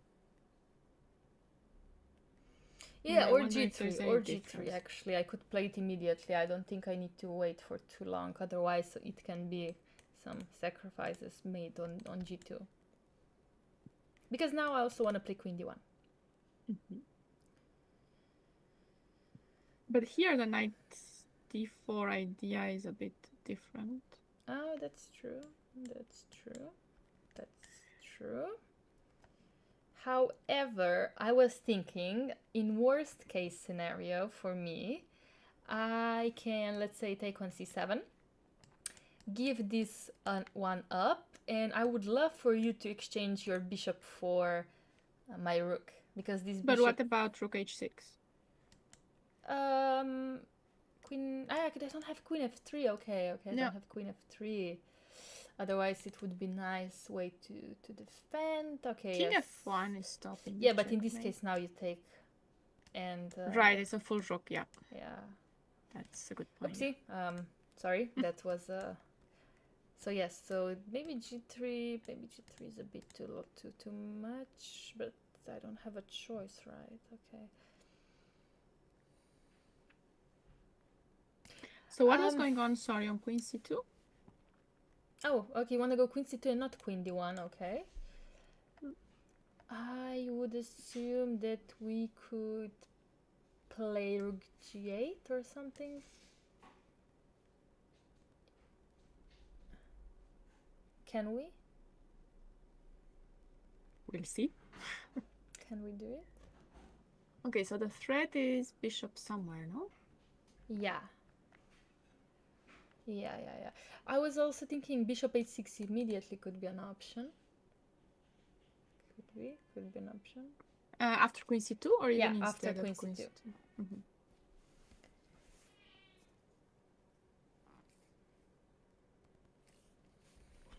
Okay, what if take here? I guess this is going to be checkmate, but I want to see how. You want to see how? Okay, let me show you. Yeah, that's all. That's all I want to see. Okay, let me see. Let me see what I can do. Let me see. Okay, I will start with bishop h6. That's pretty convincing because already g3, rook g3. Okay, I have to play it, yeah? Because if bishop h6, rook g2 is over. Have to go for this, and let's see how that ends. Well, okay, I of course need to think about rook g3. I just am too lazy to calculate, so I'm just going to play it. But what about if I thought if you're too lazy to calculate, I thought you're going to say this. Ah, this, okay, and that. yes. I mean, I'm looking at this. I'm looking at this. I'm looking at this. Sorry, not this. Okay, let's just see. Let's just see how this works. Takes. If you go here, you're getting, I assume, checkmated somewhere, or just at least losing a queen, which is absolutely enough. If you go here, it's same story. So you're forced to play here, and then okay. now. No, it's not really like that. Yeah. Because now I guess I take. You take. Okay, I don't win a rook, so it's not so simple. Aww.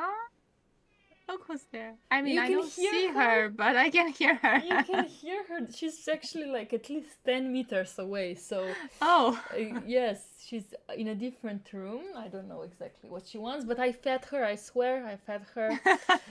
We believe you. Yeah, thank you. So maybe she just wants some attention. Maybe she will come here and talk about this position. Queen f3? What do you think about Queen f3? I think Queen f3 might win a piece. Oh, that's very cute. That is very cute. Yeah, I'm looking for her. Tma, come here. But she doesn't hear me, so yeah. Oh, yeah. Right. You'll have to shout, really. No, that's strong. Yeah, Queen f3 I think should be enough. Yeah, like you said.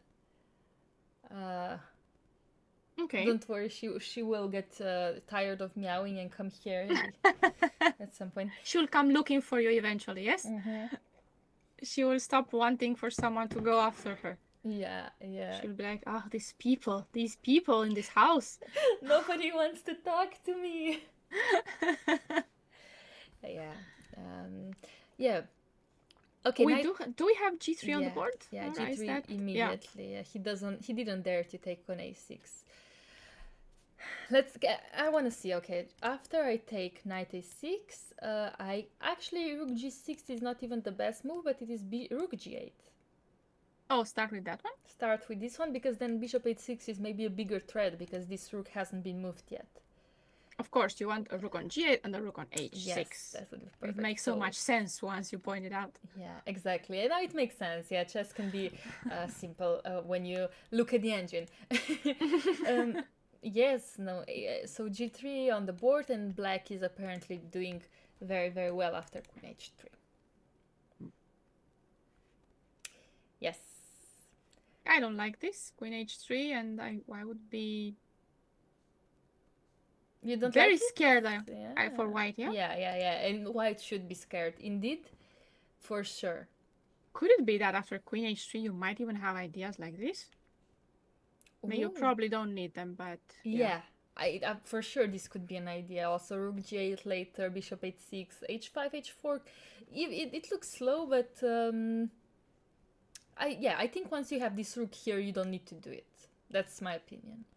But we will see what Sgîrcea will do. But so far, looking good. Maybe I would actually like to move on to one of the top boards. I don't know which one yet. I think board number 1 is the one to go to. I think we had a draw on board 2 where things were being strange with the live board. Yeah, they reached move 30 and draw. I think this was the draw offer. In fact, this was... Oh no, actually this was a draw offer right here. So this is a very easy draw. Board number 4 also... I already saw this was draw in... Board 5, yeah. In 10 minutes. And board number 5 was also drawn. So Ceparino tried his best with this Italian, bishop e7 Italian, but it's just too solid, yeah? Italian is just very solid, so draw at the end. We have the result on board 11. Don't know if we mentioned that, but I don't remember. I don't think we even checked much of this opening. Yes, this looks like a Grunfeld. I don't think we even saw this game. No, we didn't check it, but okay, we didn't check it, but there was some weird queen maneuvers. This queen looks very, very scary, like it's almost trapped here. However, white managed to come out of it as the better player and win some pieces. And of course, some resignation happens. What? Yeah. Yes. Some things that we didn't probably fully understand there. Also, board number 12, we saw this was a resignation. So I want to really go to board number 1, where I think black is almost winning. Let's see what happened. Bishop h3 was allowed on the board. However, and is white only with 23 seconds? Yeah, exactly. Yeah. Look at this time.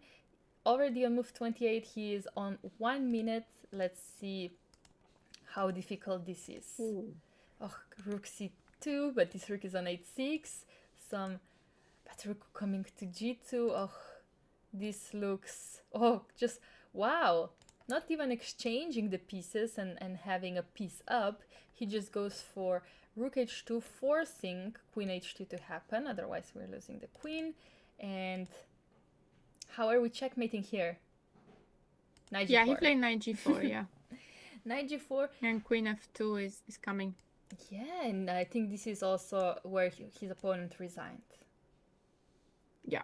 Knight g4. So that's why he was with only 20 seconds, because we just didn't have a result. Absolutely, yes. Okay, so his first loss in this tournament, but I don't think he can complain.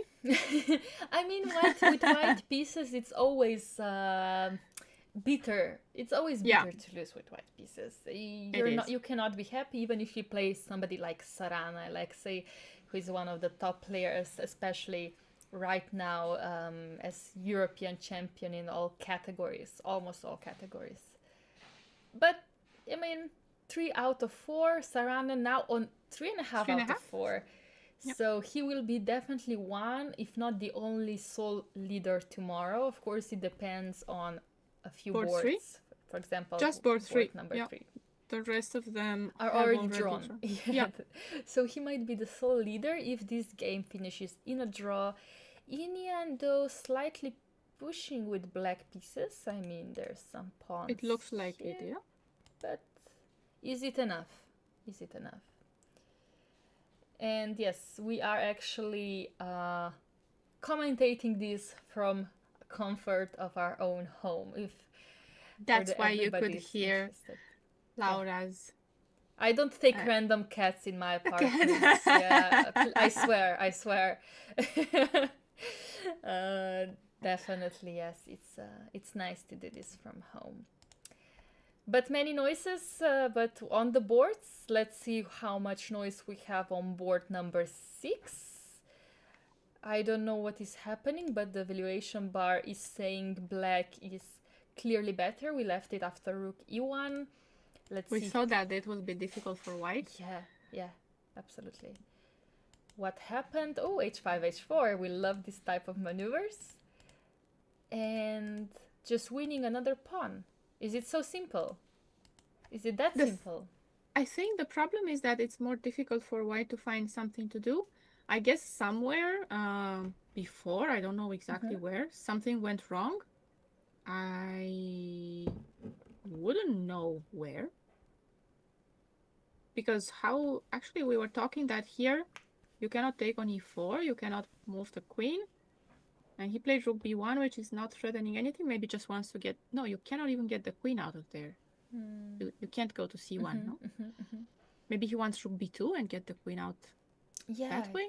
Could be, or he was trying to, I don't know, maybe he was trying to play a5, somehow trying to take b4. I don't know how it works, but I don't know. I guess he was just trying to attack this pawn, or maybe going knight b3. I have no clue what his plan was, but I guess he was trying, you know? Yeah, because it's hard to find a move, right? It's hard to find a plan, and probably if you ask the engine, maybe it's only small advantage for black, and it gives you some moves like, who knows, actually, something that you don't understand. Actually, f4, for example, but it's still much better for black. So f4, I have to say I wouldn't play f4. Yeah, exactly. You don't want to play f4. Doesn't do anything about for it. you. Absolutely nothing for you. Yes, so it's very hard position. I think this is already strategically lost position. It's just up to black to find a plan and maneuver your It's very pieces. easy, no? Also for black to find. I mean, h4 is just, yeah, it's there. And now I guess taking with the h pawn was opening up the king too much. Yeah, I guess he was Maybe a bit allowing afraid. even f4. Okay, and now he goes for that. Okay. And b3. You're gonna get a queen. Yeah, honestly, this looks like very close to finish line. Of course, he will try to avoid this queen happening. But I mean, yeah, even b2 right now. I mean, come on, like where is this rook going, right? Look, like I'm sorry, I don't understand. What are you doing after b2? Okay. Take it. You take. I take on a5. No, there's no trick. So takes. And oh, are we just a rook up? Yes, we are. It's that simple. Okay, so where's the rook going? We cannot go here because, well, actually we could. I guess this is the only move. I'm just trying to see if we can. For some reason, I thought after rook a8. No, but rook a8 isn't that rook d to 8. And we're threatening this. The knight cannot be moved because the rook is hanging. Correct. So the only move would be knight d6. There's still something. Still trying, but now g5 could be G5, an option. Yeah, g5 could be an option. Okay, this is obviously lost, but let's, I mean, I think the players are going to be much better at making this into a win queen before it was on the board. Maybe that's even a better way of doing exactly what you wanted. Exactly, I just want to play b2, that's all. I'm a simple person. I play b2 and queen, you know? Yeah, I mean, I think this is going to be a win, so maybe I want to jump to a different game. What about the next board? Yes. We also had things going on there. We had this endgame, right? Yeah, we left it here, so let's see how they... Oh, they actually played. They followed everything. Exactly what we said. Even d4 was played. Yes. Oh, by Sugiro, that's very, very nice. But now White didn't, of course, want to go into this endgame, so rook f2 was on the board. And let's see how Black decided to put his pieces. So there was one pawn exchange, but now this is just falling, right? Why? It has been under attack for a while, and I have been wondering why he doesn't take it. For example, I guess right he's just here, right? For example, after rook f2, he didn't take it. Maybe he was afraid of some checks, and then oopsie, queen b8. Okay, some mistakes. Yeah, after this, for example, this you don't want to play like that with black pieces. So I understand g6. However, after f5, why are we not taking now? Are we still afraid of this? Okay, first we're taking, I guess, and you could still start. We could also start with check if you wanted, I guess. Right? Queen d6 or not? Yeah, we could have. Yeah. This is also okay. I mean, after this, bishop e7 even. Yeah, bishop e7. I was thinking, but I guess we just queen check. d8. And after queen d8, you have queen b7. I guess so. I guess that's what I want. Yeah, no, king g7 is. Yeah. No, it's so the move to play. It's safer. So one exchange. Now opening the f file. So having some counterplay. But takes, and why didn't we take it? Well, let's see. Was my question, yeah? Why didn't Queen d7 is one thing that I can think of. And queen b3. Oh, let's not play queen b3 because we're losing a queen. Yeah, if we cannot play queen b3 and protect this pawn, bishop then f6. we have some issues. Yeah, this looks like the bishop's awkward. not looking right there. Yeah, but okay, you play queen d4 and you defend it. Yeah, that's true. No? In case of queen d6. Maybe he didn't just want take to exchange on a4. too many pieces. Maybe he didn't want to exchange too many pawns. Or we're just missing something. Are we maybe missing something more simple than this? Because he did play queen c5 for some reason. There's also queen a2, but is that any different? I don't think it makes a difference. Yeah, I don't think it should. So anyway, he played queen c5. I mean, he's a grandmaster. He probably knows exactly what he's doing. Maybe he just wants to be prepared for some exchanges when he's ready. But after taking, yeah, he just maybe wanted to leave this bishop here, protecting the f7, and going into this endgame. Now now a3 is falling as well, no? I don't think we can protect it. Yeah, I mean, we can keep the queens on the board if we want to, but yes, this pawn is. And if queen d7, you still take it because the bishop. You want to play queen d7 here? Yeah, but you can still take a3 just like that. Yeah, I think so. Yeah, and you cannot even play this to attack it. No. Okay, so queen d6 then. Queen I keep trying. Yeah, no, that's definitely a good move because now I cannot really move my. He actually just took on c3. Yeah, I guess I could also play this, right? Right. But let's see. He took it. Let's see how White will respond here. Rook f3, actually good one. That's a good one. However, what if I take? But takes and yeah. Oh my God, she's so mad at you. What did you do, Laura? I think you did something. Come here, Smug. This time it really sounded like she's annoyed. She's crying her heart out. She's Come here. Okay, wait. Let me just get her. Yeah. Come here, Smug. Okay, let me just put my headphones in. Oh, okay. She's here. I think things will be much better now. She will be a little bit at least happier. Hope so. These people in this house, yeah, I have to keep trying. We keep trying, but finally, at least. Yeah, for some reason, she doesn't want to stay at the same place for too long. So I'm just trying to keep her as long as possible. Yeah, stay here. Stay here. You're welcome here, Smug.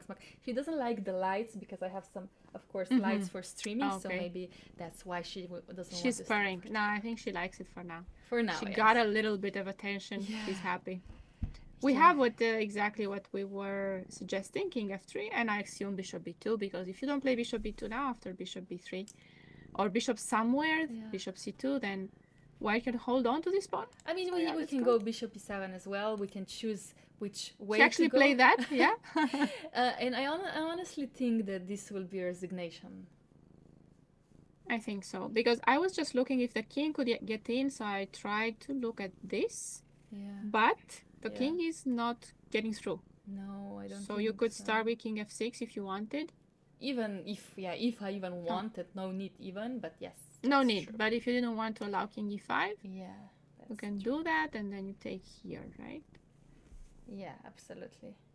And okay, we're gonna put the king on e7 and try to push the pawns slowly. Maybe put this, I don't know. See how we can use the king on the king side. That's why I want to play f6 eventually. Yeah, absolutely. I think, honestly, this will be a resignation. I don't think there's a chance for White to hold this with two connected pawns. It shouldn't, that shouldn't be a way. There shouldn't be a way. He will probably try to create something on the king side. Maybe he can try. I mean, the valuation is only -2.5, so... But what do engines know about this type of endgames, right? That you'll be up 2 pawns, so that's -2. Yeah, I don't know. I guess he might try. I just thought this was completely lost, but... I agree with you. I agree it's gonna be lost. Do you mind if I go to board 8? Because we had Lee here fighting for GM title, and I'm just gonna make my line here. Right, rook a1, going after a6. We thought that this might happen. Okay, and g6. We also thought that this would be the way. Yeah. I'm just a little bit confused about why we're not taking on a6. Oh, wow. I'm just noticing, sorry, that my cat left all her hair on my shirt. She's still here, but I apologize for that. So this is where we are right now. Now you have a blue and white. Yep, exactly. Okay, so he didn't take on a6. Is it because he can take anytime he wants? Or is it because... maybe it's because... okay. There's actually some tactics to it, Okay. I think. I Let's guess this see. is a tactic. Is this a tactic? Let's see to it. So yes, h3 would now be bad because we can go queen e1, right? Right? Yeah. Yeah. Okay, yeah, so h3 being maybe more logical. But this looks good for black, no? We like that open king. Yeah. That's... Oh, rook c2. Okay. Yes, Not of even course, rook taking on c2. f7. Okay. Because you can take that anytime. Wow, yes. This looks tough for white, actually. Okay. Okay. Offering... King h1. Huh. What's... well, okay, white might... You cannot trade everything, right? Yeah. That's what you were going to point out. Exactly. I mean, you probably could, like queen a8, but rook c1, yeah. Bishop f1. Bishop f1 still? It's not over, but I'm trying to figure out if we can do Is this something. working? I'm moving it without thinking. It's not working No, because I never have queen f2. Yeah. Exactly. No, I'm just... yeah, I don't Maybe know. you give a check. Yeah, king g2. And you give a check. And I give a check like this. Okay. King h1. Yeah. And rook c8. Ugh, that's what we're missing. And rook c8. Oh, I love it. At some point, maybe even before that. And what? Queen f3 or... Wait, how? But how? What? I don't know how, but I assume that maybe even before. Sorry, let's see. After here, maybe we can start with a check. King h1, correct? I'm trying to figure out, and let's say I play here. And I don't know, you move, I don't know, to d5, and I will try to play... yeah, wait, let me do it again. Let me do it again. Yeah. So we play bishop f1, and I'm trying to figure out, so this king, are you going to h1 or g2? I think now that you pointed out that we have rook c8, king g2 would be a mistake, king g2 is right? losing, yes, exactly, because now there is checkmate on f2 and g1. Okay. My cat decided to change places. She's back? No, she decided to change places. She was here with me for all this time. Okay. So I'm glad you took over. Now she's changing her place. She's looking out of the window. Yes. Okay, something interesting out there, yeah. Always. Yeah, different cats. That is not me. You know that cats, they don't realize that you're a human. They think you're just a huge cat. Oh, really? Yes, apparently cats that cats don't have this perception in their brain that they realize that you are not, that you're not their owner or their, I don't know, a different species. They just think you are a huge cat who brings them food and doesn't shower with them. So, yes, okay. But they know dogs are dogs. They know that. They probably should know that when they start barking, yeah? Apparently, this is what I read, not sure if it's correct. But yes, rook c8 now being a huge threat. So king h1, I still go for it, you know? And it ended in a draw. Okay. Yeah. In the final position, yeah. Okay, let's see. So after king h1, now we're going for this and... oh, and now actually this was a mistake. Apparently this is much better for black. Before was a mistake, okay. Before was a mistake, but also bishop e3 was a mistake. You know what was the best move? King h6. Threatening to get the queen in or what? Or getting...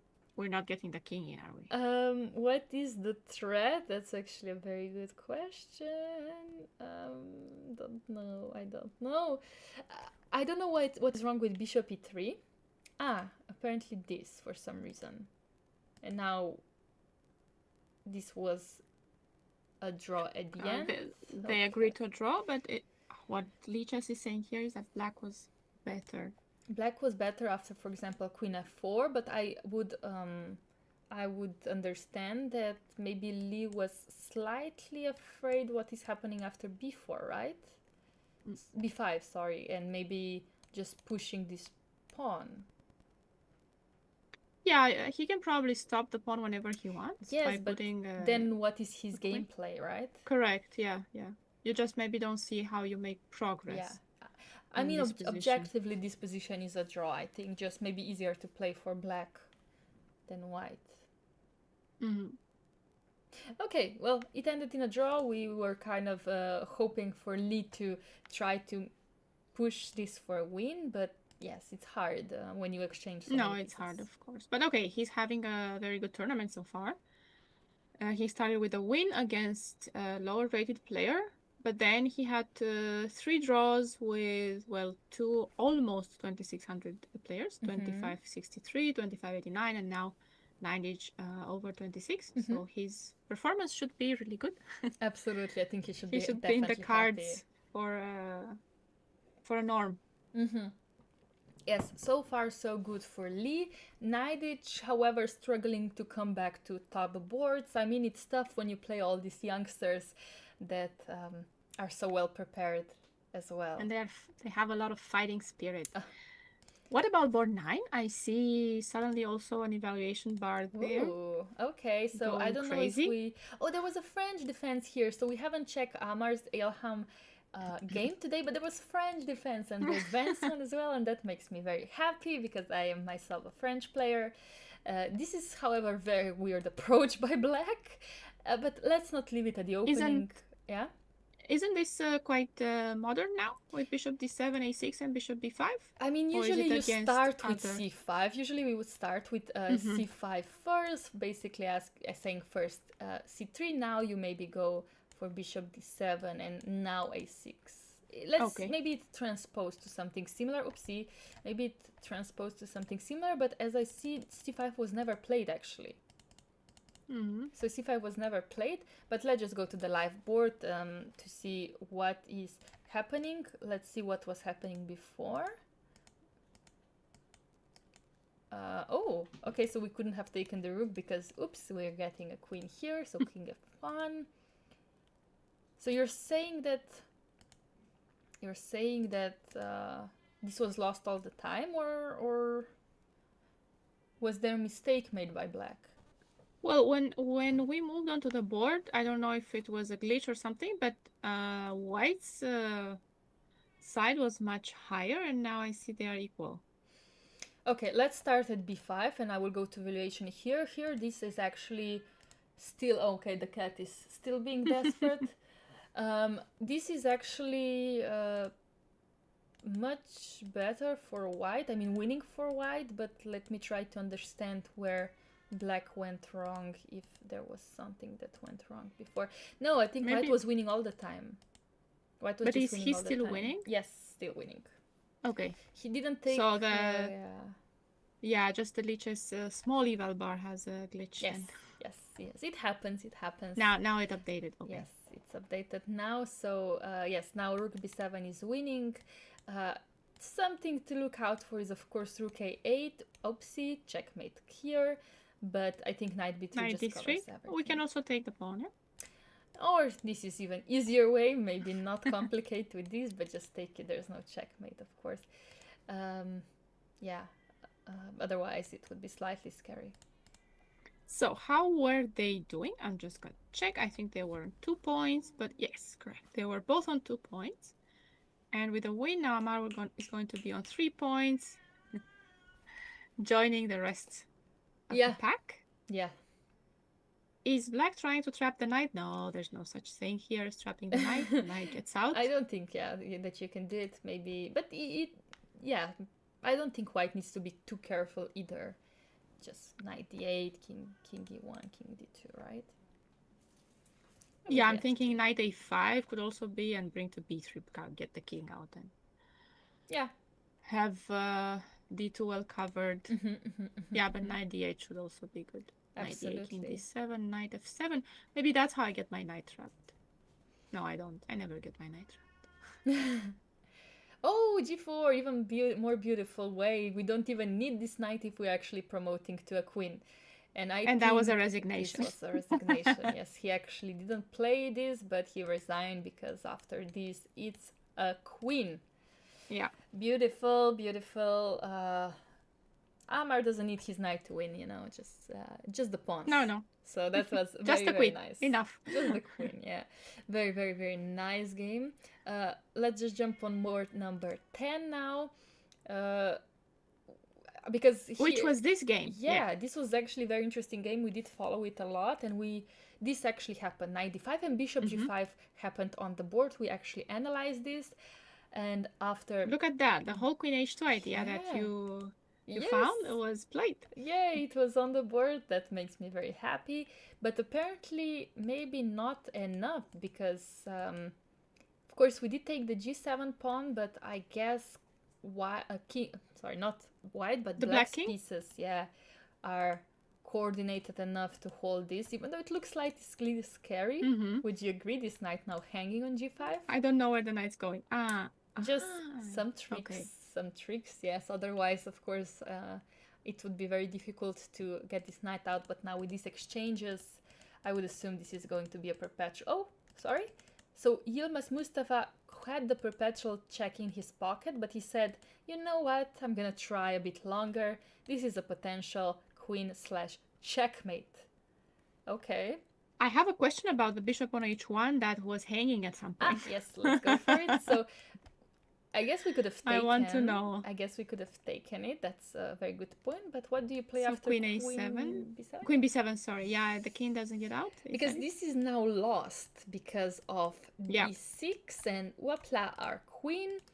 So we would have to return. I was thinking about going to the 8th rank, but then you keep the queen on the long diagonal. Queen a8. Yeah. I know. King c6. I never have king c7 and king a7, so it must be a draw. You can never play this, exactly. Yeah. So this is at least a perpetual check. If nothing more, with white pieces, maybe could have even tried. But yes, so this was not enough for Mustafa. He said, you know what, I don't need this bishop, but I will try with my pawn. Because if this pawn comes to e3, let's be honest, this looks very scary. This looks very scary. So let's see how Ansat decided to continue. And oof. He ran out of checks, but somehow, look at these pawns. Waiting to be pushed. Yeah. What is happening? Queen g1 and queen g4. Now maybe white is playing for a win. I think white is playing for a win now. Now maybe, wow. So you think that Mustafa messed this up? Maybe not yet. Huh. Okay. Maybe not yet. Okay, let's see. Oh, he just took on d5. Oh, I didn't expect this to happen, to be honest. I thought he would play f4. I think he would play f4.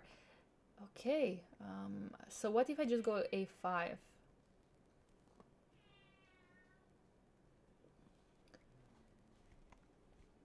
What if I just go a5? Do I want to go f4? Or not? I feel like if I play f4... Of course I want to go f4. Of course I want to go f4. This is my dream. But after a6, I don't know who is faster. Yeah, that's what I'm worried about. I would be extremely worried. I mean, this is now lost, pretty sure, because this queen is coming here and we're promoting to a queen. I'm sorry, but I don't believe in black's position anymore. I'm sorry, I just don't. You know, this king is so safe on c1. Before it wasn't, but now it has so many squares. But then if we don't go f4, how is black actually going to try and stop the pawns? The knight feels so far away. Oopsie. Yeah, so far away. Knight f3, I don't think I want to play knight f3. Do I want to play knight f3? Do you want to go knight f3? I mean, what do you do? Like, okay, sorry. For example, a5 now, knight f3, queen d1. Yeah, I don't know. So king c5 maybe? No, but you play a6. A6, exactly. You could say that you have a check, let's say on f4. Yeah, I do have. And then a check on d2, but honestly, I think that's all you have, right? Looks like this slightly is the end scary. of it. Okay, okay, wait, it's not over yet. There's this But e3. b3 maybe? b3, queen b4. But maybe there's nothing. Maybe there's just nothing here for black pieces. Okay, but this looks already. I mean, I play kind of king promising. b2. I play king b2.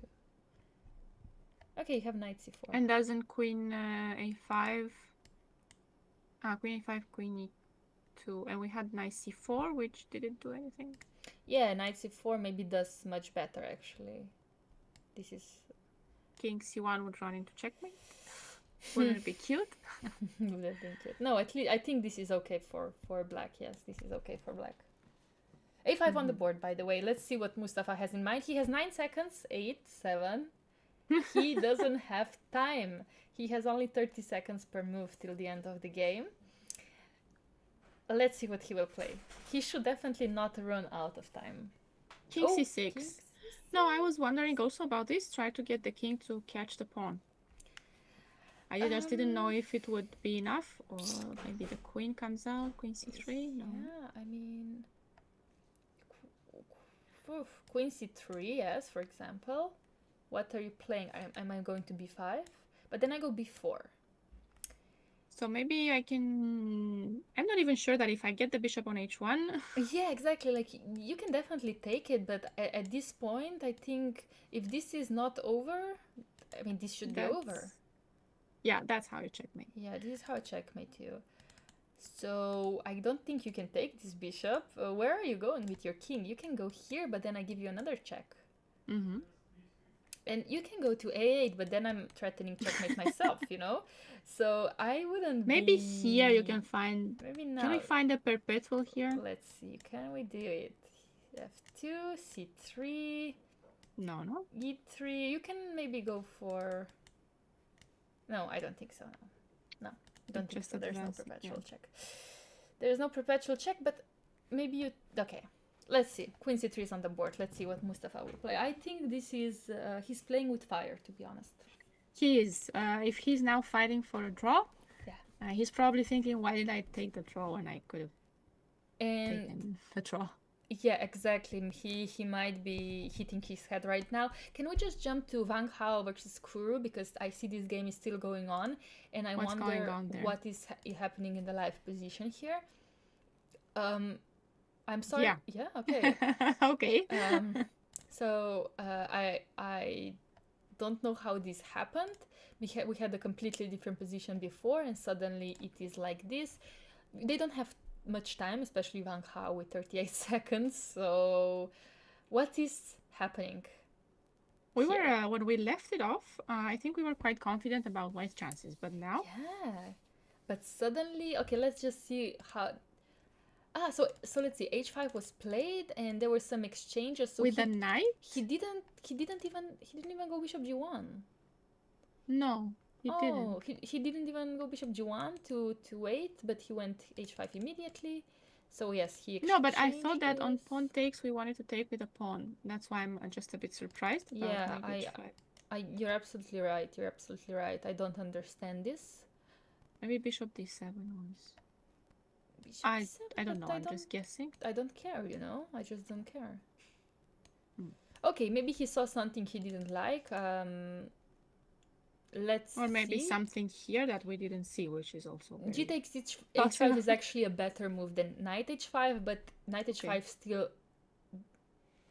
Well, actually, both moves are very good. Both moves are very, very good. Big advantage. I'm talking +2 advantage. And no material difference. +2. But let's see where it went wrong for him. This is all good. This is all perfect for white. Looks so smooth. There's almost some checkmate. Here, this is where it went wrong for white. What would you have played here, Raluca, with white I'm pieces? looking at bishop takes e5, if it's possible. Yeah, exactly. Is it possible? Let's say, what are we afraid of? Bishop f8? Are we? Are we not? No, because we just take on b7, right? Yeah. What about rook c7? Ah, that might be it. But c3, no? No, c3 we take on e4. So maybe this and this. So he was afraid of queen c2, but what if I just play queen f2 maybe? Queen f2. Okay, yeah, you're threatening rook e7. So I'm trying to say that this was a winning move. Bishop takes e5. Bishop e5 was winning? But okay. he played rook g1. And now it's becoming slightly complicated because after we take this pawn, there's apparently no way to continue. He tried with some checks, but black is well defended, which is crazy because his king is on e6. But yes, black is well defended here. We're also missing a light square bishop, which would be just great to have. That would be amazing. But now you would never guess this ending position is 0-0. Surprise, surprise. Ugh, but such a nice position for Wang Hao, but this bishop e5 really would have been much better approach. And with this... maybe we are seeing overthinking in stronger players' games, and we see that they are all humans.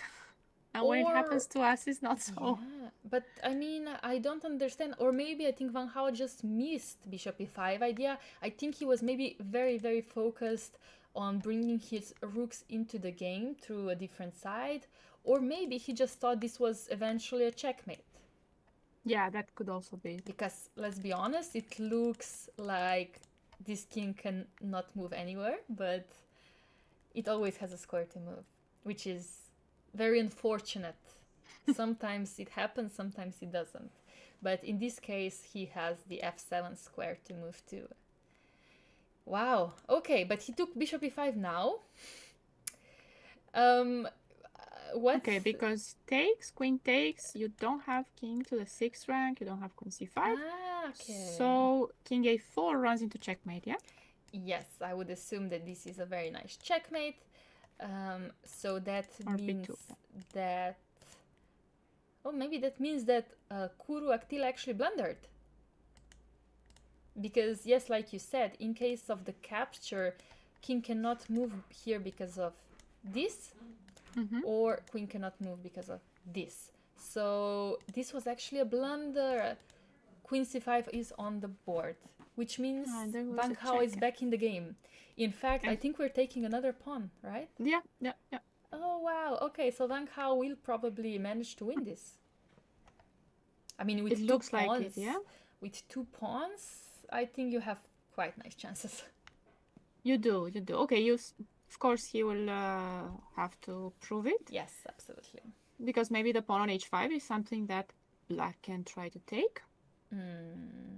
And somehow try to block the 3 pawns with the king. Yeah, absolutely.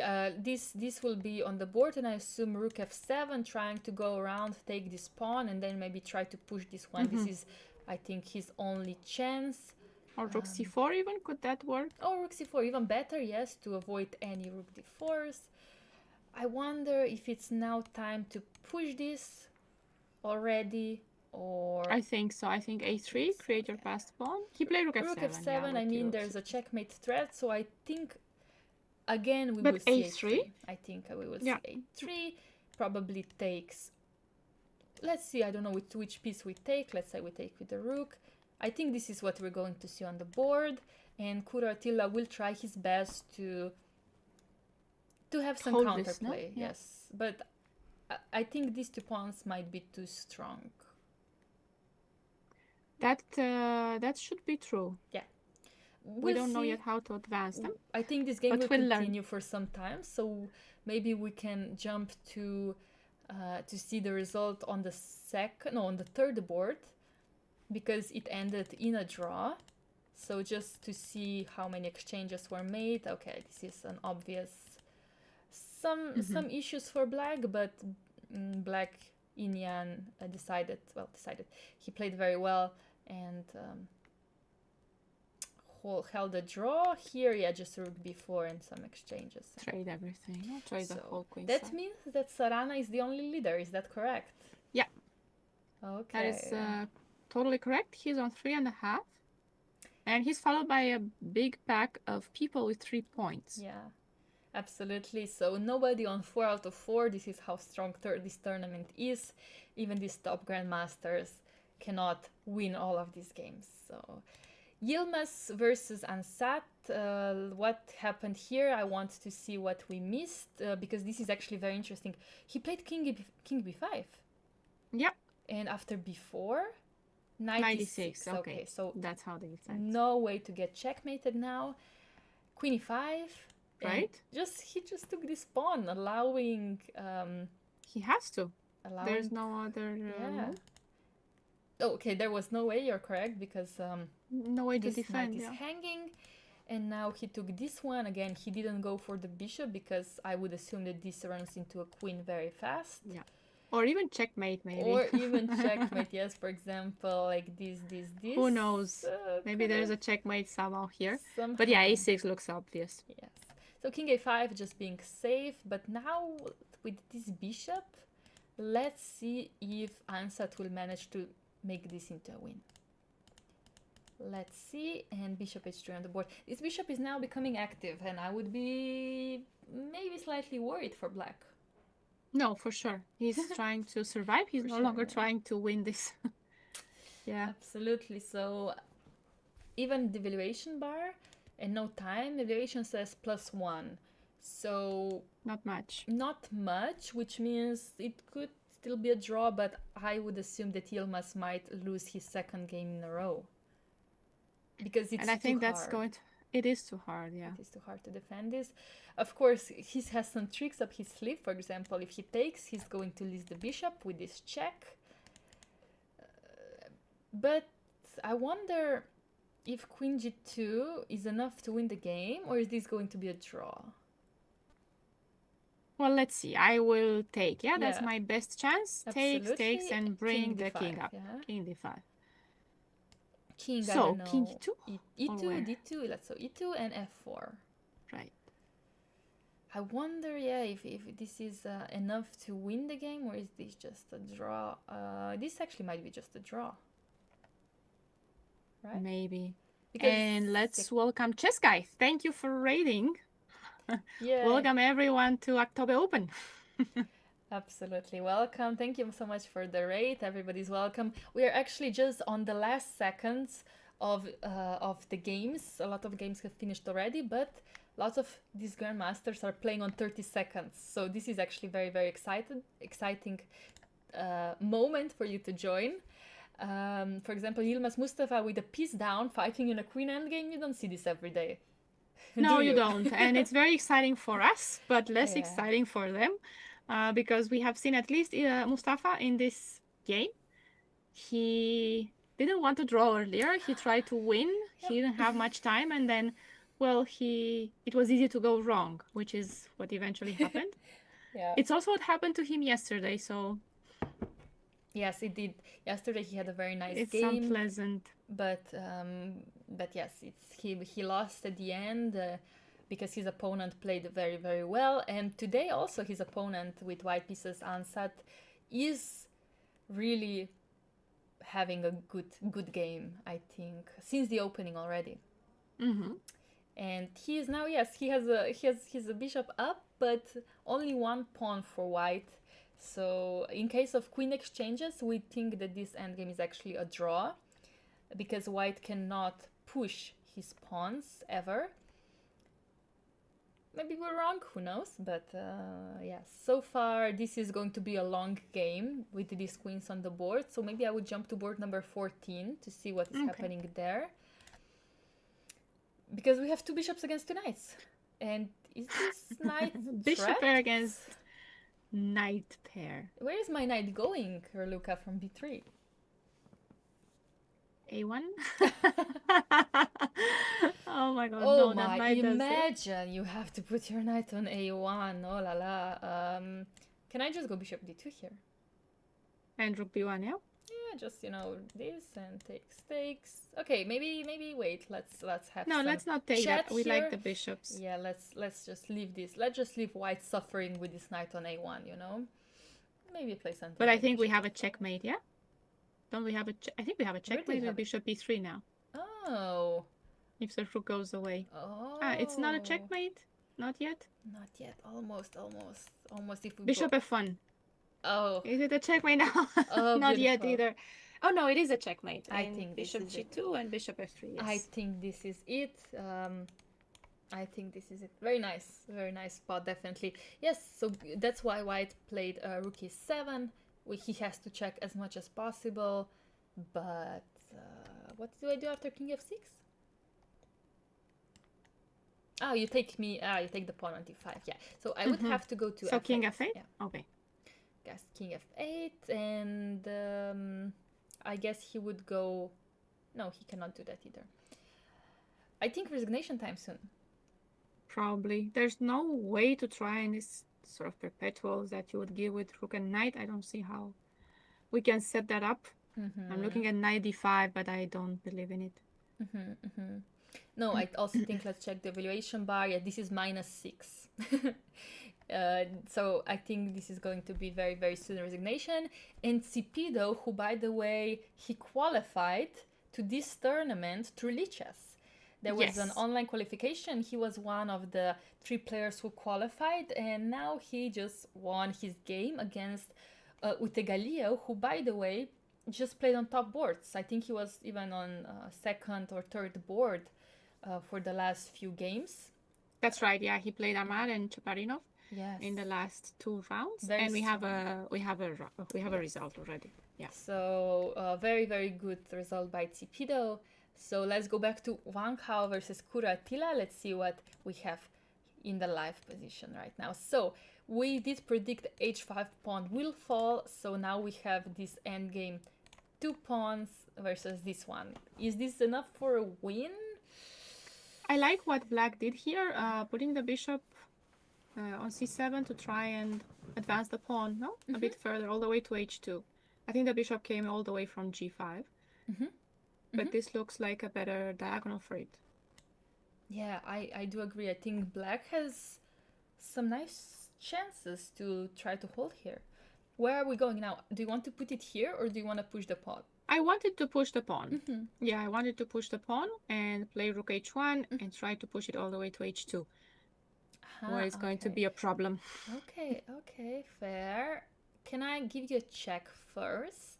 Yeah. And then king c6. King c6.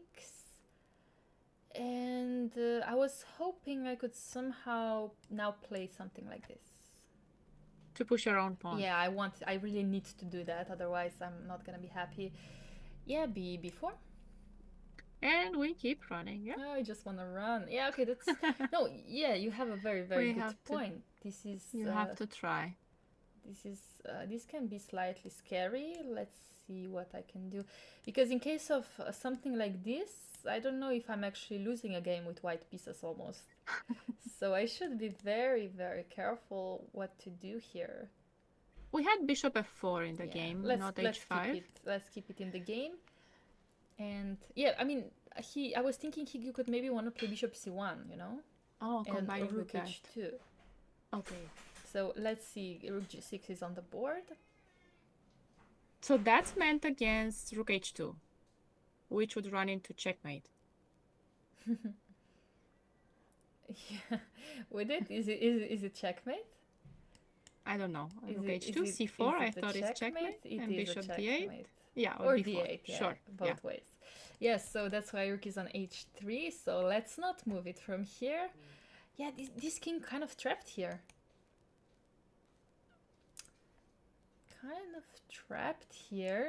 Can we do something about it? h5? h5, but I'm wondering if white could be thinking about king 8. Yeah, king a2 loses c4 idea. So h5, what else can we do? I don't think we can move the rook. Yeah, okay, h5. I'm also trying to see some way to make a checkmate happen here. I was thinking about this, I was thinking about this. However, yeah, it's You need a pawn to advance, right? All the you time. really need a pawn. You do really need a pawn. Would it be okay? So he went bishop c7 instead. Well, his approach is not bad either. He's waiting because he doesn't need to win this. Exactly. Yes. Exactly. Yeah. If white doesn't have... Right, okay, maybe what he's thinking is that, okay, if I play h5, white will always have rook g5, and then c4 will become more likely to happen. But if you keep the pawn on h6, the king will stay on b5 and keep those pawns where they are. Absolutely. Yes. Absolutely. Is it maybe possible to play something like king a2 and... Yeah, I was thinking the same. Still It's on the not, yeah. board as well. Yeah, you kind of want to see if you can push this once. Somehow, I don't know. You play bishop f6 and play b3, and then have some threats later. Yeah. Yeah, something like that. So that's why he went bishop e5, not allowing this bishop to protect this c3 pawn. So on bishop f8, bishop f4. Yeah, or you still go h5 if you want to, right? And no, because then I thought I have rook g5. Oh yeah, you do have you pin have me. rook Yeah, g5. you do pin me. Yeah. That's a good point. Yeah. So this right. But now I can go here. Yeah. Yeah. King b3 is though on the king b3. board. But wouldn't that just be repetition? Yeah. Bishop c7 will be repetition. I think Van Hao is only just gaining time. Like they're both playing on 30 seconds and. Yeah, I'm guessing that as well. So yeah. So I think that Van Hao will not draw this, but he will try to push, except if he already calculated that there's no way. I would like to move on to board 23 because Tudor is still playing. He hasn't won his game yet. And at some point he was very low on time. I don't know if it's... now oh my God, he's still very low on seconds. time. I don't know how this bishop came from c8. Can we just check that, please? Yes, please. Let's see how this continued very briefly. So rook f5 happened, but I'm sorry, isn't now this rook trapped here? With g4 we thought, yeah? But the bishop would have gotten trapped on h5. Yeah, now bishop would be here, but he still could have went for something like this, right? But didn't go for it. Okay, let's see what he decided to go for. I just want to answer one question in the chat that yes, we are reading. Yeah. And if you have any questions or want to check a specific game that is maybe still playing, let us know. Yeah. Thank you very much. Yeah, g4 by the way was played, but that means d4 can happen and this rook will be coming out here or here, but it's not going to be enough, I assume. But this is how the bishop came out. Okay, now we know. The mystery is cleared. However, I think that this was still good enough to win. It looks very bad. We are a pawn up. Here it looks only a pawn up. Only a pawn up, but it looks terrible for black, I agree. Tudor, being low on time, had to repeat some moves, but decided to play on, go into this endgame. Where what? Here, black couldn't have taken like this because I would assume rook d7. That rook d7. That's checkmate. Well, not checkmate, not really, but it's enough. When you win the c7 pawn, you win the game, and that's why black decided to sacrifice his exchange because he thought this was his best chance. Let's see if he was right. Oopsie. Oopsie, is this a checkmate threat? Okay, he went king g4. And oops, still a checkmate threat, almost. It's funny how there are so many tricks in this position left for black. Especially look, like Tudor being on 1 minute, this is not easy. So he had to give up the exchange. It's funny that rook h8 didn't work either, yeah, because of king g7. Oh my god. Oh my god. And it's still checkmate. That's crazy. Imagine you lose your game like this. Yeah, wow. So this bishop being the worst piece in the game to being the most active one. How things change. Who would have thought? Yeah, terribly how things change. Yeah, so here... oh, wow. Even, just not taking rook h3, yeah, also... The tricks never end, yeah, but king g5 here, yeah, being the best way. Maybe rook g3 was too much, to be honest. Maybe could have taken immediately, but okay. Let's see. Maybe it transposes. Maybe it transposes, exactly. Now the question is this enough to win the game? Let's see what white can do here to push this for a win. And this is now the life position. Okay. How are we winning this? Yeah. For example, if rook b1. Yeah. For example, if rook b1, I guess. Let's see. Let's see. And this is on the board. This Rook is b1 is on the board. Ah, okay. So we start with this. And our next move will be b5. Yeah. So Next move is g5. Okay, we get rid of the 50 move rule again. That's a very good point, yeah. Imagine you just play this for 50 moves. Yeah, you cannot push a pawn. But yeah, I think we're gonna do it. I think this is winning. There's no way to stop g5 at this point? No checks trick you? Yeah, I can play like this, you play this, and how do you continue after rook b1? Right, I cannot hold on to the b5 pawn, but I thought that maybe it's now time to give it up and go here. And after king... we can just go rook f7 here. What about king f7 and push the pawn all the way? Or king f7, this is also a healthy response. But I'm a bit more worried about king e7. Okay, let's see king e7. Yes, this is a much better move, but I will give you a check. And I thought maybe go to e8. You're going I'm not sure if I should go to e8 or e6, but let's try but here. no, now I take on c7. This is... And here? Yeah, but come on. Rook b7, yeah? Right. Not even considering rook h7, maybe. But rook b7, good enough. Okay. I think should be good enough, yeah. Because now I'm threatening this and this, and this is over. So you would have to, like... no, play king resign. d8. No, yeah, king d8, but I think now with this g pawn is running as well. We can play king, yeah, there, right.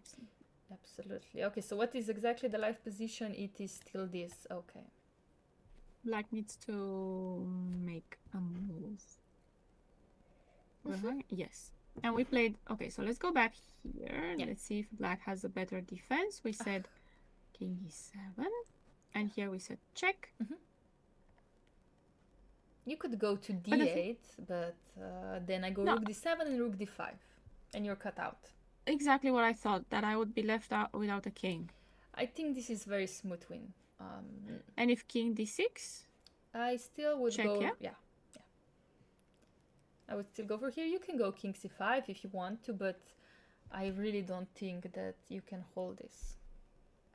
Somehow I have a feeling that getting my king further from the g-pawn is not what I should be doing. Yeah, I don't think so either. I think this is over. I think even if we see the variation after king g6, it is +4, yeah. Okay. No, I think Tudor will manage to win this, and it would be his second win in a row.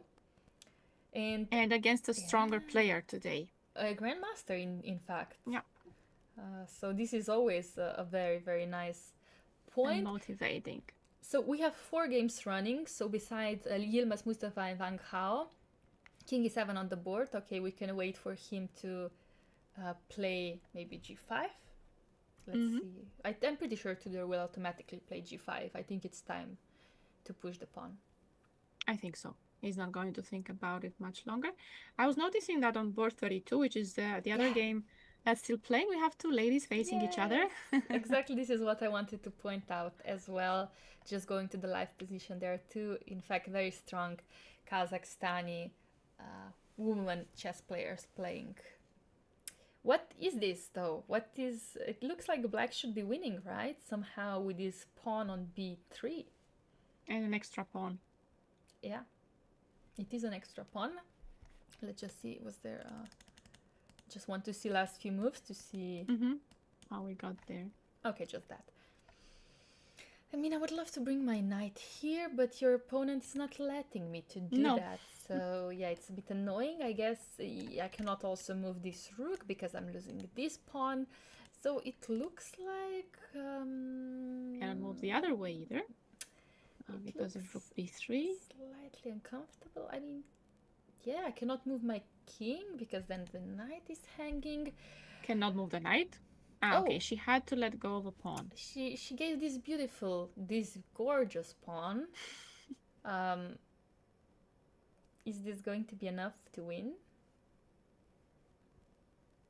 Maybe because the king is cut off, black would have a better chance in the end game. Yeah, I would assume so, but phew, this Maybe can if continue knight for a long c4, time. maybe knight c4. Yeah, knight c4 or knight e4. I'm even considering to even push this king further away. If you give me the option to do so. But yes, knight c4, for example, is like a healthy move. I'm threatening to win your rook. Yeah. And I was looking at bishop c3. Bishop c3. Okay. Rook d3? No. Yes, can I do it?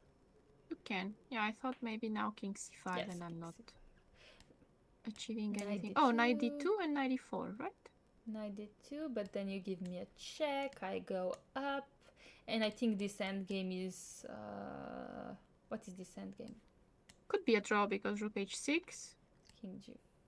Yeah, could be a draw. And rook e6, yeah, king g5. Okay, I go here, I go here. You go back. I take. And this could be actually winning, Rook no?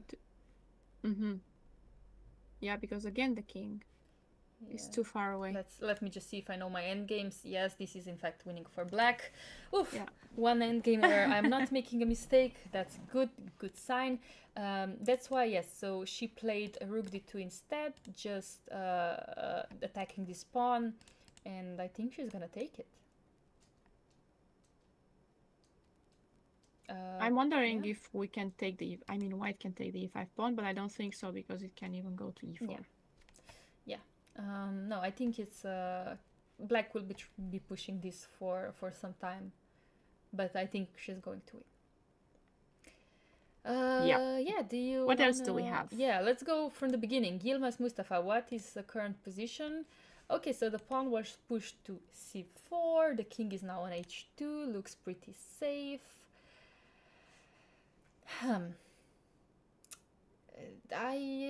This now looks more drawish than before because yeah. Hello there. Hello. Come here. Come here. Come here. Come here. She's not gonna do what you ask her to do. What do you want? She will be like that. But what do you want from me? I gave you food. You have milk. What do you need? She's being very well treated if she has milk and everything. Yeah. Okay, she's just laying down in the middle of Can you see her? Maybe Wait. She's tired. Wait a second. Here. Okay, I'm just gonna move so you can see the cat. She's the real star of the show here. So here's the cat enjoying her floor. Her siesta. Maybe she's a Spanish cat. It's siesta time in Spain. It's siesta time, not smack. Okay, did you hear that? Okay. It is. If she had her lunch already, it must be siesta time. I'm sorry. I think that's a Spanish cat. Okay, so she is definitely a Spanish cat then. Okay. Understood that. I need to treat her differently now. Okay, yes. As long as she doesn't ask for too much. Maybe she wants dessert though. I don't know. By the way, what is this? Are we just? I'm also a bit surprised about this. Is the f5 pawn falling? He's gonna get c4. He's gonna get c4. I'm wondering, is it possible for me to push my pawn? Okay, he's gonna check first, gaining. He's trying to get it with check. I mean, okay, let's say I play this, and if I go for this is draw, right? Yeah. I don't think there's a way. No, there shouldn't be a way, and with queens it should be easier than with rooks, no? In theory, I guess. Yes, I think so too. It should be. It should be. Okay, the cat left. To bother someone else if she didn't get anything from you. Maybe there are other members of the family that could give her some attention, whatever she needs. Yeah, I don't know.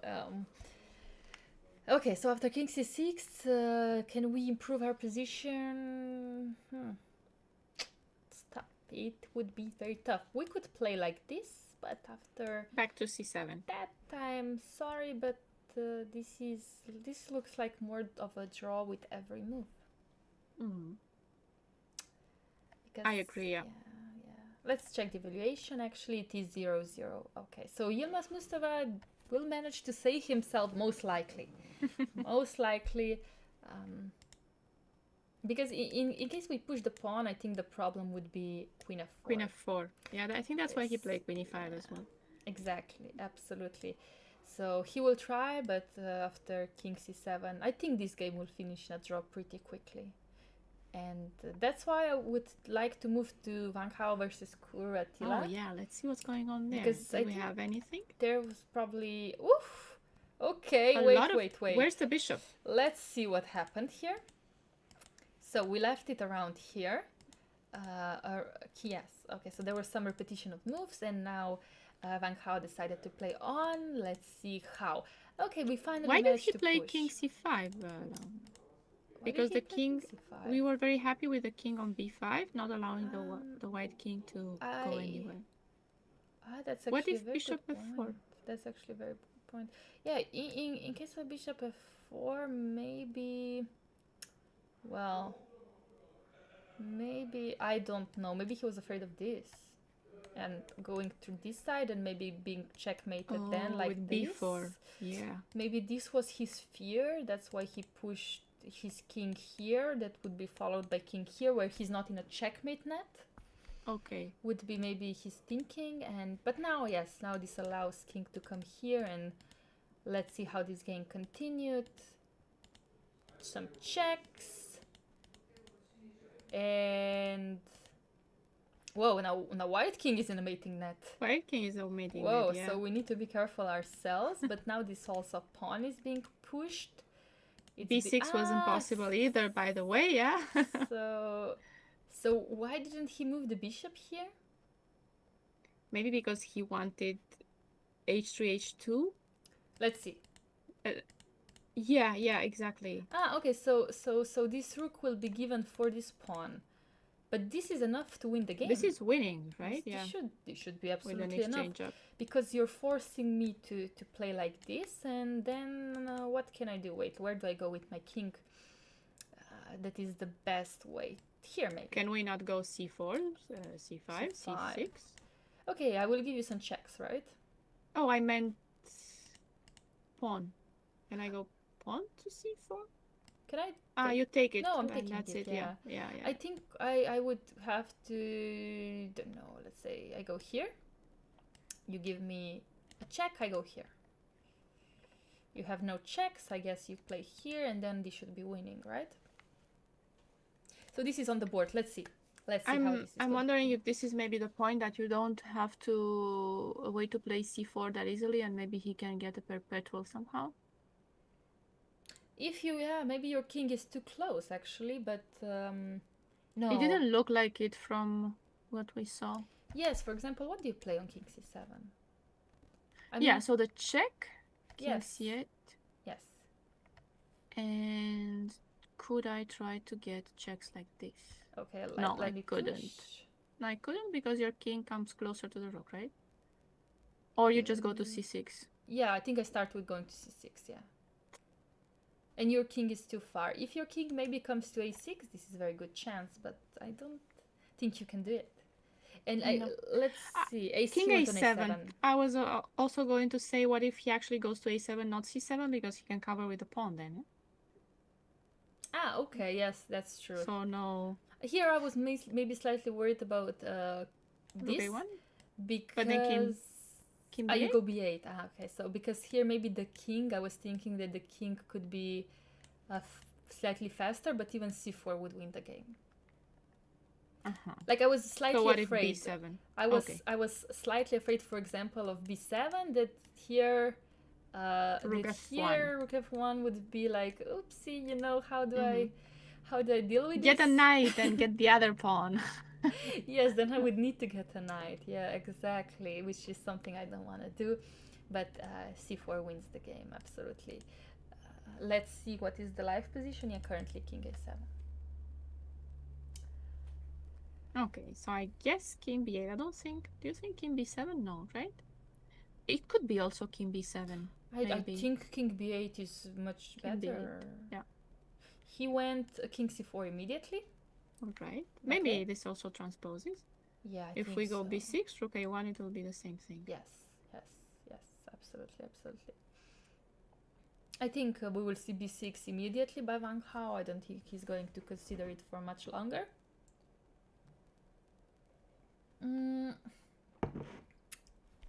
Let me just see. Yeah, other games are still being played. Also, Yilmaz is also still playing. So I would like to wait here. This might be the first game to finish. Let's see. Let's see how this ends. I was also checking board 23. I thought maybe Tudor won already, but he didn't. No, not still yet. Playing. Yes. Hello. Okay, so we are thinking rook a1, no, king b5. Similar idea, yes? Yeah, that's true. That's true. The point is after b7, I can play king c6. And if I make a That's queen, a nice idea. Oopsie. But yeah, actually it's not so incredibly simple as it seems, right? No. See, this is why I went to c7 with the king. This is exactly the reason why I went to c7, and then I would have been on c8 in case of a check. Now I'm slightly frustrated with Wang Hao. Just slightly. So you're saying that on b7, king c6, there is only... No, but do you play king a8? I guess I can. And that's it, yeah? I guess I could do it. I guess this is the way. Let's see. It really shouldn't be possible to do a lot of things here. b7, king c6 is on the board, by the way. Yeah. So let's see, king a8. Oh, yes, you found it. King a8, yeah. So I think this is now resignation time. Yeah, let me threaten. Yeah, nothing to threaten, really. Yeah. But I still say that king on c8 was also not a bad king, but okay, maybe this is actually safer now that I look at it. It's probably winning. Either way, yeah. White's position was so good already. Yeah, absolutely. Okay, let's go to check. Let me just see what is happening in Mustafa. Is there already a repetition? Okay, no, White is still checking. The queen is on a5. Okay, nothing has changed much. Let's go to Tudor's game now. Oh, so there were some exchanges made. Let's see how this happened. So he gave some checks to gain time. Finally took. Yeah, this position that we thought. Yeah? Okay, he went back to f7. Okay, that's... Yes. Yeah, because maybe... I was thinking b7, but probably this is king also d6 very smooth. maybe, yeah? Yeah, king d6 might be... I was still thinking c7 would be... and king d7 would be good enough, but maybe this is easier. Let's see. Okay. And, okay, are we going to see the bridge? The famous bridge? We are. We are going to see it, okay. We are about to see it, yeah. So I assume rook g1, g2, let's say, I don't know, rook g2. Rook h2 was played, okay, with a similar idea.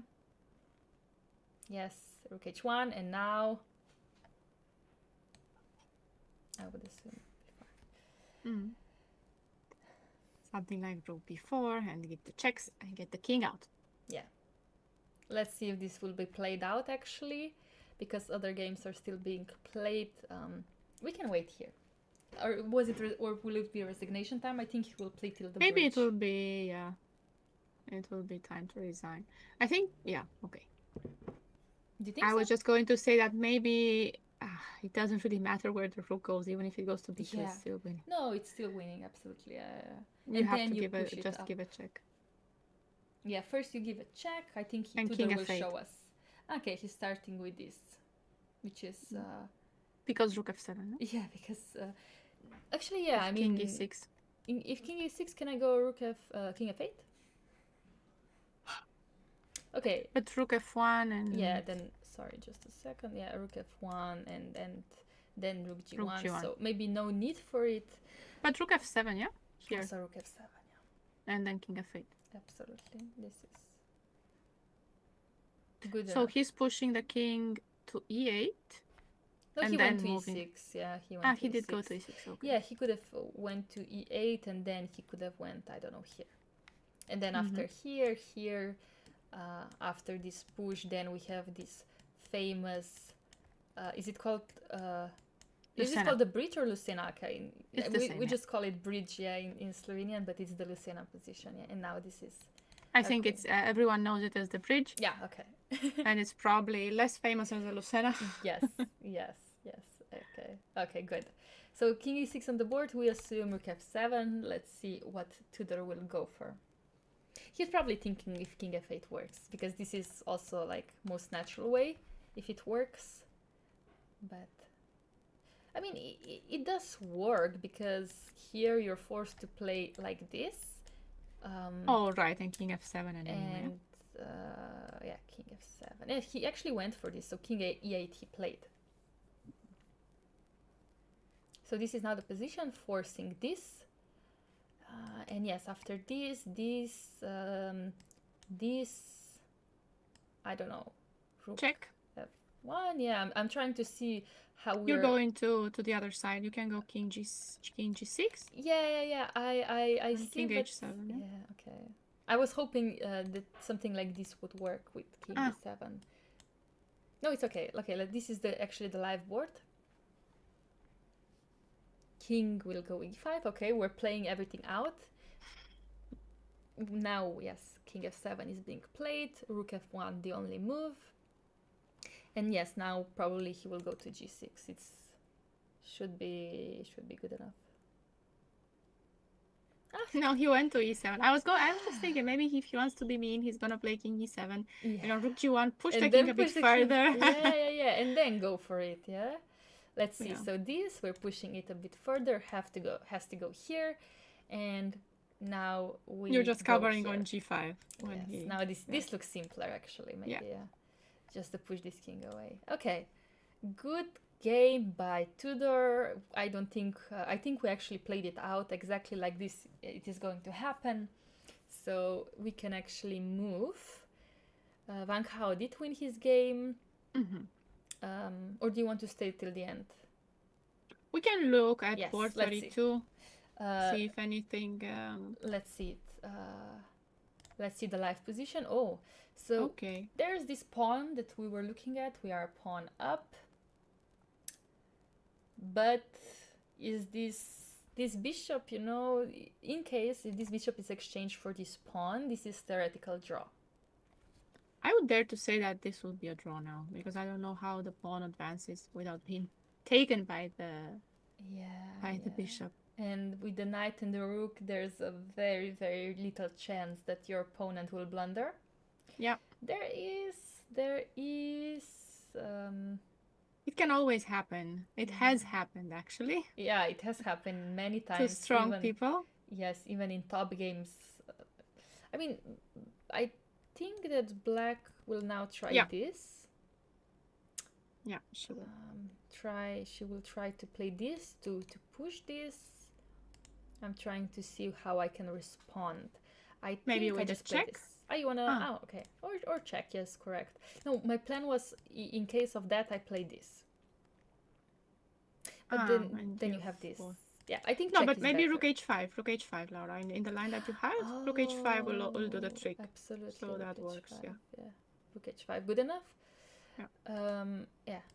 So I guess this will end in a draw. Let me just see what is happening in Mustafa's game. Oh, we had that one also going on, of course. Yeah, there's still. Wait. So c5 happened. So now let's see where's the check. Where is the perpetual? If there is one, even, yeah. If there is one, there's So checks. It seems to be a perpetual check. Okay, this will be a draw. I'm there to say 100% sure, because the king cannot escape these queen checks, and this is a very bad bishop. It is. Or these pawns are too strong. Yeah, this and there we go. Yes, this we just have a result right now. So only one game being played. So it is board 32.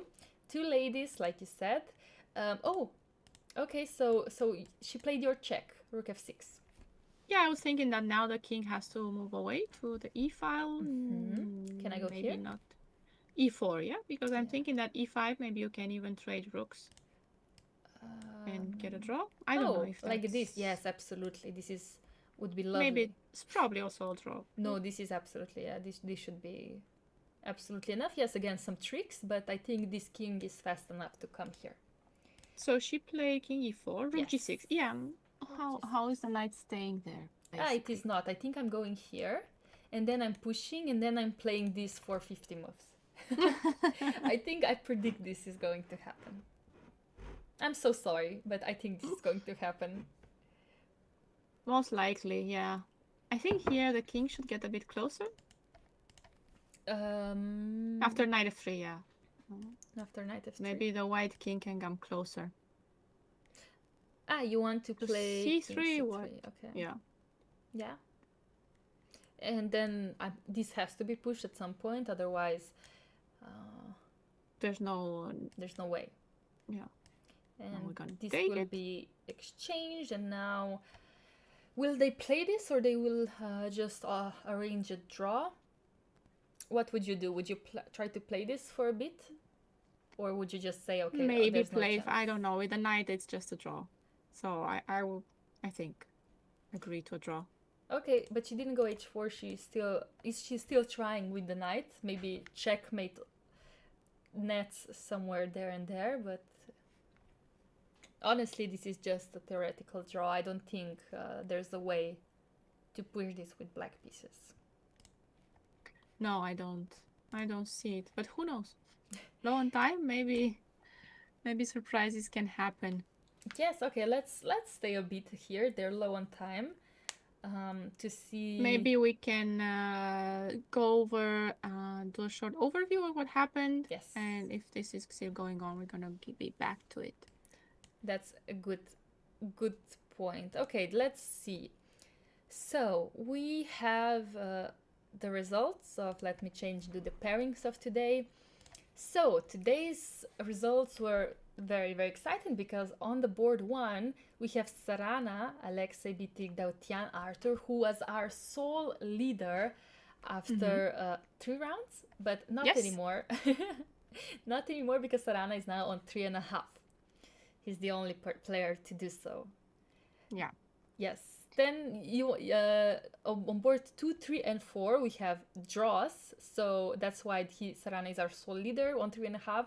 If any of these games finish in a win, he would not be our sole leader, but as it turns out, 3 draws. Chess is hard. Yeah, chess is hard, as it turns out, and chess is also draw very often. Yeah, when 2 players play perfect game, and you cannot do something about it. But on board number 6 and 7 we have actually we have actually black winning in game versus Daneshvar versus Rohit. Rohit managed to beat strong grandmaster with white pieces, and also on board 7 Sugiro Sanan had a very cute game versus Lamparty. We saw some nice tactics over there. Yes, at some point in the middle game. Yeah, it was very, very cute. Something to maybe put on Lichess puzzles, just saying. And board number 8, Naidich versus Lee finished in a draw, even though I would say Lee played a very, very strong game. He did, yeah. We saw that at some point, even maybe in the final position. White had to be careful, but it would probably be a draw with correct play. Yes, absolutely. So this is only round number 4 out of 9 rounds. You will be, hopefully you will be following us for 5 more rounds. We're playing, well, we're not playing, we're commentating every day at the same time, except last round starts 5 hours earlier. It's going to be interesting, but definitely something to look forward to. Current standings are not updated yet, but just to show what was the standings before this round, to show you how many top players were actually on 2.5 points. However, at the end of the day, only Sarana on 3.5. And then we're gonna have, like we said, this huge pack of people with 3 points. I don't Yes. even know how many. Maybe we had like what? We had 6 right now. Mm-hmm. We have Daftian as well. Mm-hmm. So 7, I think about 8 will be 8, maybe even 9 Yeah. players with 3 Yeah. points. Absolutely, absolutely. It's tough. It's gonna be tough, yeah. It's And Wang tough. Hao, who won today, he's going to be close. On 2.5, right? Yeah, Yeah, 2.5. So it's not yes, gonna be far. very, very tough tournament. I mean, only 4 rounds so far, but anything can change in the standings. If we look at our last game being played, wait, we allowed h4 to happen. Why did we do that? Wait a second. So after king c3, knight d4 was played. And Yes. why did we go bishop c5? Why did To we attack do the this? knight, Yeah, but after a check, now we cannot return. oh, Which means we're allowing h4. well, you still have a chance to stop it from going to h2. Yeah, but now it's much more difficult because... Oh, okay. So wait. What is this endgame? What is this? I'm not sure that this is a draw, you know? I'm not sure either because, for example, I decide to go... I think this is winning for black. If the king gets closer, then king f1. King f1, bishop h2. King g2, and that's it, no? So after this, you just play h3 Here? and knight g3. Or even, yeah. Both, yeah. Okay, wow. Okay. So... there's no time for white to be in time. Absolutely. If the king was a bit closer. Absolutely. So, for example, just 1 second, going here. Yeah. I was thinking that if the king can go closer, h3, and you have time to take, maybe you're just there, but no. No, one move. It literally is just one move. So let me go back to the live board. Yeah. So the that's trade why, didn't happen. Sorry, yeah, so after king f3, there was this, and this bishop coming to this diagonal. This is very important. That's why the rook is stopping it. But can I still play this? Yeah, probably should. Make sure to put the bishop on h2. Well, it's still possible. Rook e2, maybe? Apparently this is now winning for black. No, wait, sorry, it is not. It is still theoretically a draw. Okay. Yeah, sorry. But maybe it's easier to lose this, no? Yeah, now that you allowed h4 to happen, I have to be honest, this is much harder to defend. Because if you make one more mistake, suddenly it's... this can be a queen. For example, I'm looking at the table base here and see that only the bishop g1 and rook b6 are making a draw. But rook f7, which doesn't seem like a bad move, you're just waiting, it loses, yeah? With king g4. Oh. King g4, you say it's unpin. Yeah, maybe. So here. Yeah. Maybe. Now this is the move. Going to g2 with the rook and then just like oopsie. Wow, so it is easy to lose this. I was just curious to see how this how black would win this. But bishop g1 was played, right? No, I think that after rook e8, this is still the live position. We still have a... Okay. Except if white lost on time. I doubt. We don't think so. However, I will check the chess results in case we have some... Actually, on chess results, the result is already in because there's 15-minute delay. And Kamalidenova did manage to win this position. Okay, because black, what did white do? Hold on a second. Bishop g1, okay. Okay. This was played, and then h3, and then bishop h2, king g5. Yeah. And this is still a draw with rook f7, if she did play it. Maybe she didn't go to f7, right? Maybe she went somewhere else. Or we will see. Let's see. Let's wait for a few more minutes to see how this game finished. I'm actually very curious, if that's okay with you. Yes. I don't have any It's plans funny after because this. rook f7, it's not okay. You don't know why, no? Yeah, you don't know why. That's what I mean. Why is this so bad? Okay, actually I can understand that everything looks scary when this is a threat. Yeah. She played rook f7, okay, but how do I continue after rook e2? Bishop b8. Rook g2. And now lots of moves make a draw, apparently. Just waiting on that diagonal. But I have a question. I have a question here. What is wrong with another move like bishop c7? Rook e7 is what's wrong. And we're going into the pawn endgame. Okay. Is it obviously? Is it this obvious win? This looks like...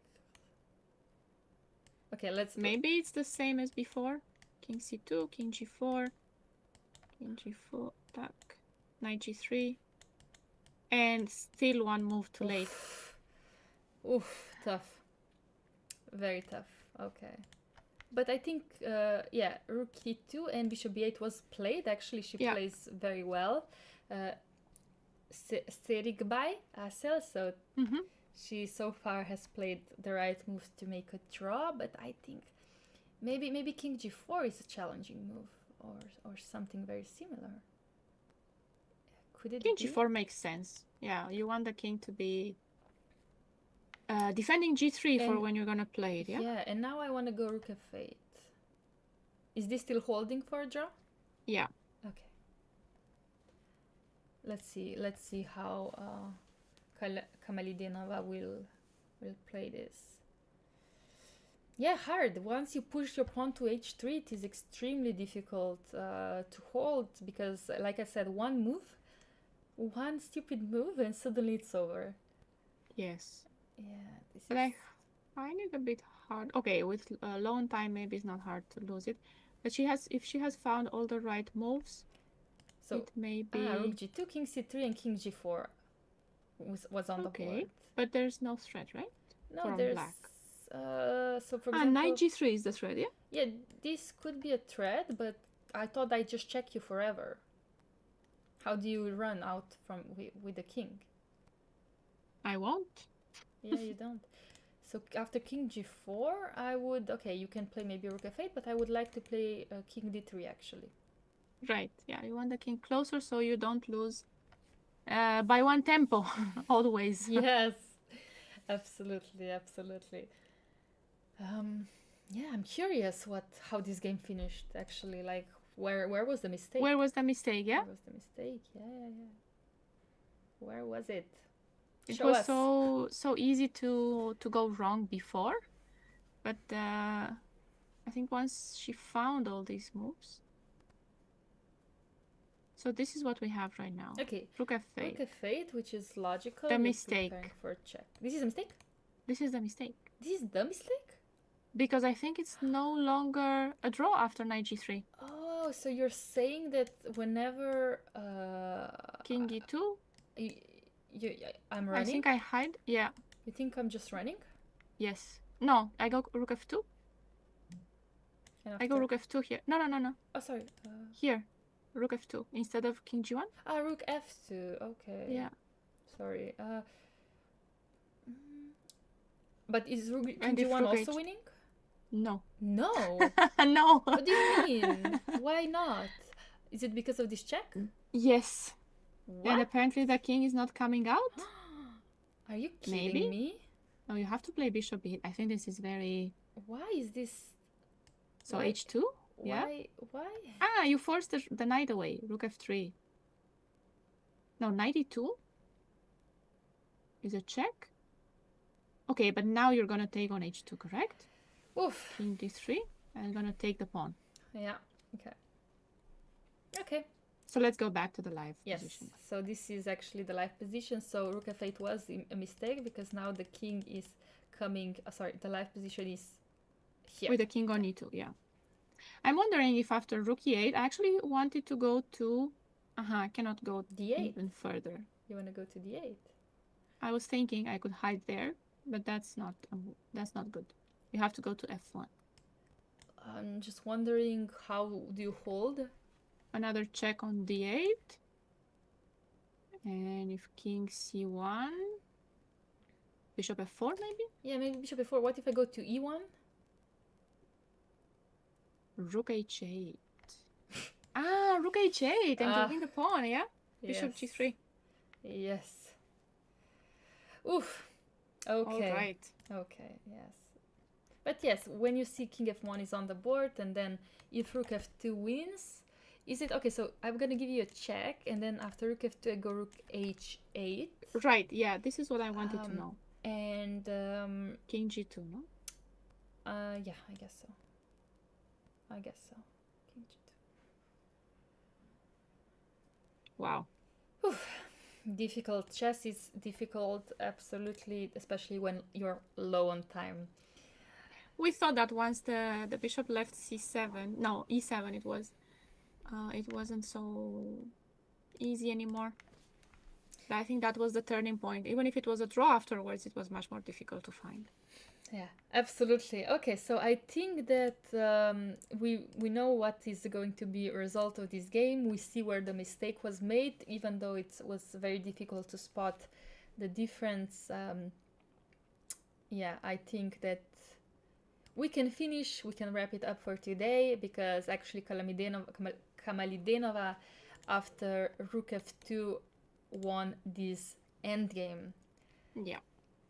So yes, we already summed up the results. So Sarana being our solid of the tournament with 3.5.